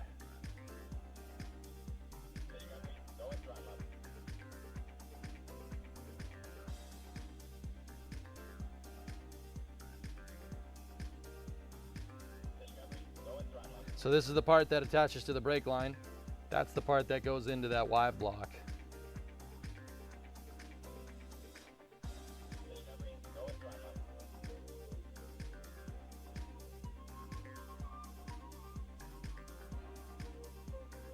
You got it for the new badge.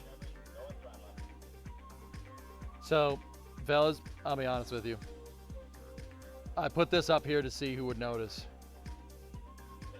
This is the original one. This is junk. This thing is crap. Anybody know why? This piece is toast. I would not use it again. Paying it forward. Thanks, Flight Sim.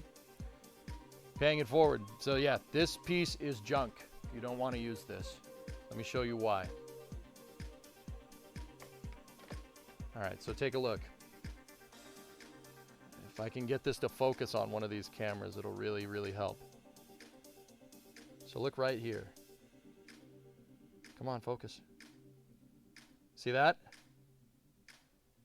See all the cracks? That's no good. Junk. Cracks in the rubber on this line, on this bendy line. Cracks in this means that the elements are getting in past this rubber and they're rusting the line in there. That's no good. That means you could blow a line. You don't want to blow a brake line. I don't think I need to say why. See all the cracks? Junk. No good. I have a replacement already. I wanted to put that up there to see if somebody was like, no, don't do that. I'm sure somebody saw the stream and was like, hell no. Do not put that back on there. They rust. These things rust, and they'll rust from the inside out, which is not good. Check this out.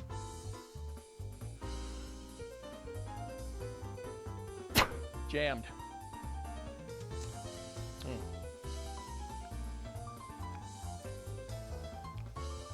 That tastes like burnt hair. Yeah. Yeah, it's clogged. Junk. Ugh. I have a spare though, don't worry.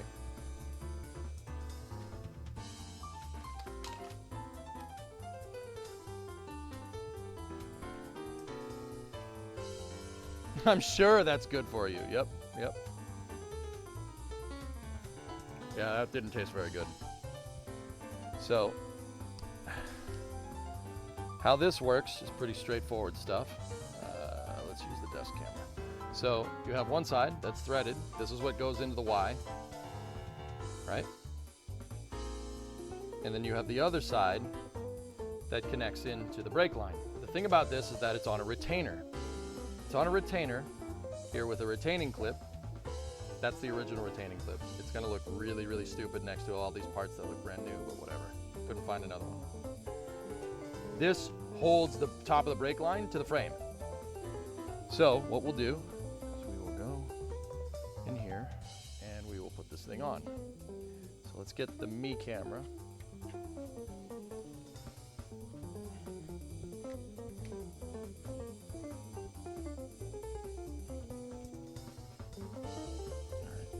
So, if you can see this right here, this is the clip where the retainer goes into. This holds the top of this in here. The other part attaches down to the bottom down here. First thing I'll do is screw the brake line back on. You don't need to worry about this being torqued or anything, just cinch it down so it doesn't move. So now we take this piece and we put it through up here. And if you look, this has a flared collar on it. So there's like a ridge right here. And that ridge is what this retainer slips into. And it retains it to the frame. I know, the retainer retains. I know, it's rocket science, right? And then you should just be able to push the retaining clip back on there. And then get a rubber mallet, just kind of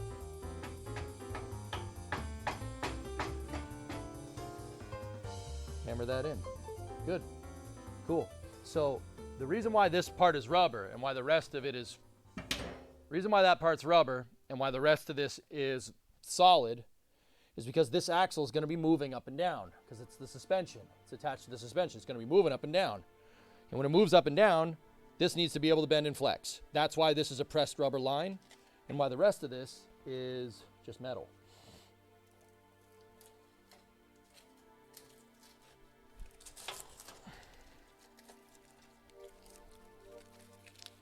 I'm gonna get all the tape off of this. I had this thing taped so I wouldn't paint it when I painted the inside of the frame here. It was still leaking a little bit of fluid. That's okay.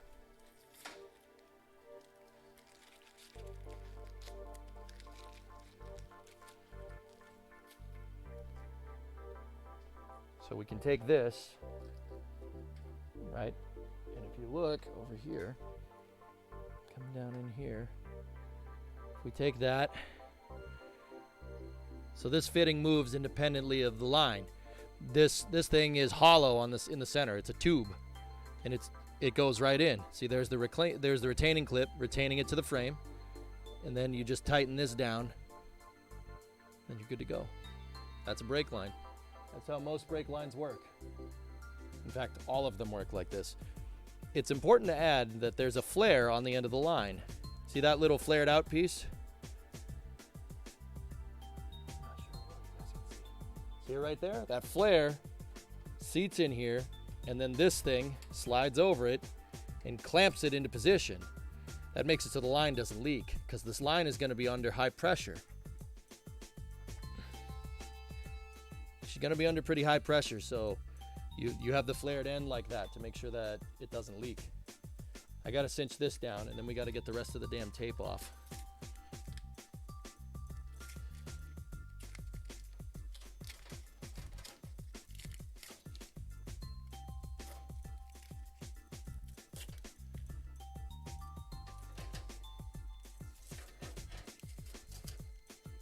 Why did I tape this the way that I taped it? Jeez. Jeepers.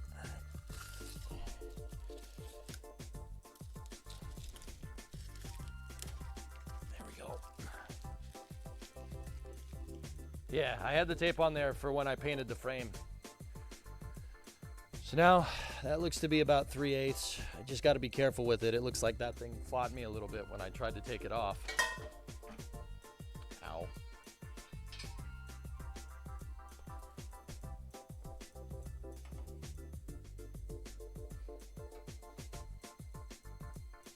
You don't need to turn these very hard.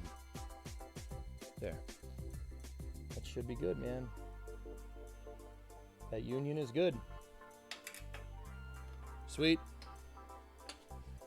I could probably cinch it just a little bit more, but I want to be careful with that thing.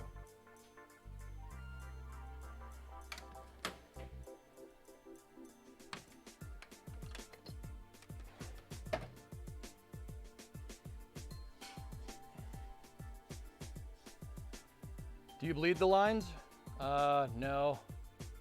No, I'll bleed it later. I vacuum bleed everything, Doom. Yeah, I vacuum bleed it. I see it, goalie, thank you. So what I do is I fill the thing up and then I suck all the air out from the master cylinder with a vacuum gun. Way, way easier. Seriously, no bleeder nipples required, no nothing. Yeah. So yeah, you don't need to worry about the bleeders. You don't need to worry about anything. Just fill it up, right? And then put a vacuum on the inlet, and it'll pull all the air out. You could also gravity bleed it if you want to.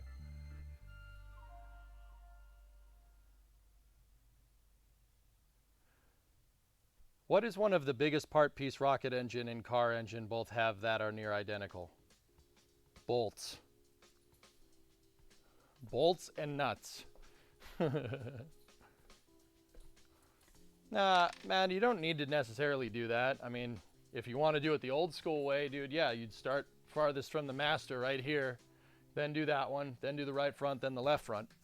Start furthest away and work your way towards it, right? Like,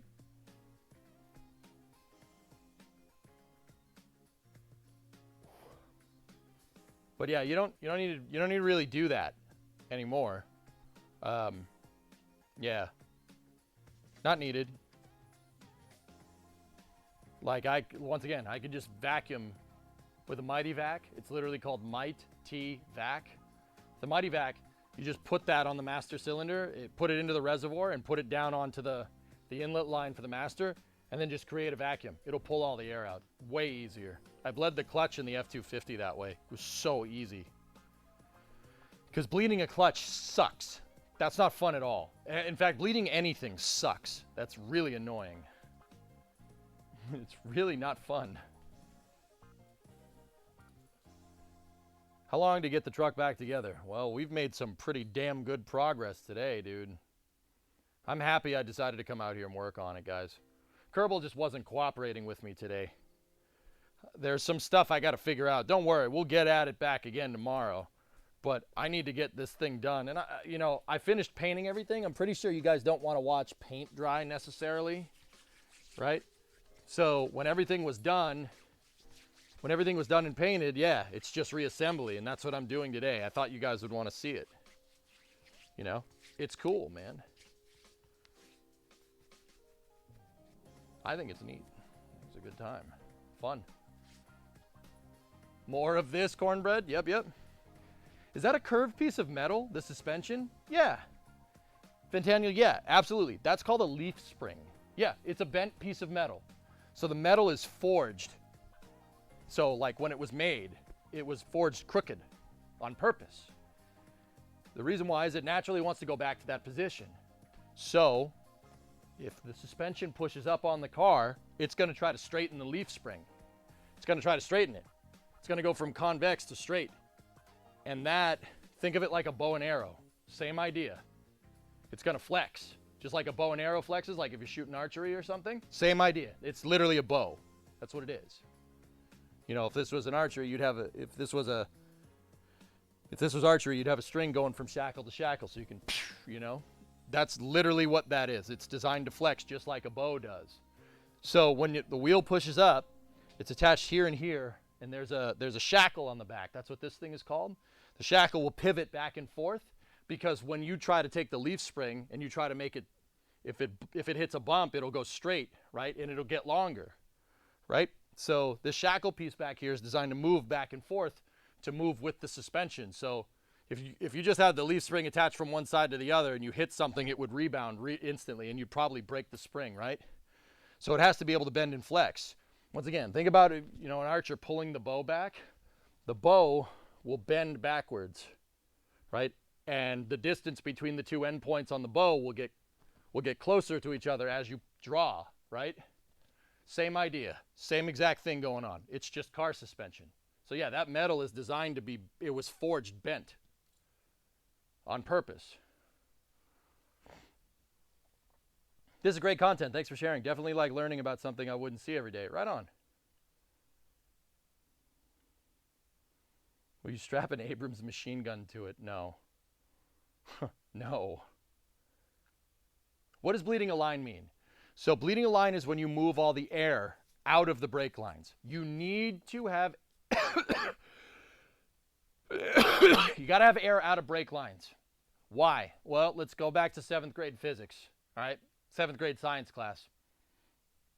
Air is compressible. You can compress air. I have an air compressor over there. You can take air and you can compress it. You cannot do that with liquid. Liquid is incompressible. Well, technically it's somewhat compressible, but for the most part, comparatively to a gas, not compressible at all. Now, on a brake, right, there's a clamp, right? It basically is an actuatable clamp, like a vise almost. Think like a vise where you can move it back and forth, right? And it uses hydraulic fluid to clamp a disc. Those brakes aren't like that, but most modern brakes on cars have a rotor. It's a big disc, a big plate of metal, right? And then it has what's called a caliper on it. And the caliper has a piston, and that piston can push the brake pads together and clamp the rotor, right? That's actuated by when you push your foot on the brake pedal. You push your foot on the brake pedal, it pumps fluid through the brake lines to the caliper, and caliper squeezes, car stops. Now, if you have air in the line, the air is compressible. The fluid is not. So if you don't have any air in the line and you press the brake, it'll clamp. If you have air in the line and fluid, so it's bubbly, and you go to press the brake, you're just going to have to keep sitting there and pressing it until the fluid gets compressed enough that it pushes the hydraulic fluid to clamp the brakes. So you'll get major, if we're going to talk, this is Twitch, so we'll talk in gamers terms. You'll get super input lag on your brakes. You don't want that, or they just won't work at all. Yeah, you don't want that. So you got to bleed the lines. The reason why it's called bleeding the lines is because there's drain points on each wheel called a bleeder. And what the bleeder does is basically this is how old school how you do the brakes, right? You want to get the brakes out of the line, you just got to keep pumping fluid through the lines until they get to here, and then you open up the drain port called the bleeder, and brake fluid bleeds out. You purposefully make it bleed. That's why it's called that. You got to bleed out all the air. So I took apart all my brake lines. There's a ton of air in there. I would not drive this right now because it won't work. It will not brake. The front brakes might work, but the rear brakes definitely won't. You don't want that. That's bad. Yeah, input lag. You don't want input lag when you're driving down the road and somebody decides to just jump out in the street and you go to hit the brakes and they don't work. You do not want that. That's bad. Input lag is bad for your brakes. You know what I'm saying? Oh man, I'm getting terrible frames. No. Bad idea. Bleed your brakes. Oh, so burnout competition setup. Yep. Discovery, go and throttle up. Fentaniel, that's 5 subs, man. Thank you very much, dude. I appreciate it. Right on. This is dope. Guys, I don't mean to toot my own horn. I'm freaking proud of this. This is nice. That's really nice. It looks really good. This thing was a rusty mess before this. Go and throttle up. Frame drops in real life. Great content. Keep it up. Thanks, Fent. I appreciate that, man. Thank you. Right on. I don't do this all the time, but if you are watching the stream, I'm usually using rockets or a video game to teach people about mechanics and stuff like this. It's super important to me. I think that's really fun. It's really cool. You know, does this mean some people that are watching the stream are going to go out and start bleeding brakes? No, and I wouldn't suggest it unless you really know what you're doing. You need 2 people to do it right if you don't have the mighty back, right? But it's still cool to know how it works. I like knowing how stuff works. Hey, Grizz, that's a 2-month resub. Thank you. Right on, man. So, yeah, that's what we're working on, dudes. Dude, this diff was out of the truck when we started. So I think the next thing to do would be to put the actuators in. There's hydraulic actuators because these brakes are a little bit different. These are called drum brakes. They don't clamp a disc, they clamp a drum. I know, weird, right? Drum brakes are fun. So we got to put the actuator for the drum brake, because what the drum brake does, right? Here, let me get the me cam. There we go. So, you see those 2 circular discs that look like cake? Those are drums. See them over there?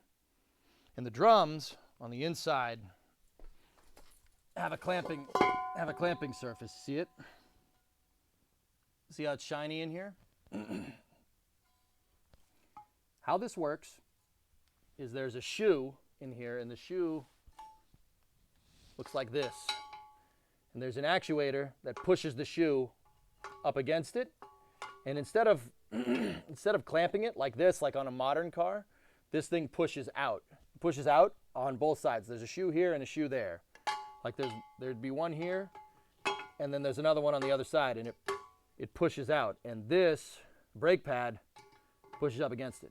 Drums are old school. They're very old school. Horse and buggies had drum brakes. No joke. So yeah, drum brakes actually predate the car, which is actually kind of funny to me. But yeah, this is an old truck from the 50s and it would have drums. Most cars don't have drums anymore. They have disc brakes. Disc brakes, believe it or not, they don't clamp as well as drum brakes do. But the problem with drum brakes is that heat gets caught in here. A lot of heat just gets caught in the drum. And then when the drum brakes heat up, their braking force goes from like metal on a brake pad to a brake pad basically on cheese. Like you wouldn't want to use cheese to try and stop your car. Yes, you can quote me on that one. My friend likes the truck. Right on, Ga. And Ga's friend. You can use a bottle of brake fluid in a tube to do it yourself. Oh yeah, there's ways to do it by yourself, sure. So yeah, there's the shoes for this side, for this drum brake. And then there's a bunch of springs and stuff to get it to all work. But What actuates the thing is a wheel cylinder, and the wheel cylinder goes right here.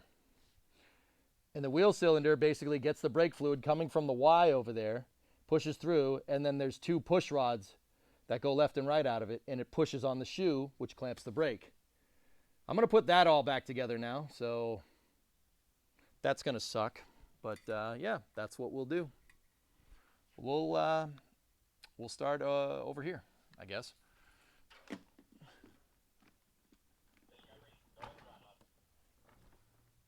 What the truck doing? What's up, Snake? How you doing? They're called wheel cylinders on drum brakes, and they're called calipers on disc brakes.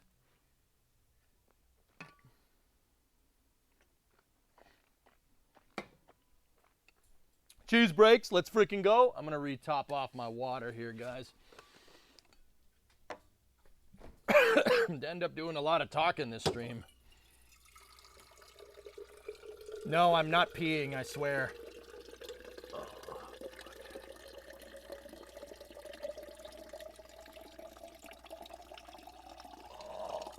Oh, it's going to be a rot.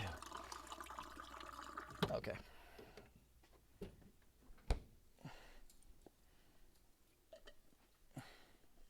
Snake, how you doing? How's life treating you? Doing pretty good. That A2 crew announcement was pretty exciting, indeed.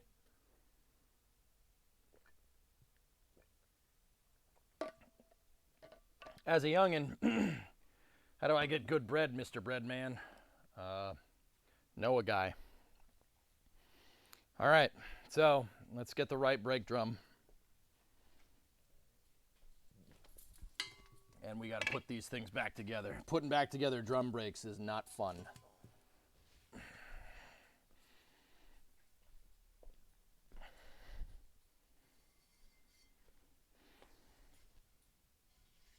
So this goes on here.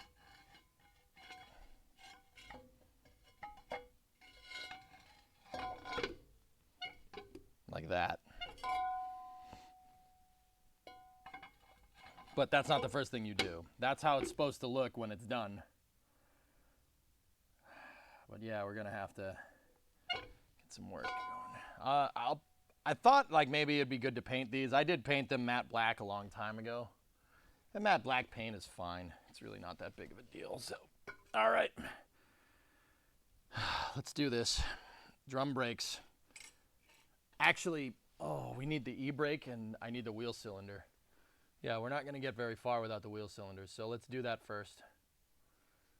All right. The wheel cylinders are actually done. My uncle did them a little while ago, so they're not. The wheel cylinders are in good condition. I just got to get them. I got to get them in the brake line.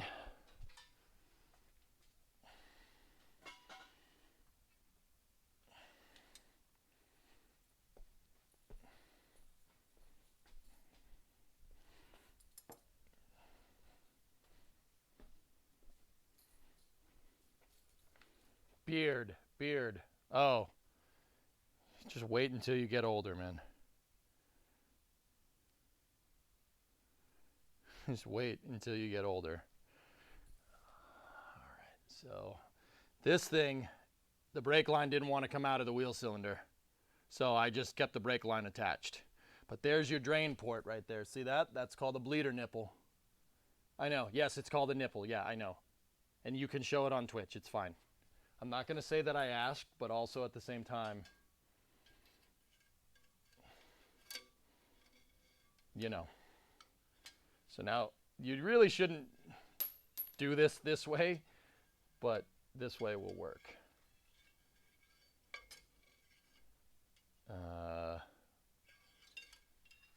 Might have to figure out a way to get the brake line to go around the shock.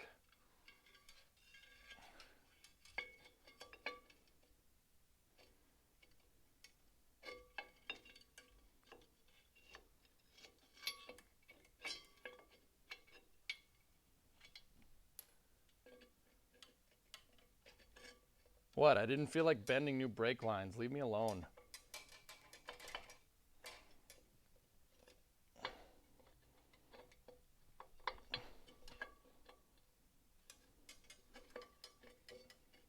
Okay, cool. All right. So when the wheel cylinder goes, see these two little axle thingamajiggers? These things push out like this, and they push on the drums. What about adding flex line? Screw drum brakes, watch some carbon ceramics on there. Snake, there is a disc brake conversion kit that you could get for this. It's on back order though, because I'm not gonna sit here and pretend like I didn't seriously think about it. So I'm just gonna undo the shock here real quick because the brake line needs to go inside of the shock.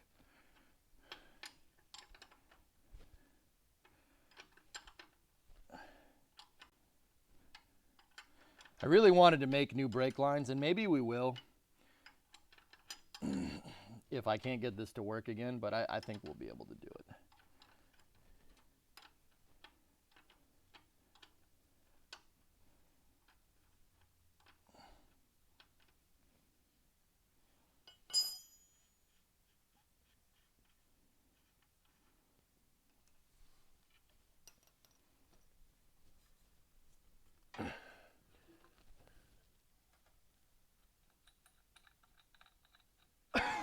Just got to take the shock out here. Brake line needs to go inside of the shock absorber. There we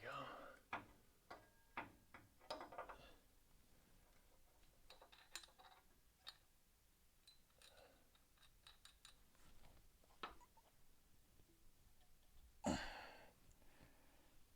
Cool. Okay, put the lock washer back on the shock, and then put the bolt back on. There we go. Dude, we torqued down the freaking leaves today, huh? That's pretty rad.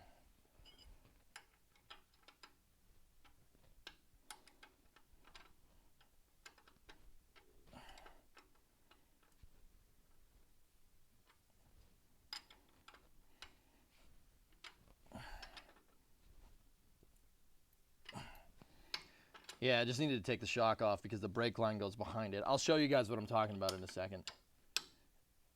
There we go. Check this out. So see, the brake line needed to go here, and it was over here. Needed to fix that. It needs to go on the inside. So I just took the shock off for a second, but now the wheel cylinder can be mounted.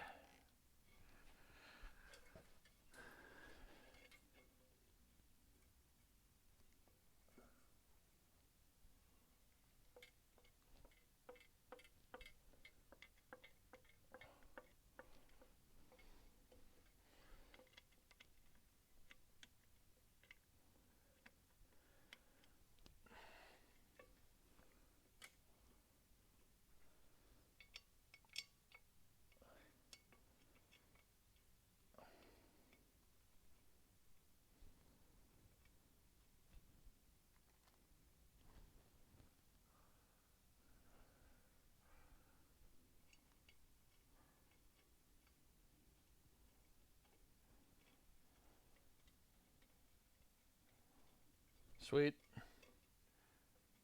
And then these bolts will clamp the thing in place.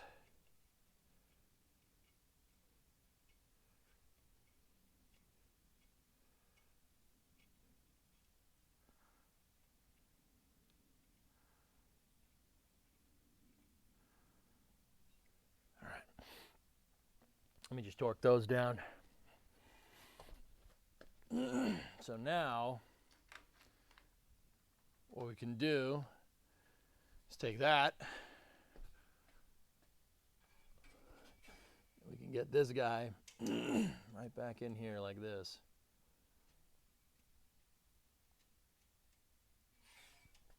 I should clean up this brake line. I really don't like how dirty the damn thing is.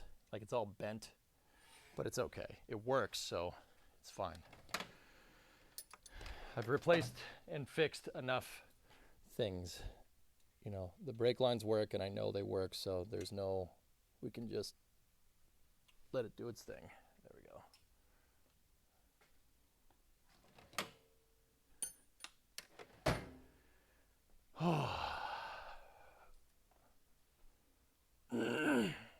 How much more are you doing? Fish, we got more work to do. If you change the disc brakes, you need to change the master cylinder. Road on, you're absolutely right. I already have discs in the front. I already have discs up front, dude. It's just the size of the line going to the back with this design. But you're absolutely right. You are correct. I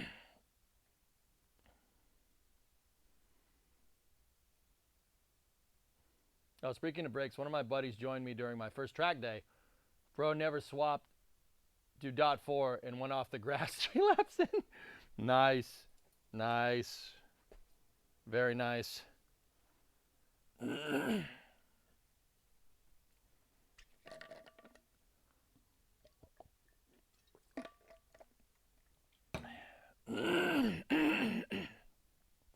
Name one overrated and underrated car. I don't know, dude. Cars are subjective. Beauty's in the eyes of the beholder. So what's overrated to me probably is somebody's favorite car, you know?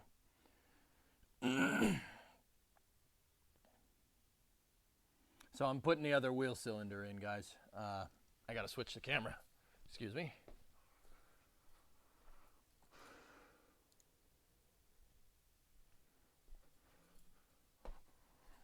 So we're gonna snake, shake and bake a snake.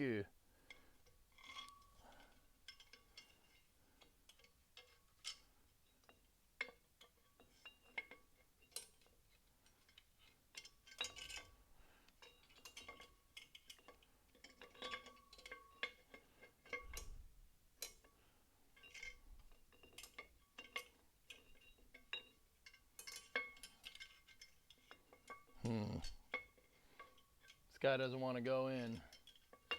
Once again, both of my fittings got stuck on the end of the brake line, or stuck to the wheel cylinders, so normally you wouldn't do this. You wouldn't snake the line through.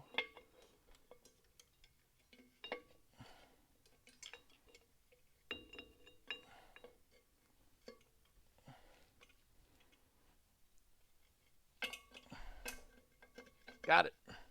Got him.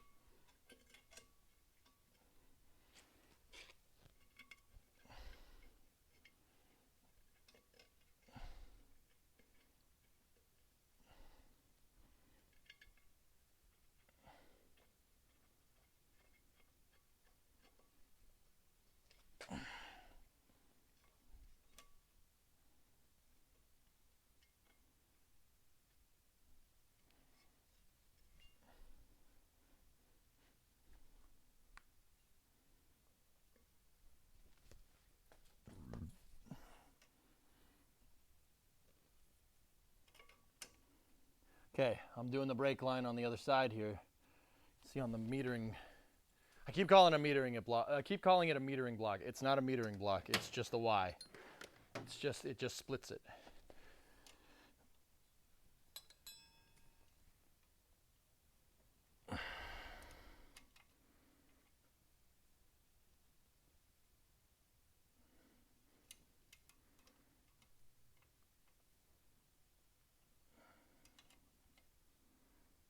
I'm just gonna cinch this down to the Y right here.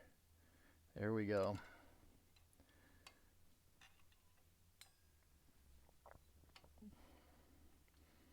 Maybe we'll come back and do better brake lines.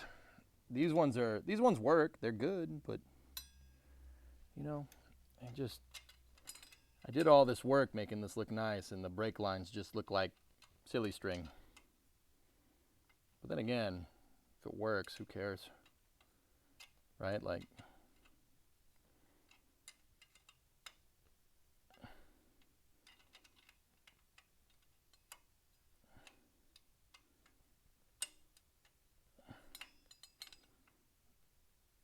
I do have the flaring kit though, so we could make them if we wanted to. Oops, drop the tool.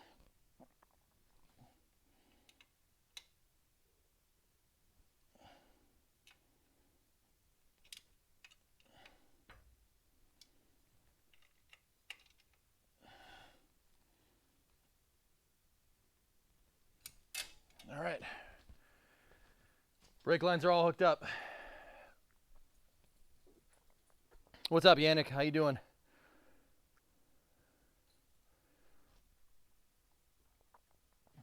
Yep, that's right. Starship launch, man. On the 10th, dudes.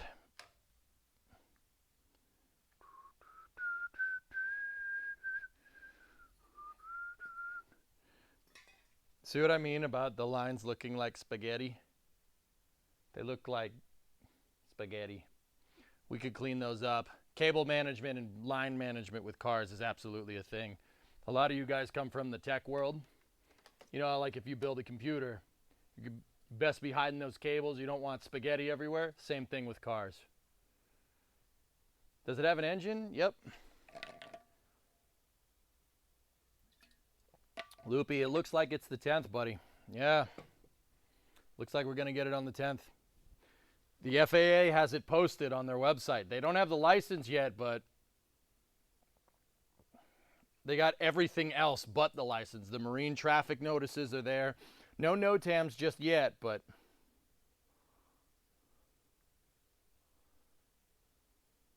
they wouldn't, like, here's the thing, guys. They don't have the license. And until they have the license, it doesn't matter, right? It doesn't matter. That means nothing. But also, they wouldn't do all this other stuff. They wouldn't do all this other stuff unless they did, and it hasn't been announced yet. So take that for what it's worth.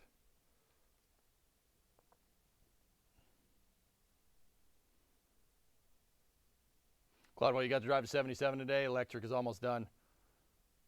Now to plan for dash interior work. Yep. How hard would it be to hook up a computer to a car like this? So, not hard. No, cost you about $1,000 bucks. So it's actually really cool, Finn. Like, if you're here, I'm gonna wash my hands again real quick. If you're from the tech world, right? So, like, once again, we're on Twitch. A lot of you guys are tech guys. That's fine. I'm a tech guy too. Not as hard as some of you guys, but right.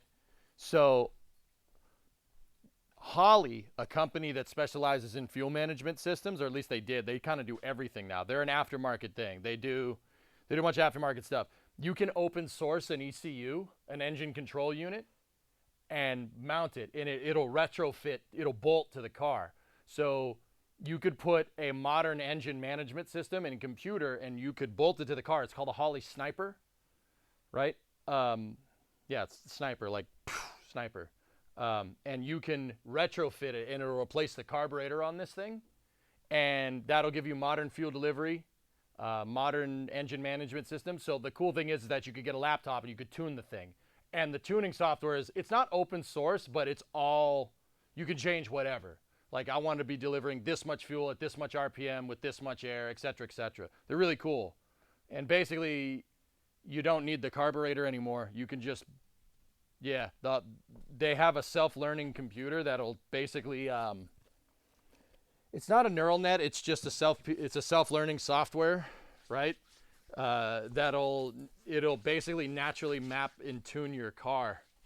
It's really cool. You could say, like, oh, I want to get good fuel economy, and you tell the computer that, and it'll apply a tune, and then it'll upgrade the tune depending on, like, driving telemetry, which is really freaking cool, man. It's really wild stuff. Yeah, Cherokee, the Holley Snipers are throttle body fuel injection. So they're similar to, like, the fuel injection systems that you saw on cars from the 80s.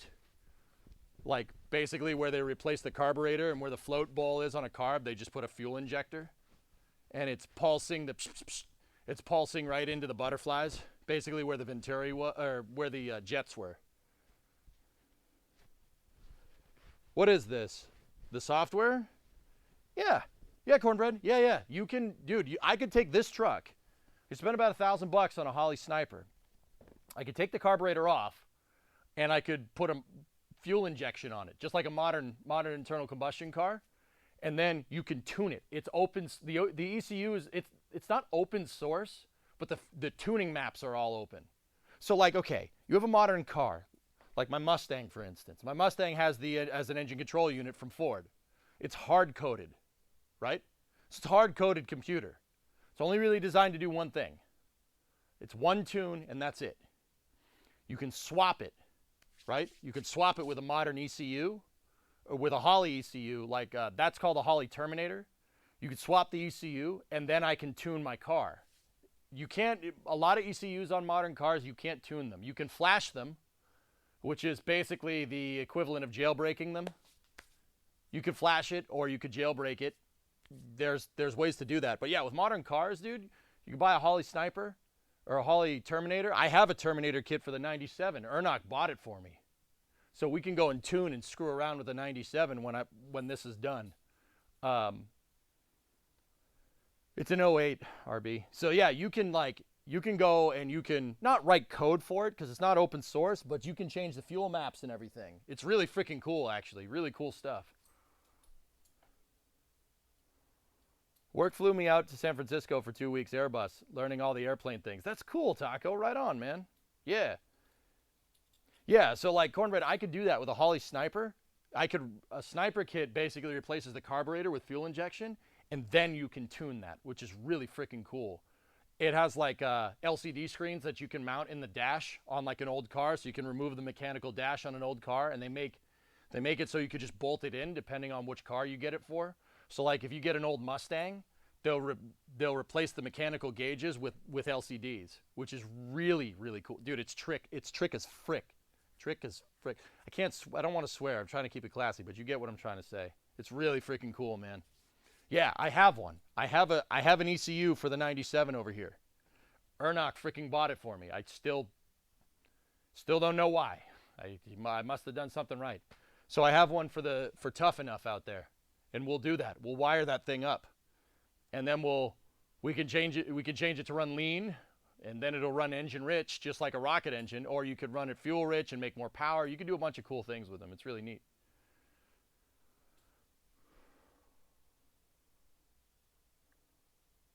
What's the end goal with this truck? Right now, Snake, I need to get it 100% mechanically sound because it's the truck I'm driving away from my wedding in.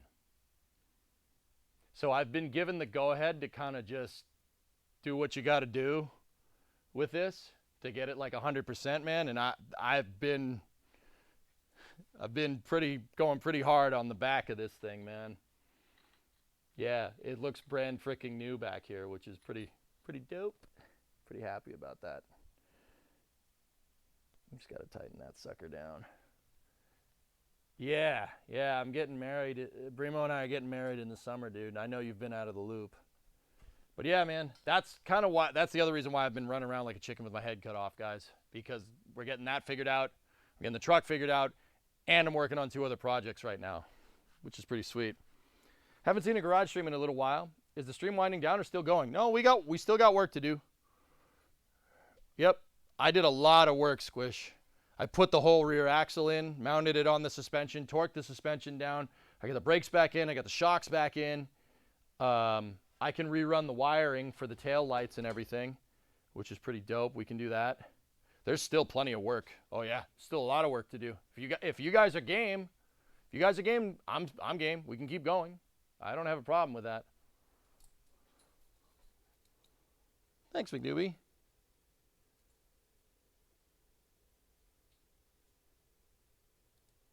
Oh, neat, Doom. All right, cool. Oh, Ernock, you're here. Gator done? Yes, please keep going. All right, let's go. All right, so there's a little bit of a weird thing going on. In order to put the drum brakes back together, I need to put the e-brake actuator in, the parking brake. And per Massachusetts State Inspection, your parking brake has to work. I got a little bit of a problem, though. It's seized.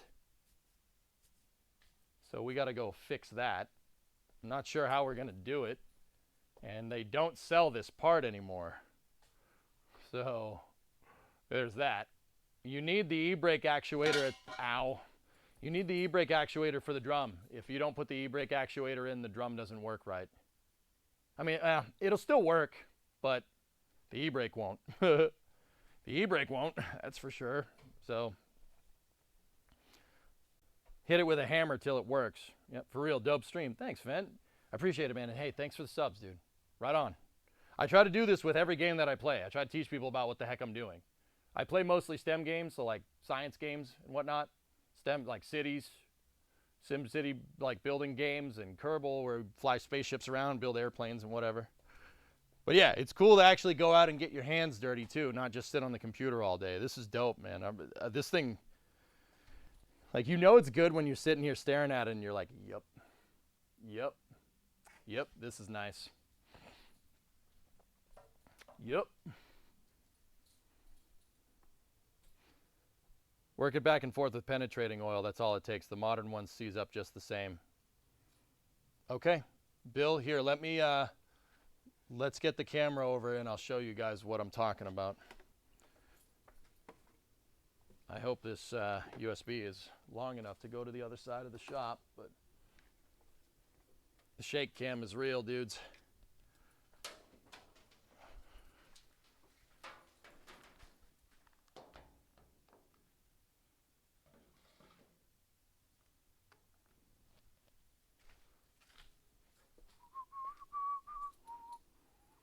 See that thing that looks like rabbit ears? That's it. It's the brake thing is all screwed up. Also, I bought a press, by the way.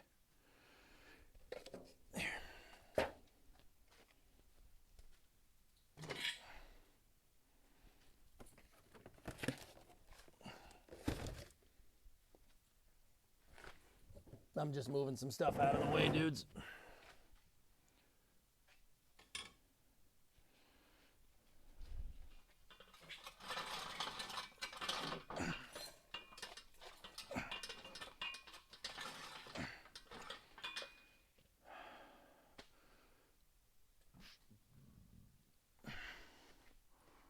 So that's it right here. And how this thing works, when you pull the e-brake, it pulls this latch, and that latch is connected to the end cables here, and the end cables are on a spring. And when you pull it, these springs will basically pull the drum brakes together. Or, well, no, they won't pull the drum brakes together. They'll expand the drum brakes so they grab the rear brakes. Your parking brake usually goes to the rear wheels. Doesn't matter if it's front wheel drive, rear wheel drive, but this is the part that goes into the drum, and this is what holds the drum arm. Part of it holds this. The problem is that it's seized. So I should be able to just pull on this. Doesn't want to do it. And I coated this thing with penetrating oil too.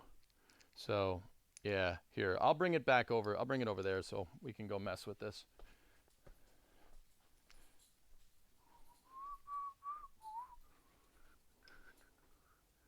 Does it pick up any stations? Yeah, sure. So yeah, I should be able to pull this. Yeah, it doesn't really want to do it. Here, let's maybe try this. Let's play jump rope.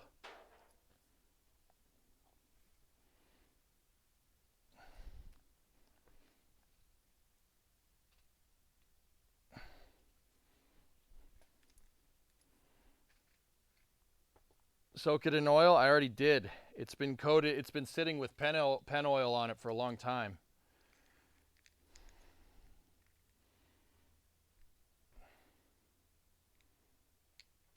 So yeah, I'm not sure how to solve this problem, but I have some PB right here. Bill, well, how would you do this? How would you get it to... That PB is empty. This PB is empty. Empty. The opposite of full. This PB is supposed to be full.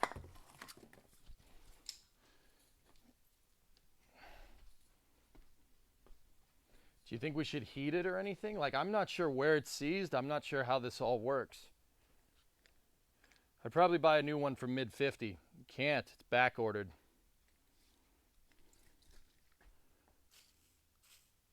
Check that already. Yeah, I've already been there, dude.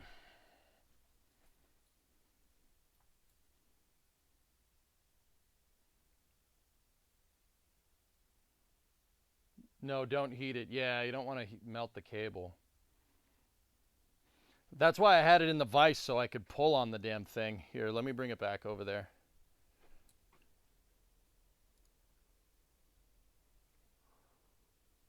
Soak it in 5W engine oil for a couple of days. Oh, that's not a bad idea.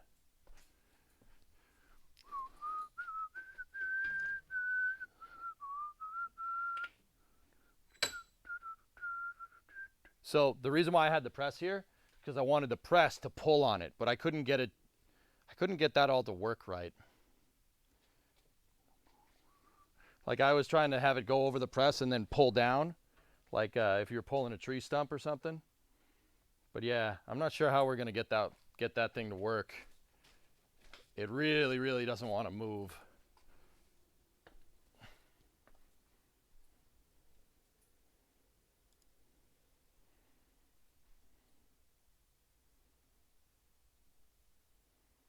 Secure one in and attach the other one to a ratchet strap. Ah, that's not a bad idea.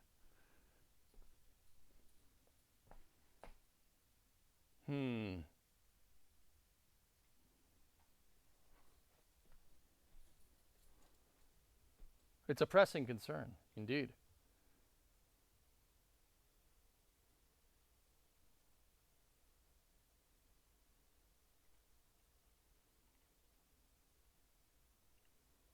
In your city, you have a custom cable maker? Man, that'd be nice, dude.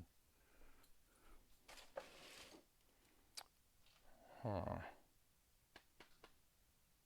Just got to be patient with stuff like this. We'll figure out a way. Take it to Fleetari's, yep.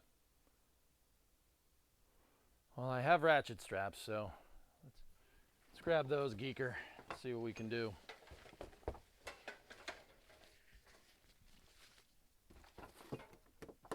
They're actually pretty nice ratchet straps. I don't know where I got them from.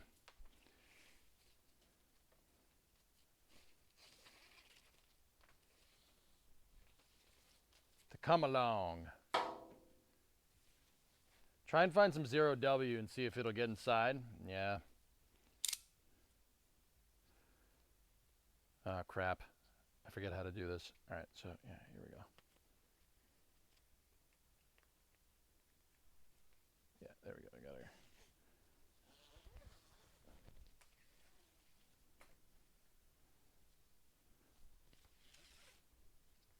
We don't need to pull very far, so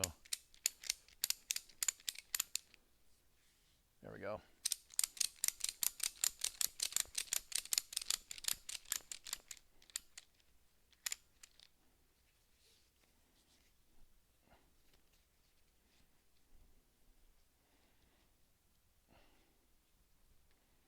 These are actually super nice. Weight load, 1,000 pounds. Okay.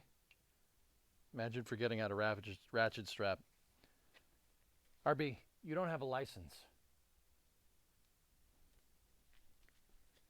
I mean, nothing you can say or do will make you ever recover from that fact unless you go and get your license.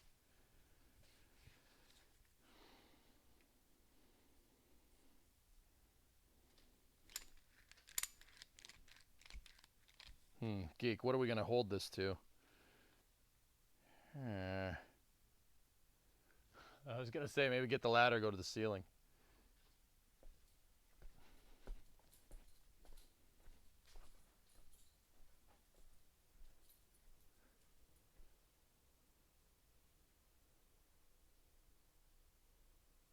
Hold it between the two frame rails of the truck. You don't want to bend the frame, Loopy. Bottom of the workbench. Yeah, let me get that other camera. Let me get the other camera figured out. There we go. All right.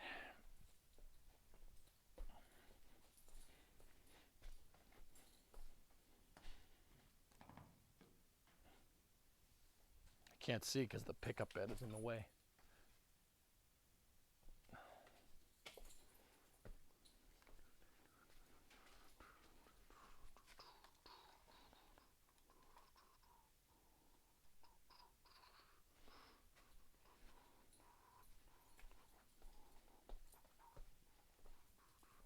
Yeah, that's good enough. You guys can see, right? Yeah, okay, cool. The engine hoist? It's not a bad idea.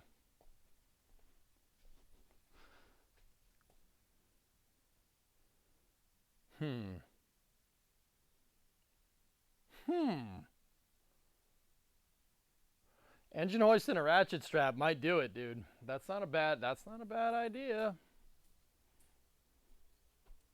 We just went through this whole job on a 55 Jeep, except the entire brake cable is gone. The whole thing is there, dude. It's all there. It's just stuck. The engine hoist might not be the worst. I actually might be able to get the engine hoist to pull. That means I have to get it all the way over there to the vise. There's too much crap in the way. Huh. Oh, I got it. Wait. Okay.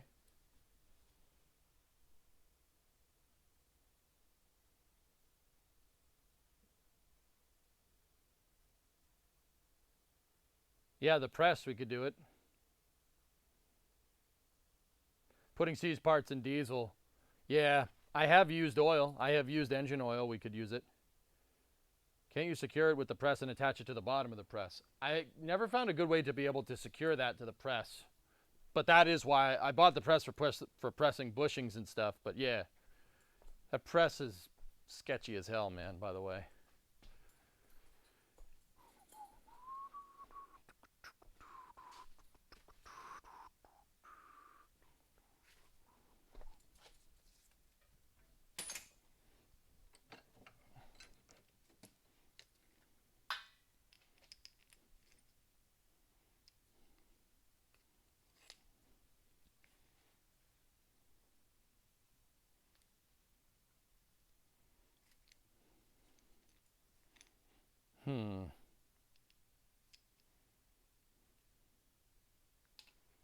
I just don't really have a good way to secure it, that's all.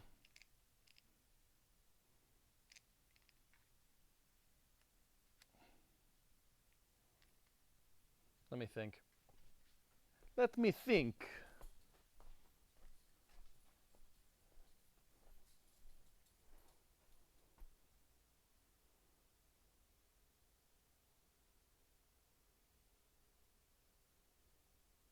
It's the weirdest BDSM harness you've ever seen. Nice. 500-600 pounds, goalie. Yeah. I'm just trying to think how I can, yeah, I mean, we could use the hoist. That's fine. I just don't know what I'm going to attach this to.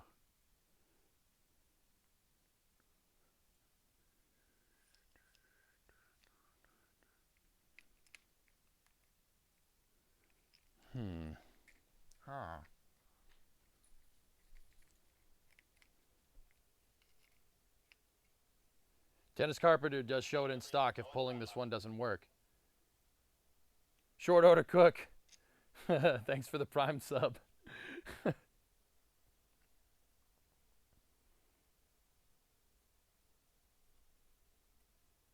Hold the plates in the hook of the engine hoist.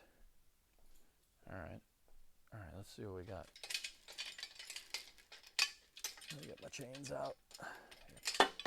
Put those down for a second.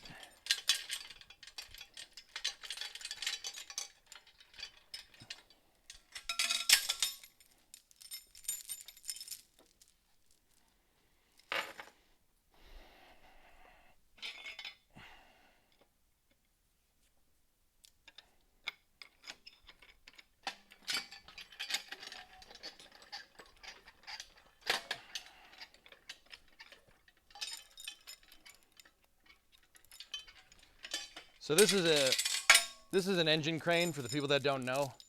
It's a little cherry picker that's designed to pull, well, engines out of cars. It pulled the engine out of this truck. And now I'm gonna get it out here.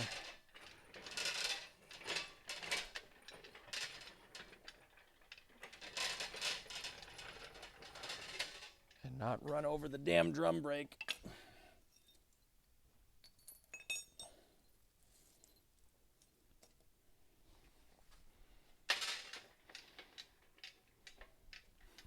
That's where my flashlight went. I've been looking for that.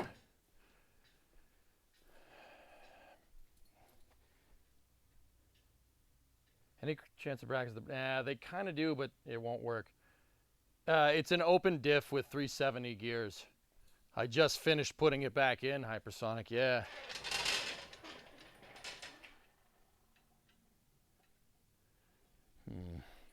Geek, we got to find a place to mount it, you know what I mean? So this thing is kind of open loop, right? That's the cable that you need to pull on, and then it pulls on stuff. Ow, it pulls on stuff down here.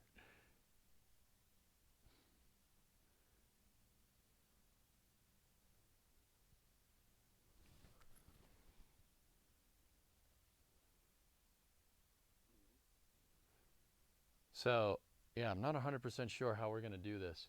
Like what are we ratchet strapping to? Like, should I put it underneath here? Should I put it up and then try to pull on the ends? Like, put this down around the leg and then pull?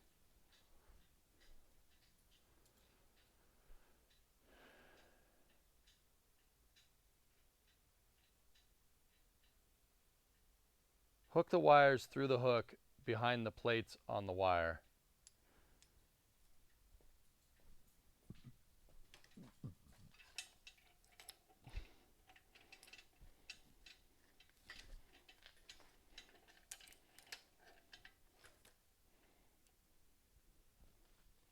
Yeah, see, now I'm not sure what we do with these. We got to find a way to hold them in.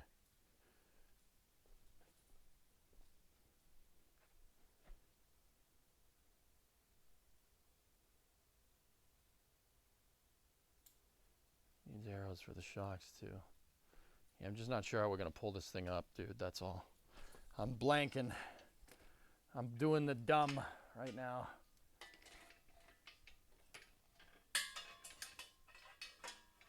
I just got to find a way to clamp this thing to the engine crane so I can use the hydraulic to pull on this thing. Or I could just step on it. Or I could just step on it. You know what? My fat ass should be enough to do this.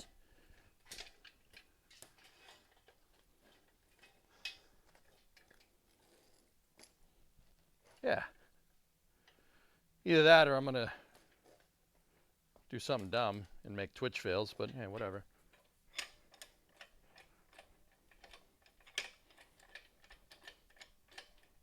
This doesn't seem smart. But, you know, yet I'm still doing it. Okay.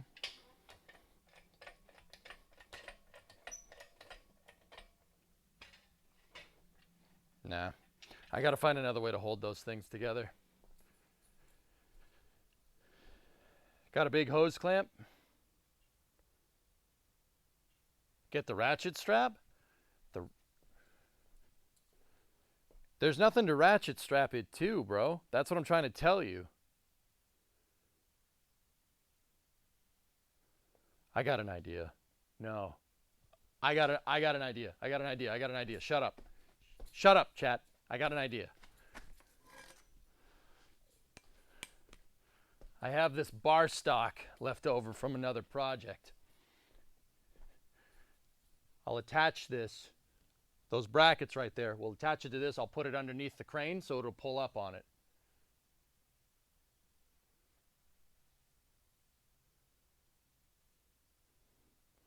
Watch. Actually, I'm not sure if these bolts will make it through. It's quarter inch bolt. Yeah, I think so.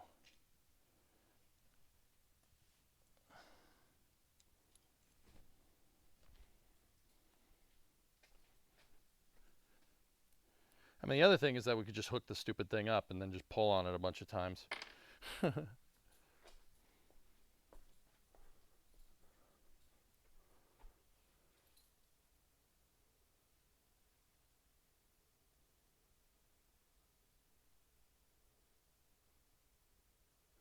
Choke the cables with the ratchet at the rear of the lift. Choke the cables? Choke the cables.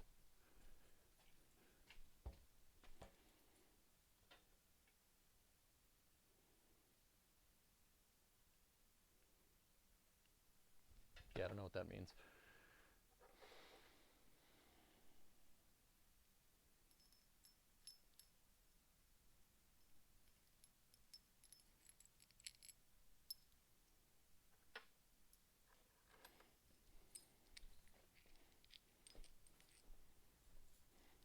Choke the chicken. I know what that means.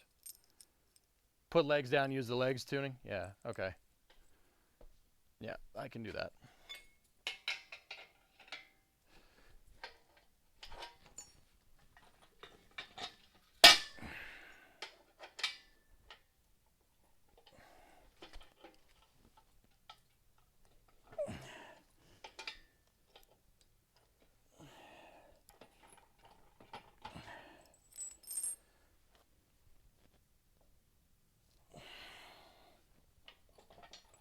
Cotter pin doesn't want to go in.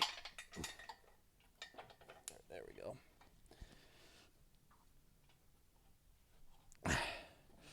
Okay. That's one. Gotta pull the pin out.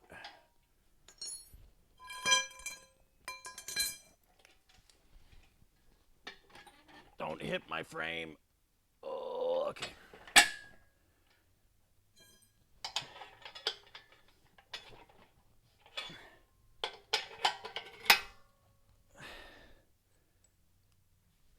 Where'd the cotter pin go? Oh, don't do this.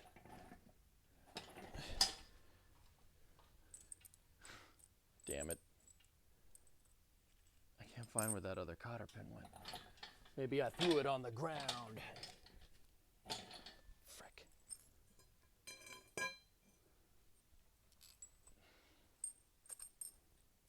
Whatever. Oh, there it is. I found it.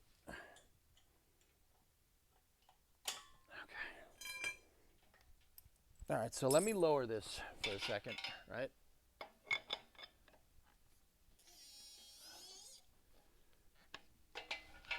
I'm gonna get the other camera.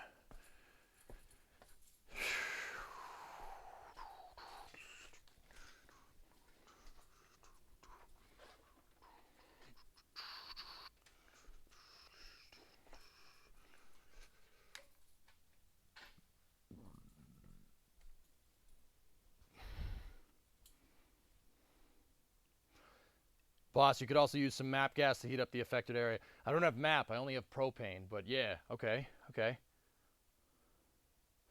I've done this when the lines are actually in the axle housing. If you have a vise, you could put one side into the clamps, heat the part that needs to break loose, while using the vise clamps to pull the lines apart. Yeah, not a bad idea. Safety squints? Oh, I'll get my glasses.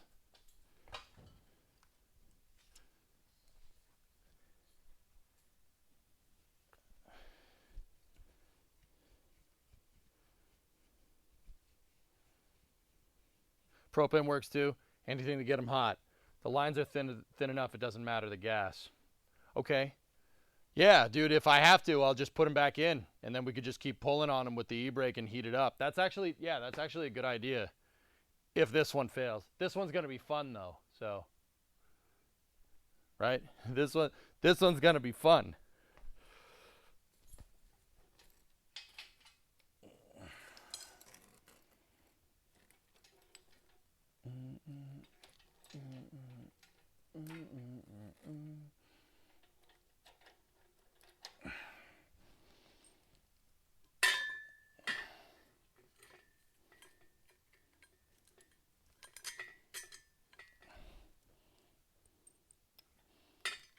So I'm bolting one of these down, and then I'll bolt the other one down too.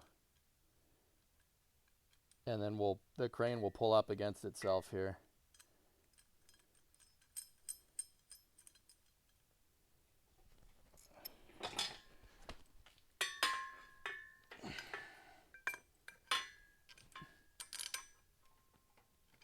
Give me 1 second before I do this. I'll set the other camera, guys, so you guys can get a close-up view of this incredibly awesome idea or horrible failure.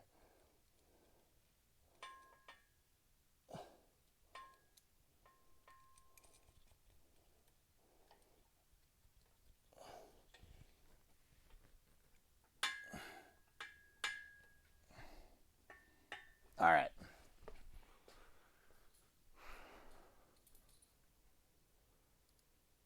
Okay, so I'm going to pull up with the engine crane, and then the parts that I need stationary are attached to a bar, and that bar is underneath And when I go to pull up the crane, that should make this work. It should pull the thing loose. Here. You guys will know if this thing is working. If this thing, see this the spring-loaded thing on the end? If that thing starts compressing, we're good. Okay. Whenever you load up something with a lot of potential energy like we're going to do, you got to kind of be careful. Be very careful doing something like this. If not, we'll do the map gas. I'll put it back into the truck, and then we'll just try to heat it up that way.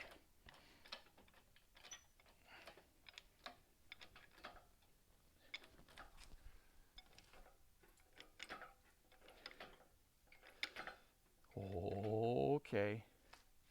Okay.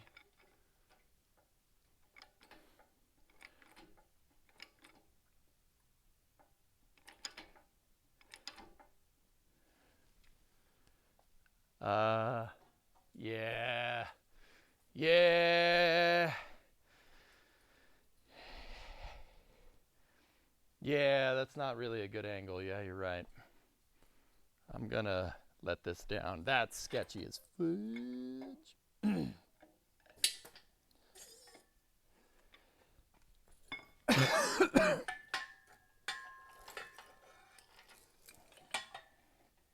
I need this to, we need it to be flush, like this. But I can't really get this thing to bend right.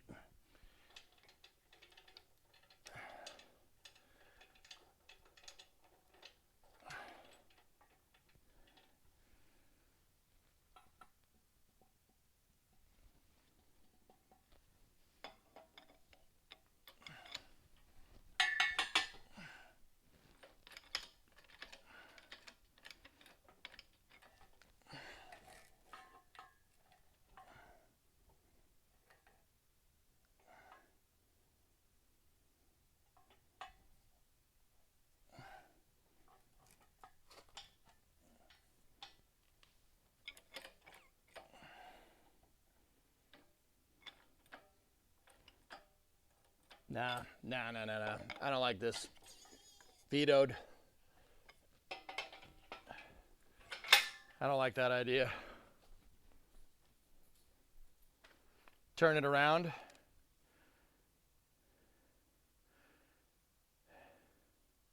Turn it the other way, turn it the other way, turn it the other way. Yeah.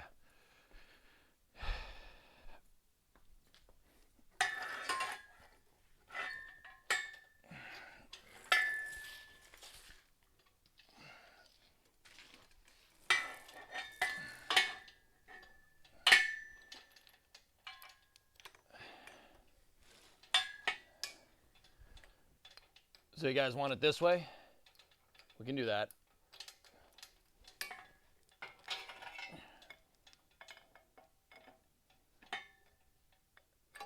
Some cracking tech in real life, dudes.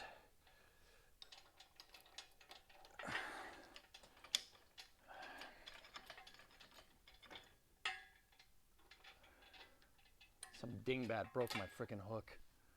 I don't know who did it, it wasn't me.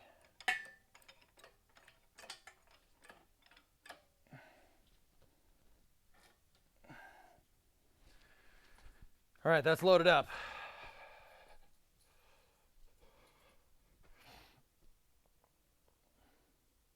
Watch your face. Yeah, I got you. Put the end of the cables out in front. Okay, yeah, I've done that. All right, cool. Let's go.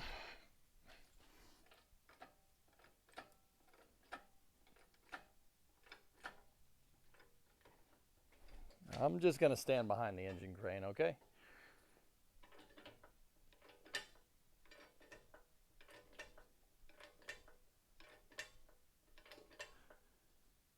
Yeah, if that cable snaps, that's not gonna end well. Wow, that's a lot. Yeah, that thing's not moving.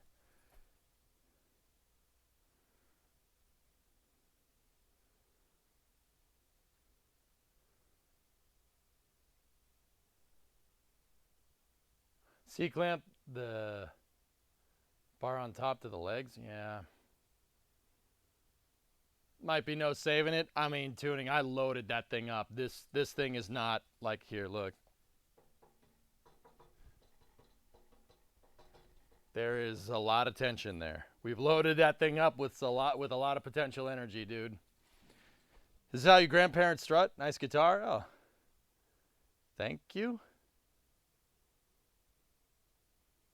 Guitar.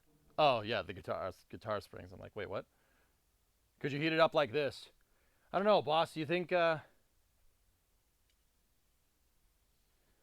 think mounting it up will save it. Boss, you think I should heat it like this while it's loaded up? I mean, that makes sense. You know. I might just put it back in the truck, guys. It won't take too long to put it back in. You know?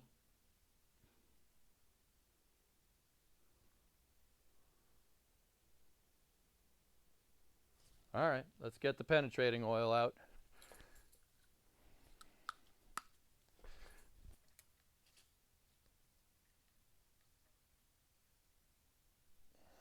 Okay.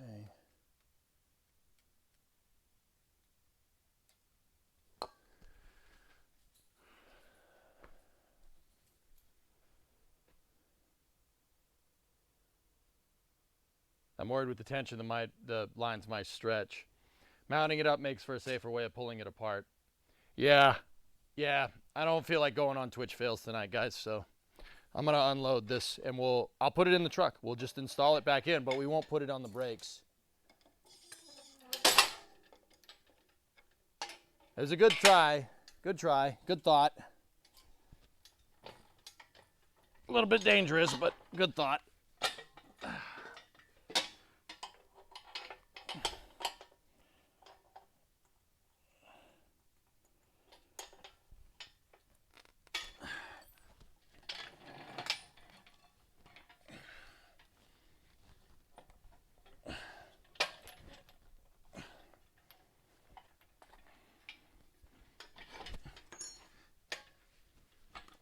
Bill, if you're still here, dude, if you can find one, I might just buy it. Because there might not be any saving this thing. I mean, it's the original. It's God knows how old, 64 years old. I'm amazed it's still in one piece.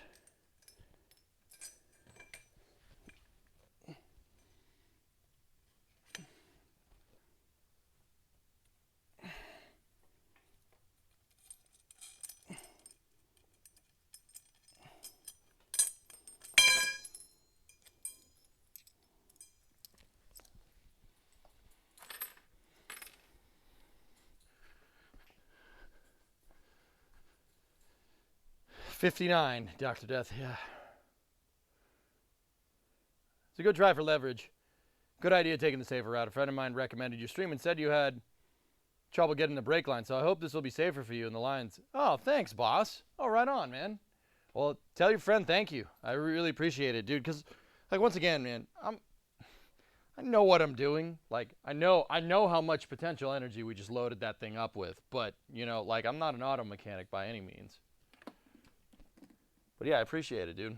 Here, let me show you what I've done already tonight. So I had the diff painted. I painted it up this morning. This thing, I did the pinion seal on it. It's pressed in. We mounted all this back. I torqued all the U-bolts down. I did the leafs, shocks, brakes. The e-brake is the last thing, so I can reassemble the drums, and then this is done. Dev, thanks, man. I appreciate it. Yeah. Like, I know physics, dudes. So, yeah, I know how dangerous what we just did was. Like, I get it. Friend is Dev Rejo. He's been watching you for a long time. Dev's good people. Yeah. Love a clean F100. Thanks, man.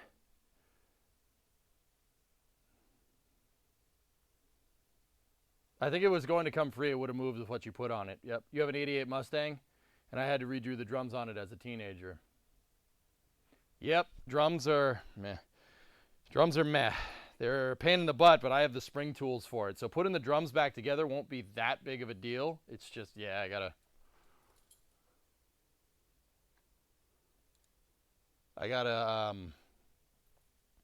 the e-brake was kind of the last bit of the puzzle here. I gotta rebleed the brake lines and stuff, and then I was going to do the exhausting. Then this back end is done, dude.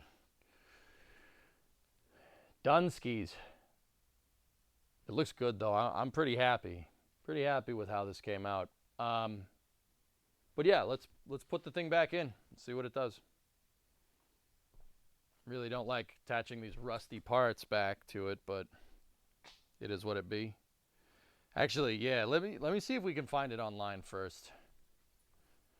Because if we do that, then I'll just if I can find it, I'll just go on to I'll just do another thing. What is it? A 59? It's a 59 F100. Yeah. Can I post a link? Sure, Death. Go ahead. Did you find something? Dennis Carpenter. Parking brake cable. $54.95. Oh shoot, there it is. Yeah, you know what, dudes? I'll try to get this thing loose, but I'm just gonna buy that. We green? Green? Super green. Here, let me show you. That's definitely it. Knowing Ford, they probably didn't change the stupid e-brake for God knows how long. Here, let's see. Dennis Carpenter. Yep. Wow, that's what it's supposed to look like when it's new, huh? Yep. Oh. Wow. Okay.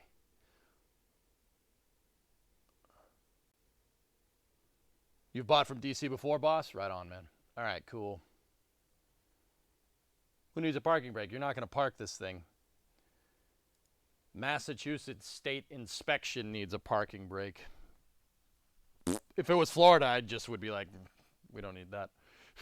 we don't need that.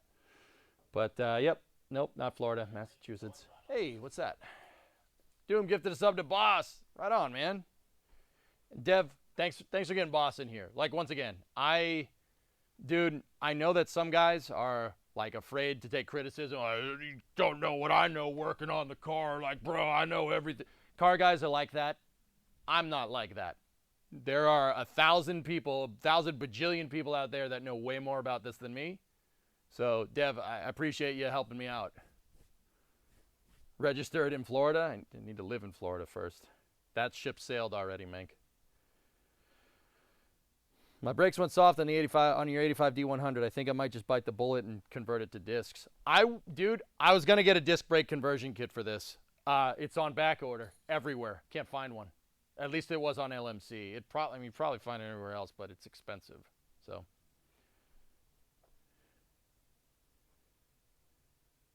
Who needs a park brake on the rear end? Trans brake for the win. Yeah.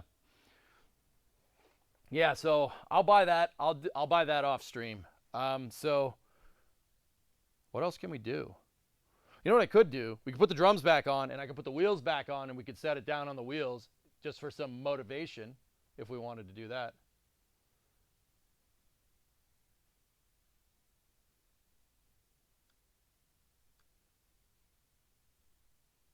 $600 a kit, Gaw? Yeah. All right, cool.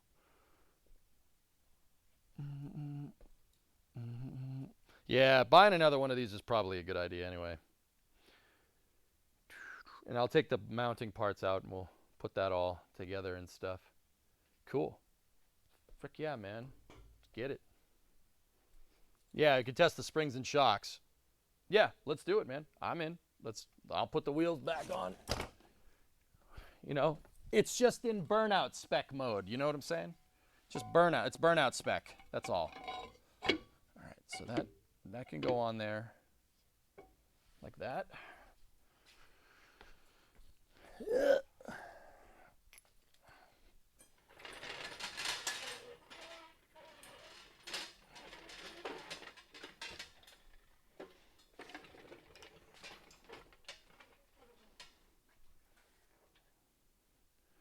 I'm gonna move this over here, and I'll leave it soaking in penetrating oil. See if it wants to do anything.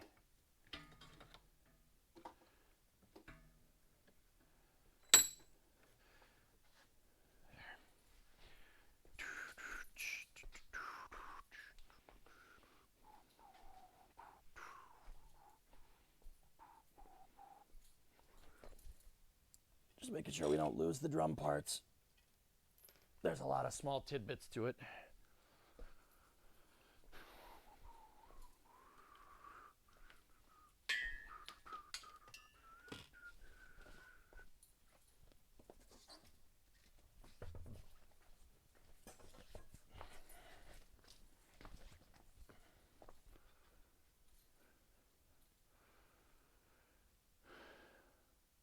Can you show us the truck from the front?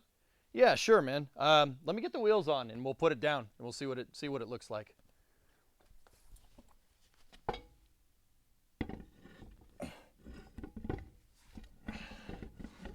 Man, these tires are big and heavy. There we go.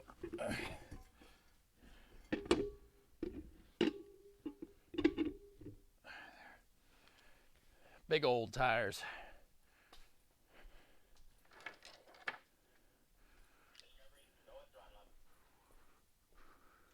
Hey, Deds. Welcome to Mission Control. You go at throttle up. Thanks, man.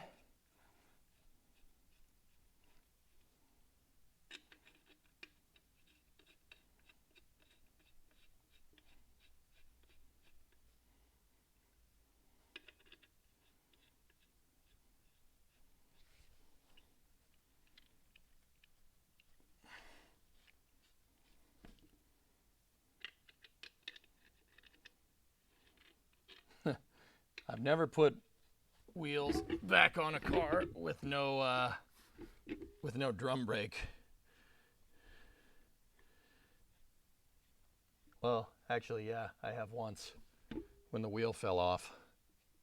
Don't tell nobody.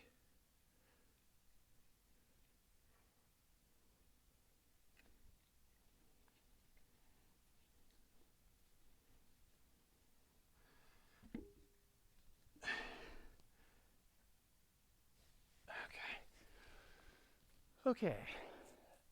What's this? It's a truck. You rebuilding an old Ford? Yeah, I did the rear end. I did all the rear end work on it today. Here, take a look. That's right. That's what I'm doing. We did all that today. I mean, I had everything painted, but we put all that back together today. It looks pretty friggin' good, dude, right? Dad's now you can spam panels. So we're having some trouble with the e-brake, so I didn't put the drums back together, but I wanted to put it down on 4 wheels because it hasn't been on 4 wheels in a while. Just, you know, for some additional motivation. Thanks, Booty. Yeah, man, that's what I do. It looks good, man. Really, really, really, it looks good. Did you have to shim the diff gears? I did not take that differential apart, Farm, because I have no idea how to do that. Don't get me wrong, I could probably figure it out, but I have no idea how to do that. So I have this rule with cars. If you don't know how to do it, don't do it. Get somebody else to do it. It's a pretty good rule and it hasn't failed me yet.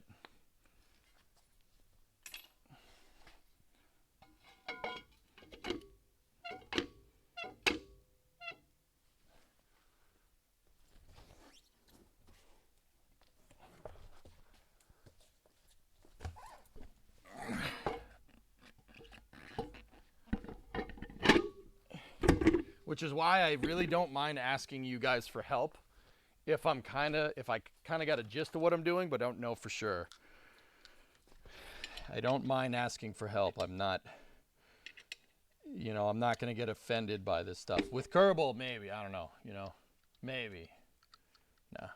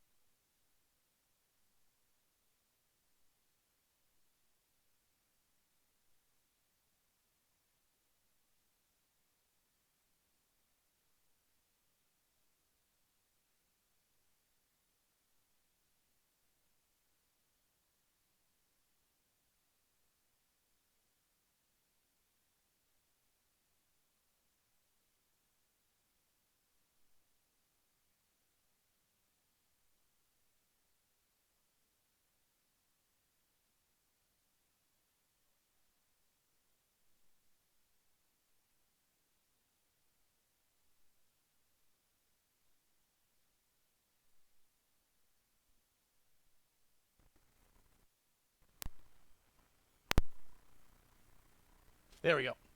Sorry about that. Death, yeah, click the tips thing down there. Tips are appreciated but not expected. Don't forget to tip your waitress. I need a big dude like you on the farm with an actual brain.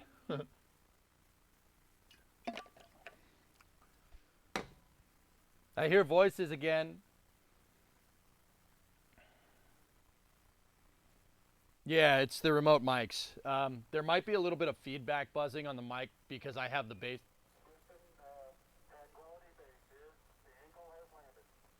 Thanks, man. You didn't need to do that. I appreciate it, though. Yeah, Booty. Yeah, you guys, here, let me get it off the jack stands. I got to tighten the lugs up just because I don't want the wheels falling off when we put it down, put the rear weight on the wheels. And then I'll show you guys the rest of the truck. Sound good? What's your background? Software engineering? I'm a 3D artist by trade. Everything I know about engineering, so Fen, I do a lot of rocket science on here. Everything you know about engineering, everything I know about cars is self-taught. The internet, dude, you can learn whatever. You know that. You can learn software engineering on the internet if you know what you're doing. Do you have some chocks for the front wheels? They're on the dollies, Hillness. They ain't going anywhere. Let me tighten these things down. But yeah, internet is a very powerful tool.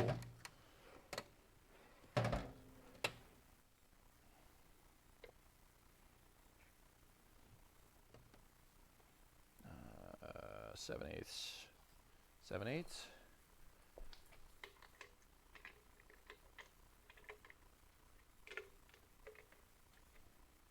These don't need to be too incredibly tight.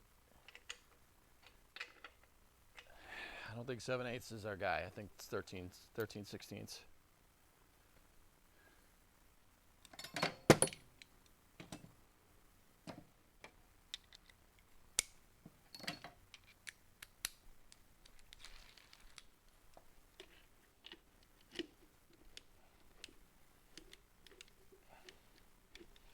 I know star pattern and everything, dudes. I get it, but yeah. These are coming off right away, so we're not driving down the road, so I'm just tightening them up. And normally you'd alternate. There's 5 lugs on this. You'd start at the top, skip one. So, 1, 2, 3, 4, 5. You go from 1 to 3 to 5 to 2 to 4. And then go around the horn. That's to ensure equal torque so the tire is pushing on the drum evenly.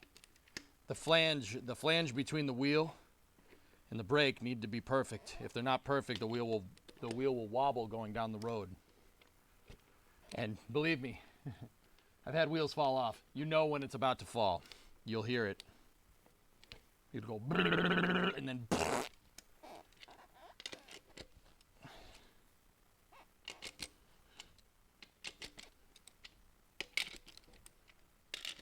that's just good enough to not come off.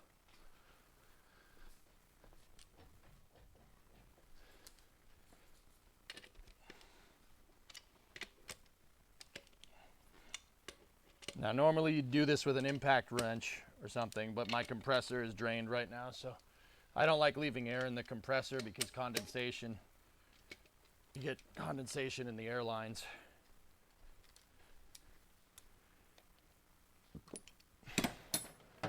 Okay, cool. Let's put it down on the wheels and see what it does.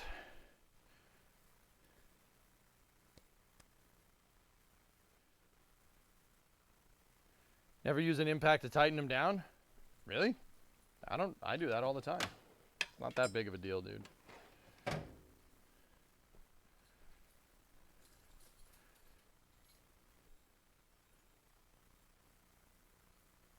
Same as tuning a drum. That's exactly right, Keenbop. Yeah, that is exactly right. Drum, hub on a car, combustion chamber to nozzle housing on a rocket engine. All the same idea. In fact, some footage of SLS that I've shown you guys has had numbers written on the side of like SLS parts that show that they're numbering the torque sequence. Oh yeah, that's the thing with any type of mechanics. Doesn't matter if it's a rocket, doesn't matter if it's a truck, doesn't matter if it's a drum. Same idea.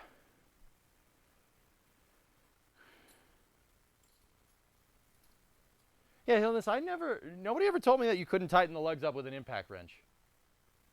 I've always done it with an impact wrench or a breaker bar. Like, I'll get them tight with the impact wrench and then hit it with a breaker bar, but yeah, no one ever said you couldn't do that to me. Could be wrong, though.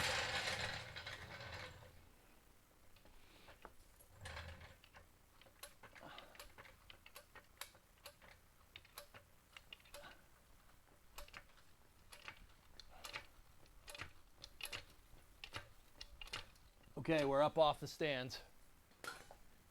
So,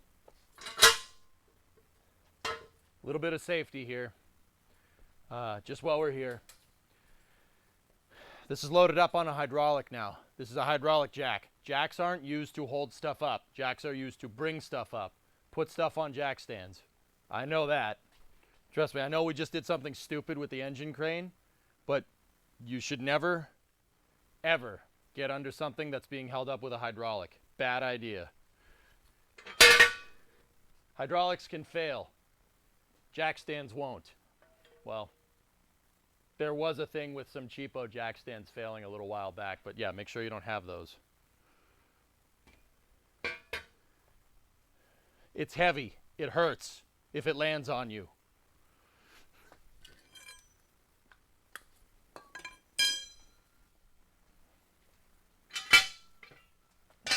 All right. Coming down.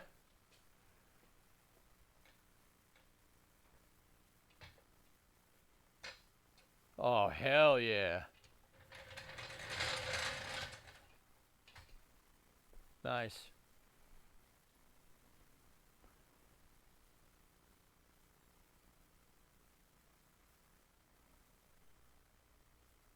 Tighten by hand with a torque wrench now. Stock F150 lugs. Okay, boss. All right, cool. I'll do that from now on. How's progress? She's sitting back on the wheels, but I'm going to buy that part from DC and yeah, I'll go from there. Here, does the, oh, very nice. Very nice. Yeah, excellent. That's wicked, dude. That is wicked. That's real nice, man. I'm pretty happy with that. Oh, Spoon, dude, yep, that did exactly what I thought it was going to do. Like, it's not finished, but that, dude, sometimes putting it down on the wheels like that, considering this was just the frame this afternoon, right? Well, it was the frame with the leafs on it. Dude, that is bitchin'. Hell yeah. Oh, that's sick. I got to redo the brake lines, man. I should redo them. But that's money, dude. Leafs are moving just fine. Here, let's load it up. I'll sit my fat ass on it for a second. Yeah, she's good. Yeah, here. Check it out. I'll show you. I will show you.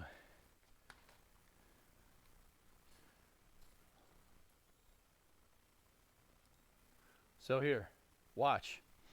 So when we load up the shackle, it'll move. It'll move that way. So see when I sit down on it. Actually, hold on. Let's do this. Put it on the truck frame so it's easier to see. Or you could just fall. You know, that works too.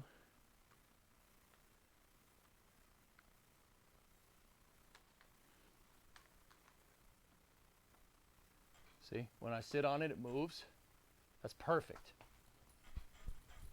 That's exactly what you want. That means the leaf spring's compressing. That's perfect. Those are tight springs, man. Real tight. They are tight like a tiger. I can tell from your tight bench. You're very tight. No fancy air ride? I'm not cool enough to do that. Oh. I'm sorry, fellas. If you work on cars, you know what I'm talking about. That is kick-ass, man.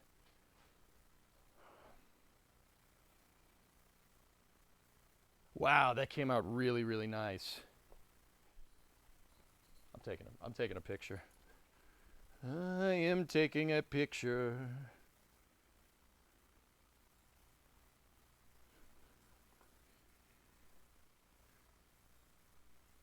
Oh yeah. yeah.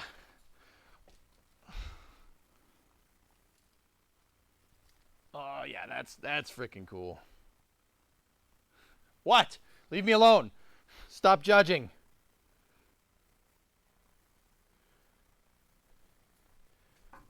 That's cool, dude. Very cool. How heavy is that bed?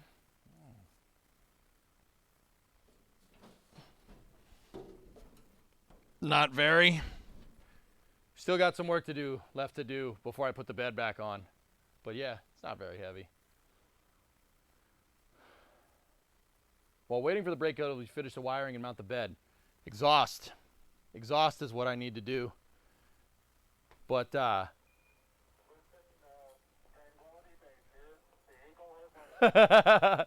oh, Bill, you buy that part for me or what?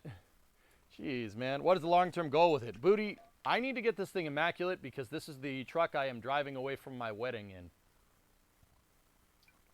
And if it breaks, Brimo will quite literally kill me. Yeah.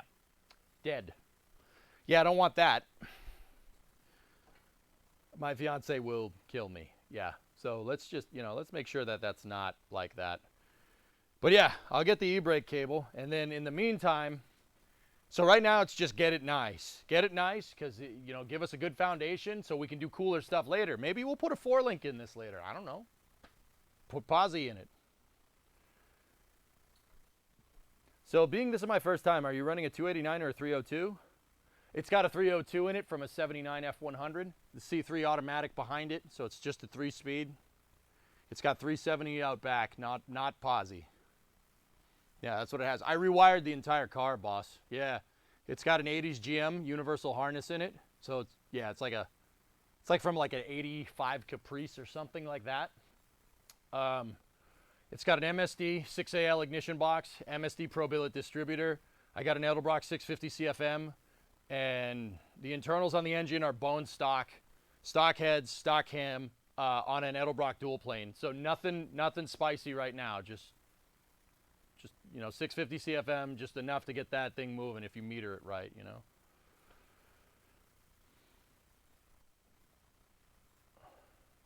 Is it a year before catalytic converters? Yeah, it'll run good on regular gas. Yeah, Thomas, what do you think, dude? Nice. Congrats on the wedding. Your 88 Mustang was a huge project before my wedding, from the frame to all new everything. Enjoy the memories. It's fun, man. This is, yeah, here, you know what, dudes? I'll show you. I'll just show you the rest of it. I mean, it's kind of hard because the bed is in the way, but here, let me show you all the work that we've done. Let me grab the camera, and I will buy that parking brake cable, and we'll go from there. Thank you for showing me Dennis Carpenter. I'm kind of gonna go raid that thing and see what else I can grab from off there. All right, so here's the front. My wire got snagged there. There we go. Here's the front of the truck, dudes. What do you think? The front is up on casters right now. So, but yeah, that's the front. It's a nice truck, man. I really like it. It's just unique. You don't see many of these around. They only made them for a couple of years. 59 is the only one that has a grill like this. They changed, so this generation of truck is 57, 58, 59, and 60. Every year was different. Every single year. So 59 is a 1 year. It's 1 year for that grill, which is actually really cool. I think it looks fly, man. It looks weird at first because you're like, why are there all those holes in the freaking grill? But it grows on you over time, which is strange. So in slang terms, in car guy slang, this is called a fridge because it looks like a 1950s refrigerator. Because, yeah, they're called fridges. The one that came after this is dent sides. Or no, there was one in between dent side and the fridge. So my 97 outside is an OBS. That's an old body style Ford, so or an Aero OBS if you really want to be technical.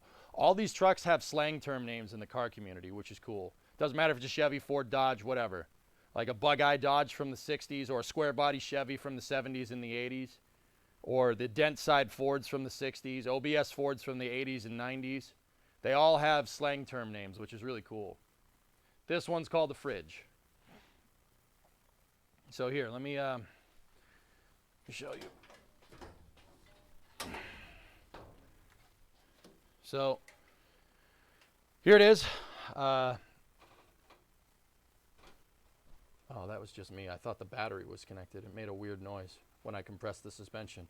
So here it is. This is all kind of work in progress, but it's all there. Like my heater hoses aren't hooked up right now.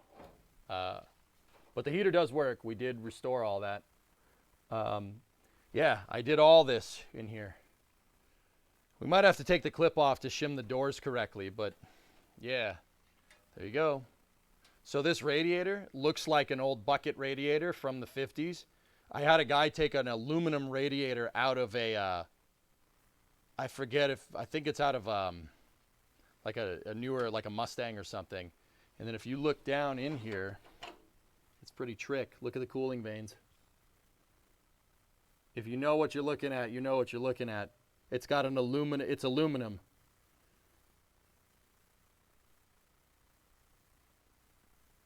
See that in there? So this radiator is a modern radiator, but it looks like an old radiator, which is actually pretty cool. Once again, stock 302, the stock internals on the 302. It's got nice valve covers, an aluminum intake manifold, pro billet distributor, MSD 6AL ignition. It's got an Edelbrock 1405 650 CFM manual choke carb. I'm running shorty headers. We got to make the exhaust for that, but yeah, it's pretty stock. I got an Optima battery for it, and then once again, we got front discs. I got disc brakes up front. So this is a C3 Corvette master cylinder. Yeah, it's nice. And then I did stainless lines for the front brakes. I think I have to redo some of them. They're leaking a little bit. My stainless lines didn't come out right. But if you look down there, you can see there's disc brakes from a Chevy. It's got an aftermarket bracket, and the bracket attaches right onto the drum attachment flange down there on the solid axle. But yeah, see all the wiring? See all the wiring is all tucked away? That was all me. We did this all on stream. Everything. New voltage regulator, new starter solenoid. Everything is good. I actually fixed that wiper motor. That is the original motor from '59. The original wiper motor. We fixed it. So yeah, I tested taped everything. Everything is tied off. It's protected and stuff and grommeted where it needs to. Yeah, it's pretty good, man. What do you guys think? Here, the cable's stuck on the damn bed. I think you should put a Holly in it. Yeah, we should probably double pump it, dude. Why not? Ooh, Chevy parts in a Ford. I'm never going to let you down now. It's got a Toyota steering box in it from a Hilux. What was wrong with the wiper motor? The wires were frayed, Paul. We took it apart and fixed the wires. Maybe a small roots blower. Yeah, so this thing, a good upgrade for the fridge Fords is to get an 85 SR5 Hilux steering box. And you can buy kits that adapt the Toyota steering box to the steering geometry from the manual steering box. And this truck actually has power steering for a truck from the 50s. There's not many trucks from the 50s with power steering. So this thing has power steering in it. It's got a Toyota box in it. Don't worry, the Hilux box adds to the durability. It's now like at least 30% more durable. Yeah. It's at least 30%, at least. Little Holly, if I should do it, that would be nice, but I don't think I can get that in time for the wedding. Yeah, also, I have here, I'll just show you. I'll show you guys the interior. The interior needs some work. She's got rot on the cab corners. I'm not happy about it. I can fix it. I have the patch panel right there, but that's something I'm going to need somebody to help me with. I don't know how to do that. I have a welder. We could get it done. It's one of those things where you don't screw with it unless you know, for me, but I have you guys. You guys should be able to help me. Here you go. That's the interior right now. I rewired the whole dash. We wired the Chevy column and the Ford dash to that GM harness and stuff. That's just supposed to look like a manual. It's not. It's an automatic, but it's a B&M shifter, so it's supposed to look like it's a manual, but it's not. I was thinking it would be cool to put a T5 in this. I have the clutch pedal for it too. I was putting the new glove box in the other day. There's a new glove box. I reupholstered this seat, so the seat's kind of... I reupholstered it 10 years ago. I might do it again just to be sure. But if, time permitting. There's my list of stuff to do. It's got a 72 Monte Carlo steering column in it. The flashers work. I wired that entire Chevy column to it. I redid the heater box. We redid the heater box on stream. If you look back under here, it's super mint. And I kept this brush. This is clear coated. The heater box does work. The blower fans work. This is all stuff for the radio and the neutral safety switch and stuff. It's not finished. We're not finished wiring, but we're close. Yeah, the whole vent system works. I took this whole thing apart on stream and we put it back together and fixed it. It does have rot down here. There's a little bit of hole, holes in the floor. I'll patch that or self-tap it or something for now. Just clean this up, cut all the rust out, and kind of fix it. There's another one on the other side too, so. Still plenty of work to do, dudes. The doors aren't shimmed. They're not lined up at all. When's the wedding? In the summertime. We gotta move. We gotta move.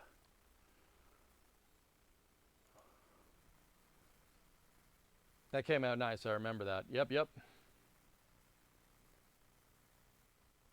I love how we both are using both Chevrolet and Ford parts on our trucks. Use whatever, dudes. Like, doesn't matter. That's the dirty secret, dude. It doesn't matter. I like Ford stuff, I like giving Chevy guys crap, but it really does not make a difference. Use whatever works. That's the secret to hot rodding. Use what works. Use what fits. Super Freak, 16 months. How long ago did you really start grinding on that truck? I started the whole rear end project probably about 2 weeks ago. It is zeros. Yeah, it is. This is the Just Married truck, dude. It looks great. Good for you for rebuilding it instead of just buying one fully done. I can't afford that. Yeah, I can't afford that. And I like working on stuff, man. Booty, that's just who I am. I like messing with this stuff. It's fun for me. Damn, that looks good. I'm really, really happy with this, dudes. Yeah. We got to go we got to go through and do all the front too. We got to do this to the front. Yep. So when I get the bed back on, what I'm going to do is put this thing up on casters and I'm going to turn it around so the front is facing this way. And then we're going to take the front apart. Yep. Not as crazy as this, probably, maybe, hopefully. But there's some stuff with the front suspension that I got to figure out. Nice work on the Leafs. Frame looks good too. Right on. You should do more streams like this. You like it, Spartan? You guys seem to be into it, dudes. Like, I'm not gonna lie, it's kind of niche content for Twitch, but yeah, we could do it. Yeah, we could definitely do it. I've been doing this in the mornings and after the streams, guys. I've been doing it morning and night, like on each end of the stream. So like I'd work on the truck, play Kerbal for like 8-9 hours, stop, work on the truck some more, go to sleep, and then the front's gonna fall off. Yep.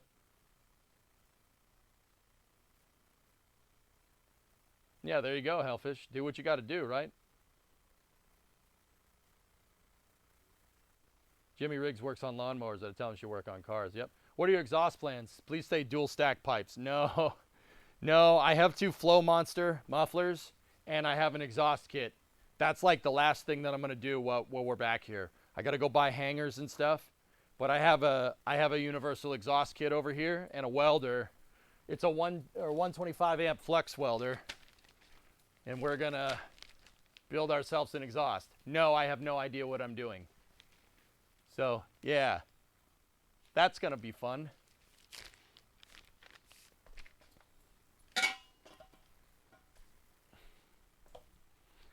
I was thinking what I want from the exhaust is going back and then out underneath the step. If not underneath the step, maybe like back and down right before the axle, Or we could go old school and make it go up and over and then do twins out the back. It depends on really how well I take to putting the exhaust together.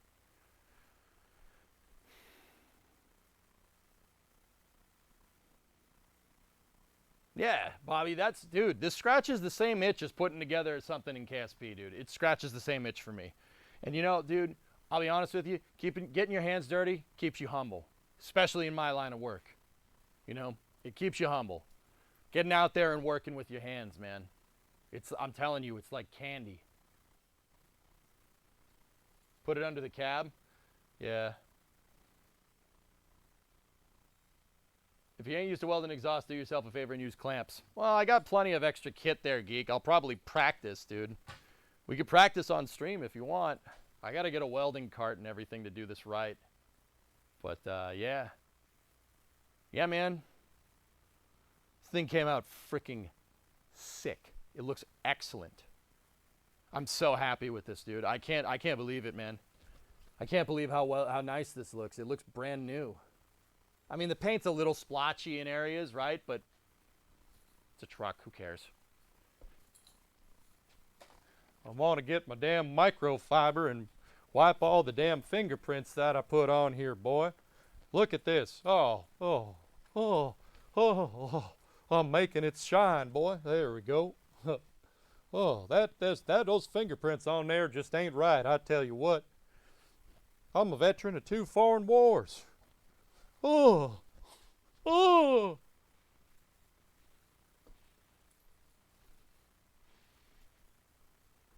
Did you send a picture to Bremo? Yeah.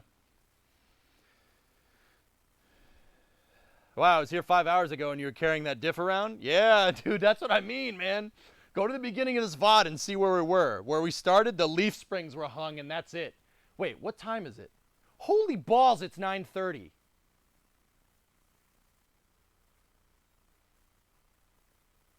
How long have I been at it?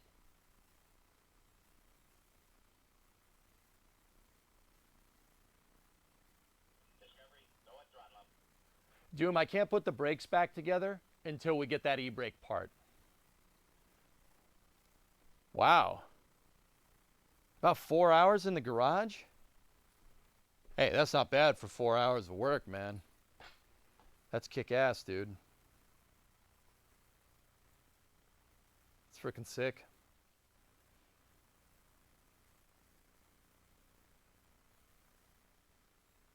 Oh, dude. This is going to look so bitchin' when the freaking truck, when the bed's back on and stuff. It's going to look so good. Man. Time flies when you're being productive. It's got discs in the front, SWK, and drums in the back. I looked around for a rear disc brake kit, but they're A, expensive, and B, they were back ordered from the site that I usually buy from. So you can get stuff done with chat. Yeah, that's true. But yeah, it's got discs up front. I have a master cylinder from a C3 Corvette in there, and then pistons and calipers from a C3 Corvette. It's got Corvette parts in it, which is cool. That makes it go. That's like plus 30 to speed at least, you know, plus 30. And then, like I said, we got a Toyota power steering box in it because this truck has power steering. You know, that is easily right there. That's like a plus 35 to durability all day.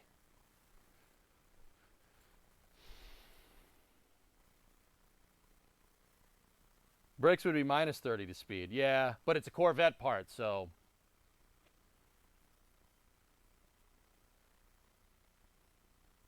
I absolutely can farm. Some of those projects we worked on in KSP are cool, but see, the thing is, and this is what I mean about getting your hands dirty, those are digital. I can actually get in this thing and drive it around. That's pretty cool. You're going to do the alignment yourself? Yeah, I could probably align it myself, dude. That's fine. Nice upgrades on the front. I have a mid-70s Eldorado disc brakes on the back end from your 95 Chevy 2500. Nice, dude. Yeah, C3 parts are everywhere. That's right, Bill. Yeah. So, yeah, I mean, guys, when we get the exhaust in, dudes, I'll, oh, frick, that looks cool. I should redo the brakes. We should redo the brake lines. Those brake lines are good, but we should redo them.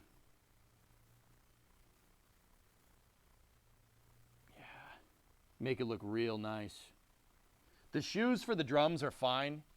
We could do with a drum rebuild kit though. I could do with the springs for the drum rebuild. They're a little rusty. The adjusters are good though. The adjusters are good, and then we need the e-brake parts too. But man, does this thing look good. I'm really, really, really, really pumped. That looks awesome.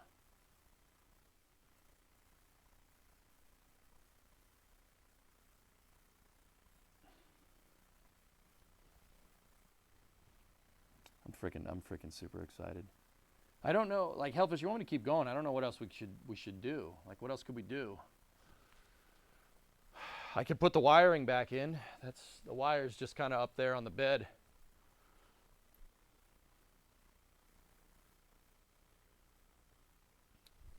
Nick Hop line. I have stainless, Bill. Stainless is difficult. I have stainless brake line over there and fittings.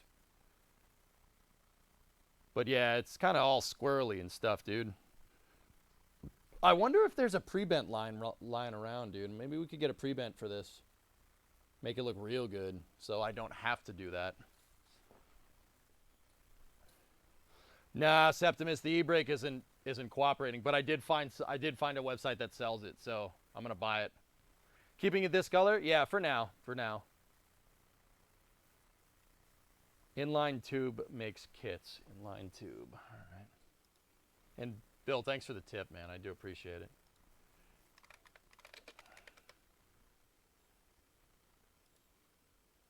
Inline tube, performance brakes, the Restorer's #1 choice.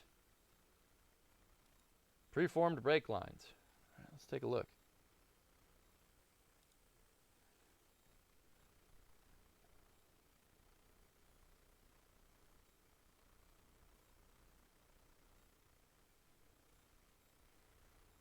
Do you think they make one for something this old? DC has pre-bent as well. Oh. Ooh, your boy might be spending some money tonight.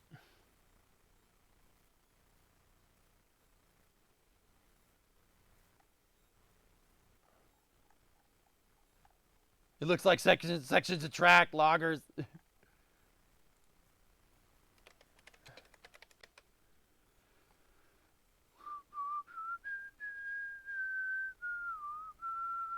I have a bending and a flaring kit tuning. I could make it myself if we really wanted to. There's a T-Bird, custom.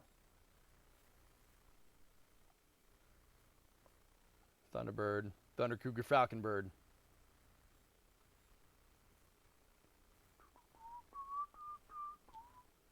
Dude, they make pre-bent fuel lines too. Wow. This is dope.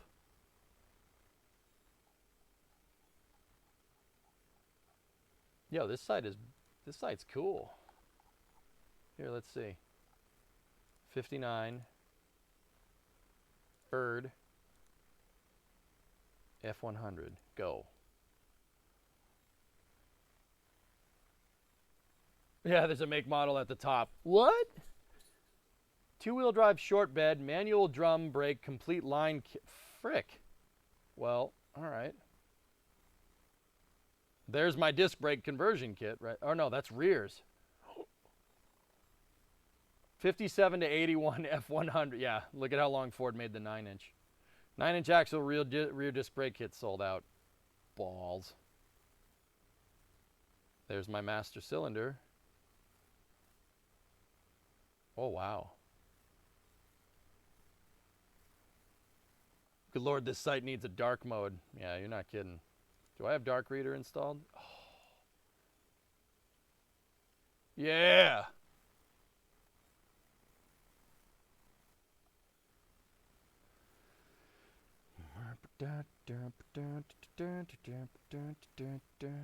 See, these are 170 bucks. I'm wondering if we could just buy it here. Let's check LMC. Hold on.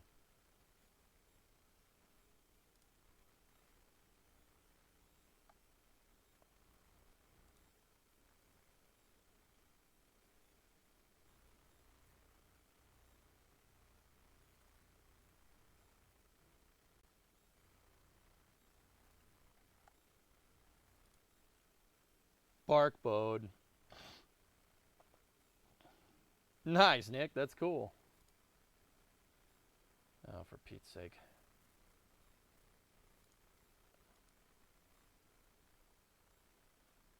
Hello?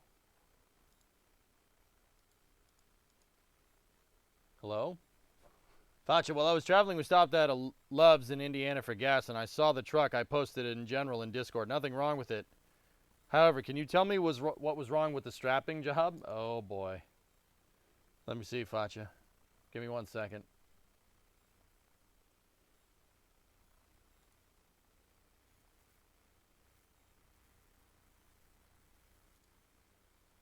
I think Dark Reader is making this really bad.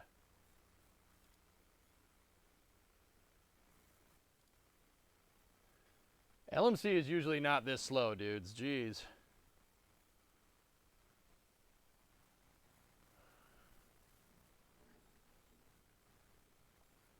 Two-wheel drive rear drums. Pre-bent stainless. Okay. Nope, that's not what I'm looking for.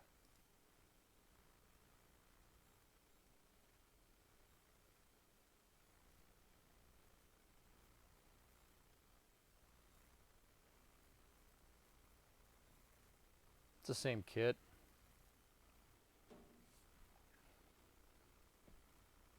Crap. There's the metering, or not the metering block, there's the block right there.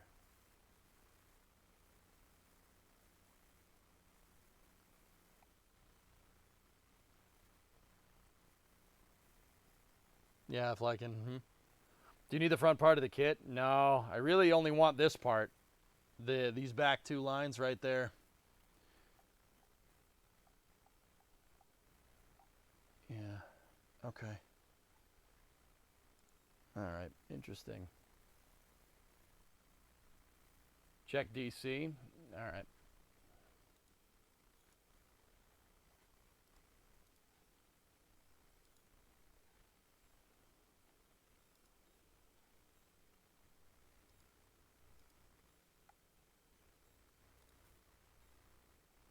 Select your vehicle. Truck.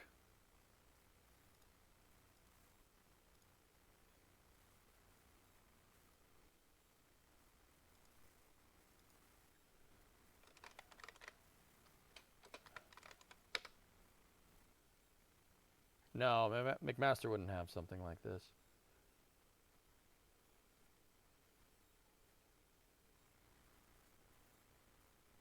There's the parking brake cable. We're already buying that one. Oh, there's the e-brake mounts. Nice. There's the clevis. Right on. I have those brackets. We were messing with them a second ago.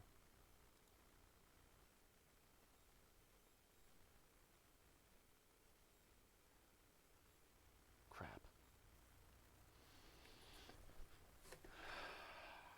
Crap. Huh. This is such a sick garage. Thanks, Noodle. Thanks, man.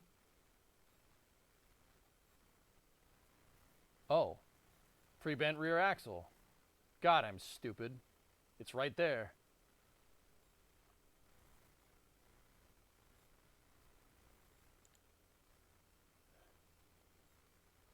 Is that both the lines, though?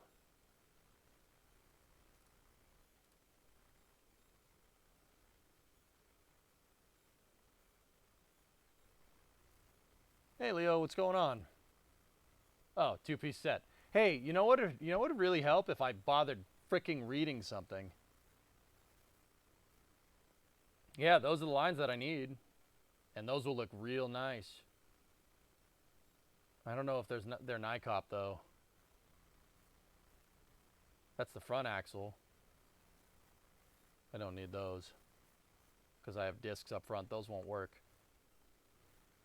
Okay, so I'm spending a couple $100 tonight. All right. That's good, Leo. Right on.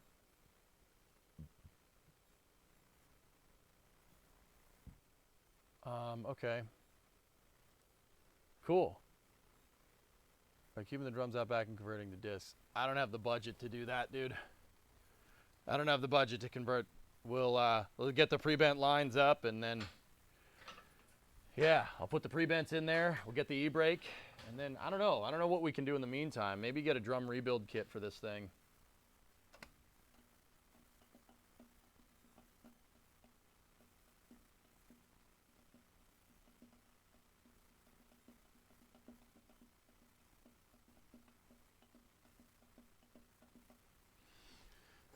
Yeah, I mean, the next thing would be to do the exhaust. I just need clamps. Are you going to change the brake line? Yeah, just on the axle. On the axle, it was just put in there. Go check Discord. How much would a set from a wrecked F150 be? I don't think they made rear discs on wrecked F150s that came with 9-inch rear ends, dude. Go check Discord. Okay. What do you want me to see? What do you got there?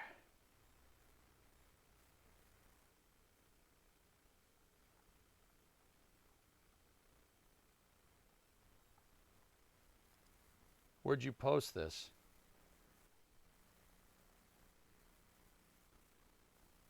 Discord general.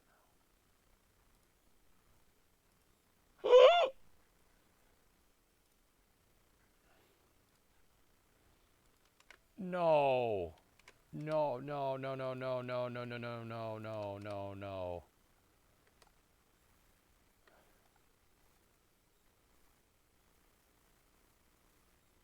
Oh, dudes.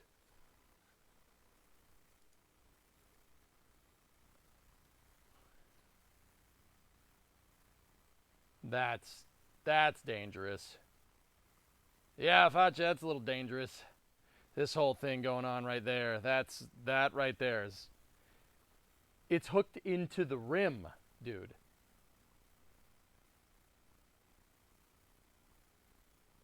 Oh. Bro, you went through all that trouble to put the ratchet strap on the rim. Just do it, just wrap it on the axle, man. What are you doing? That rim ain't going anywhere. It's only hooked to the rear wheels. I don't know what to tell you.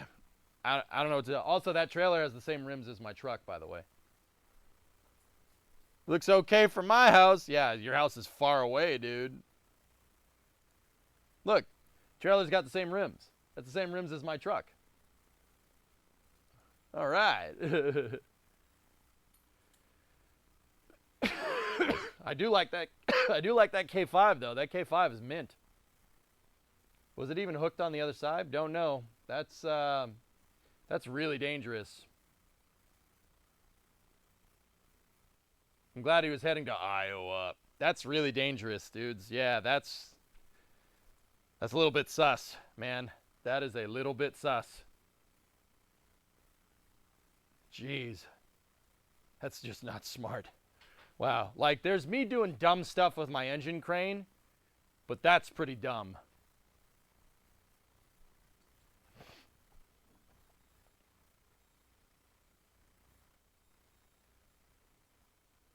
Facha, that's ridiculous, man. I can't believe that.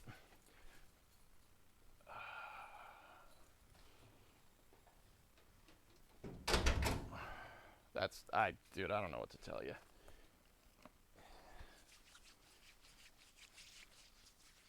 Like, dude, I've often thought about, like, the truck, like the 97, going down the street, going down the road. I'm so lucky that tire didn't hit anybody.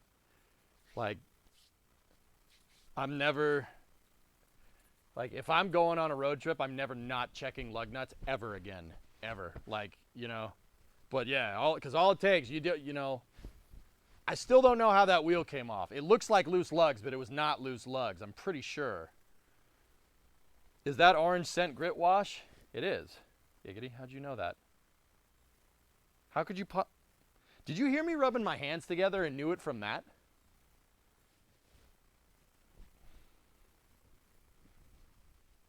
That's awesome. That's awesome, Giggity. Nice, man. So, it sheared the studs. I don't think they were loose. I don't know what happened, dude. I'm going to chalk that one up to the diff being weird. Because, dude, I tightened those things. I tightened them less than 1,000 miles ago on the trip. But even then, that tire going down the road, man, I'm so lucky it didn't hit anybody. Like I would have never forgiven myself, dude. So yeah, no, it's just, you know, we'll make sure that we don't make idiotic freaking mistakes like that again.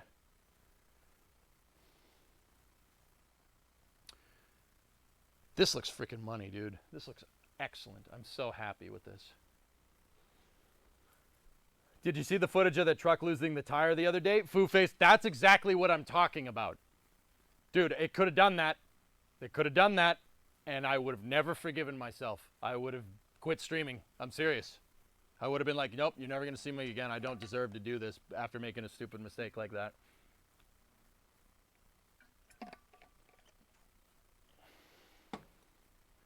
But, yeah.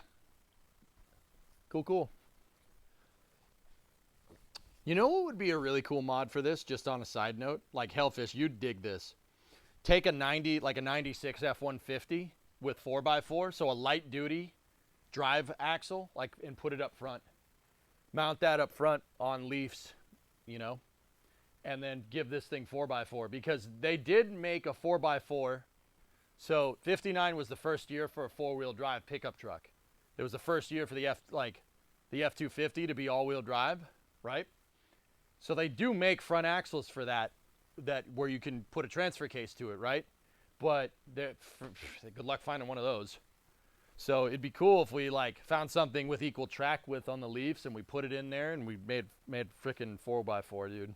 Not a 4x4, but all-wheel drive. That'd be cool. Modern IFS 4x4, yeah.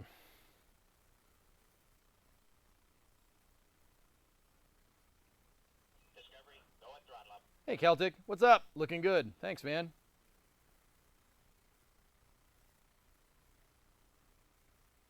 When do you think the stacking of the second stage happens? It should happen tonight, dude. Yeah, it's a Dana 30 or something, yeah.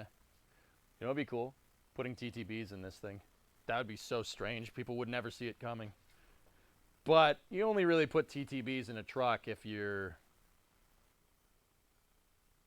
You only put TTBs in the truck if you really want to do like off-roading and stuff. The 250 has them, and they're okay. It's a really nice, smooth ride, but it's hard to maintain that stupid thing.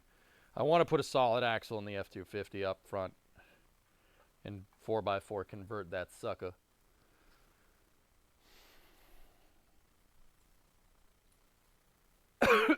All right, guys. It's getting up to 10 o'clock. I'd say we put our time in. That's a lot of work, dude. I'm really happy we did it. I'm really happy. I will buy those parts, and then when they come in, we'll do it. We could start working on the exhaust, but I need clamps if I'm not going to weld it. Would clamps be okay? Like, could I just clamp each one? Like, do people do that? Just clamp the whole exhaust off of a kit? Like, I'd do it. In unrelated stuff, Kyle is making a chocolate bunny camera.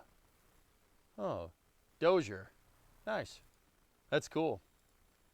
He clamped it after it failed. Yep. Stupid question. What is a live axle? Solid rear axle. So, live axle refers to the axle being after the spring, Flykin. So, you have frame, spring, axle. It's live. It's unsprung weight is what it's called. Yeah, it's a live axle. So, yeah, unsprung weight like that it's not dangerous, right? But it's going to affect your handling amongst other things. Basically, the less stuff that the spring needs to push back down when you go over a bump, the better. Long story short. Because think about it, when this whole frickin' thing goes over a bump, that whole axle goes up, and then, you know, the springs have to push it back down. You need really tight springs for a live axle like this. They need to be super tight like a tiger. So when you have a live axle, it needs to all be clamped down because this thing has a lot of moment over the rear of the truck.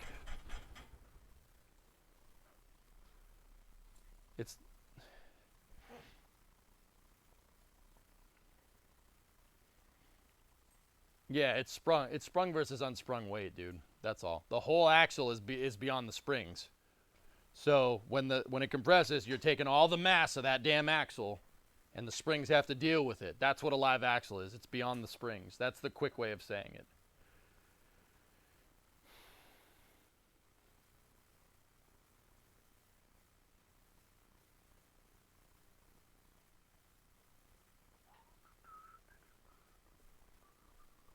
How much does the axle weigh? Clamps only exhaust as possible, but it's really easy to accidentally make it really ugly. Yeah, Bill, I wish I had more experience with the stupid welder. Maybe we should start doing that, dude. I don't know.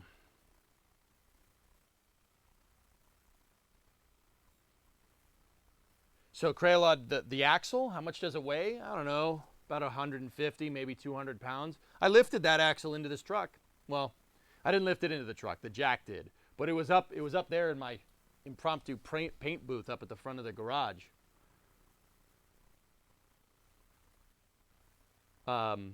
Yeah, I definitely like picked it up and clean lifted the axle and put it back here before I loaded it.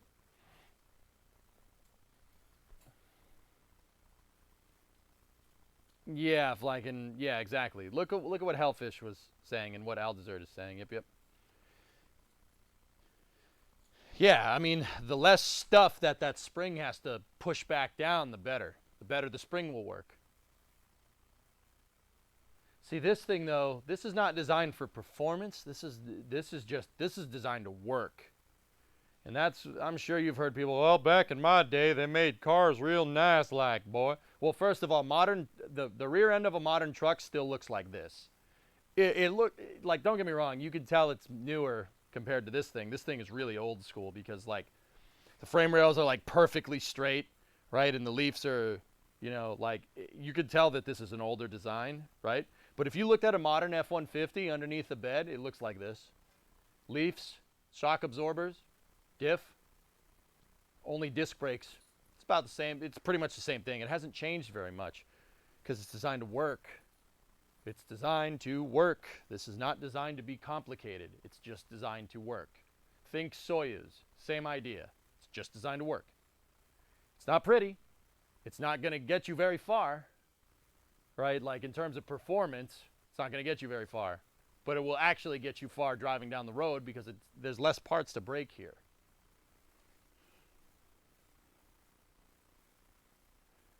You have no rear control arms. Yeah, like I said, the idea is pretty much the same. It's not exactly the same. We don't have traction bars and control arms and all. But leaf springs, for the most part, on trucks. Cars used to be made like this until basically the late 80s. Yeah. If you're talking about the curb weight of the F100, I believe it's about 3,000 pounds. Yeah, that seems about right. Dude, like Dr. Death, this thing, the steel on this thing is thick. For body steel, it's thick, dude. We're talking like maybe like 1/8 of an inch in some spots. I can't believe how diesel this freaking thing is. It's built like a tank. Like, don't get me wrong, this quarter is probably, I don't know, 16th. But yeah, for a truck from the 50s. I like trucks. I like trucks like I like my women, old and rusty. Nougat, you ain't gonna like it here. This was old and rusty. I just fixed everything, dude. I just cleaned all this and we just put it all back together. Oh, snap. Time to acid dip the truck then? Nah, if we had more time, Hellfish, I'd lift the cab up. I'd lift the cab up off the back, or off of it, and I'd do this. And take the front clip off and I'd do this to the whole frame. I mean, maybe I got to take the front clip off anyway because I have to shim the doors and everything. And we need to do this with the front suspension. Not replace everything. Geez, God, no, not replace everything. I'm pretty sure those Leafs are okay. They're okay. But yeah, this is dope, man. This came out real good. All right, guys. Maybe we should call it. Chassis of Theseus. Yep.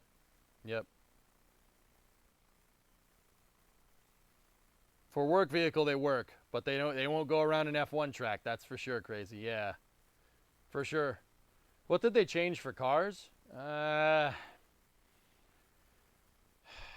So in the 90s, front-wheel drive became the meta for all car manufacturers. So everybody stopped making front-engine, rear-wheel drive cars like, like a big station wagon, for instance. And then everybody started making these small econo crap boxes because fuel economy, right? And don't get me wrong, those cars are cool, right? But yeah, kind of soulless, to be honest with you. And then, yeah, in the 90s, with the exception of like Mustangs, Camaros, stuff like that, yeah, kind of went to front engine. And with front engine, they went to front engine independent front with a live axle. With a live axle out back with no drive, like on a minivan or something. And then, yeah, after that, like any cars that were still front engine rear wheel drive, we had this freaking, everyone got this boner for freaking making your car handle like a race car, right? I call it BMW syndrome. And, you know, you started seeing cars with independent rear suspension, like really complicated suspension designs and stuff like that. And those are cool, I guess. They don't really do it for me.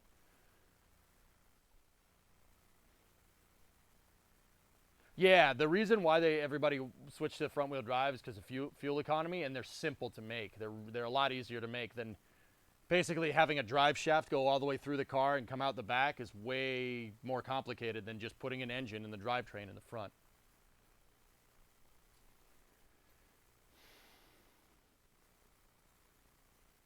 Your Subaru XT Turbo, that's a cool car, Aldesert. We'll meet up, dude. We'll drive around. We'll drive around with this and that, this and the XT driving around. That'd be pretty cool. All right, Blanken, I'll see you tomorrow. CVTs are kind of cool, I guess. I don't know. They're okay. All right. Well, fellas, I am going to I'm going to stop. We're going to stop here. This was fun. I'm glad you guys like this kind of stuff. That really made me happy. I'll check the numbers and I'll see how we did. But yeah. Pretty cool, man. Pretty freaking cool. I can't believe it. I can't believe this. This thing looks freaking great. It looks great. You know, I wasn't really expecting to get this far into doing the rear suspension and stuff, but it looks freaking bananas. It looks great. This thing looks brand freaking new. That's pretty rad, man.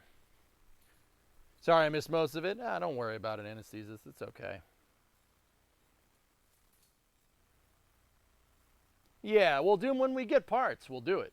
When we get parts. I'll buy the e-brake parts. I'll buy the e-brake parts. And we'll buy those brake lines, and then we'll do that. We'll do it. Yeah. In the meantime, I got to figure out what else I can work on. I got to do the wiring. We got to bring the wires and run the wires back through to the truck. And then there's some of the bed mounts that need to be. Those are crusty as hell, and I'm not putting those crusty as hell parts back on my nice frame. So I'll clean some of those up off stream. It's basically the rails that hold the bed to the truck. Clean those up. I have a wood kit for this. We'll put that in there. That'll look sick.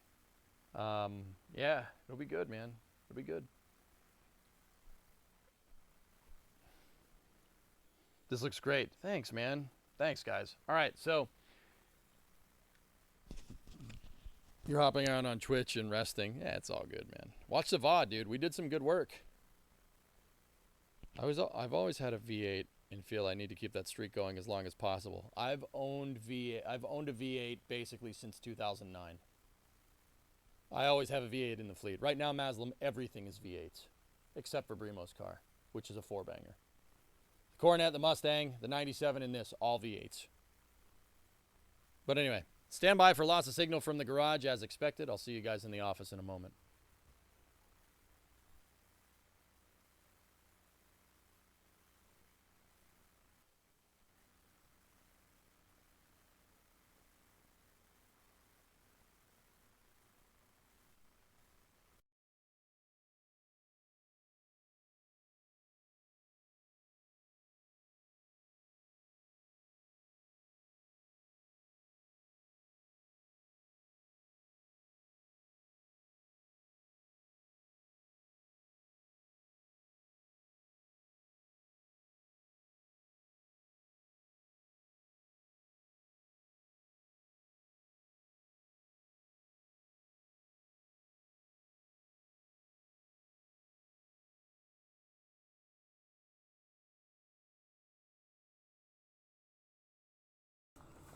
Chat, this is Office Control. Do we have an acquisition of signal?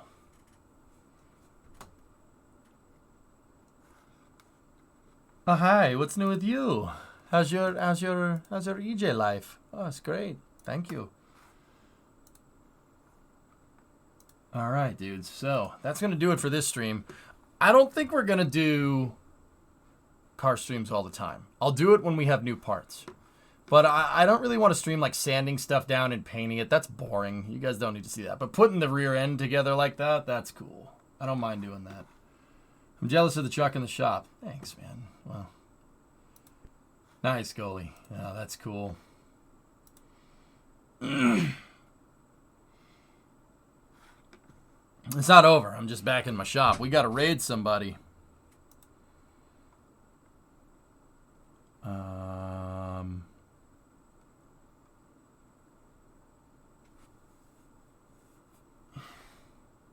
Maybe film it and put it on YouTube? Yeah, maybe. People have suggested like doing time lapses and then playing them back on stream. I don't mind doing something like that.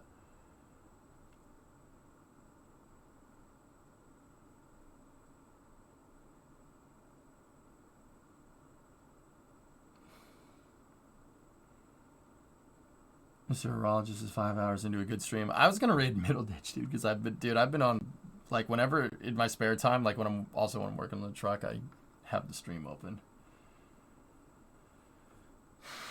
They moved the Raptor platform to the pad from the pad to a storage yard.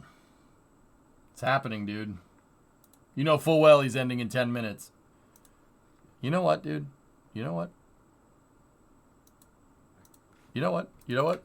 You know what? Here's what we'll do. You know what? I'm just going to go over there and I'm going to ask. I'm just going to go. We're going to go over here and we're going to ask.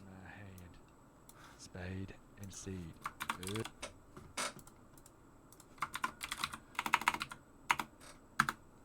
Yo, you ending soon?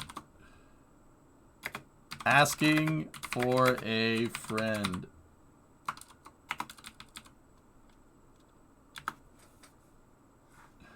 Let's see what he says. I am a man of cruelty. You have a kindness in your voice. I suppose it could be my own desires to be deceived in a way, yet I think you will not be a villain. At least not willing. Next time. He hasn't noticed yet. Hold on. Player's gonna love the semicolon. EJ, oh, you ending soon, asking for a friend. I'm ending in about like an hour. All right, we're doing it. Good enough for me. If you're pre-raid peeps, I'm ending in about an hour. I don't know if that will good enough for me. All right, I'll take it. Bring them. Let's get the raid going, dude. All right. Hey, I don't know why I just hadn't done that earlier. You know what I'm saying? Like, that's actually not a bad idea. Why don't we just go and ask? All right, go see what Middle Ditch is up to. He's doing some wild RP. Really, really fun stream to watch. It's a good stream to widen down to. You see him watching over there. You talk about Scrump, stuff like that. All right, go see what he's up to, dudes, and I'll talk to you guys tomorrow. Yeah, I'm going to go buy those parts. Thanks for watching. Have a good night.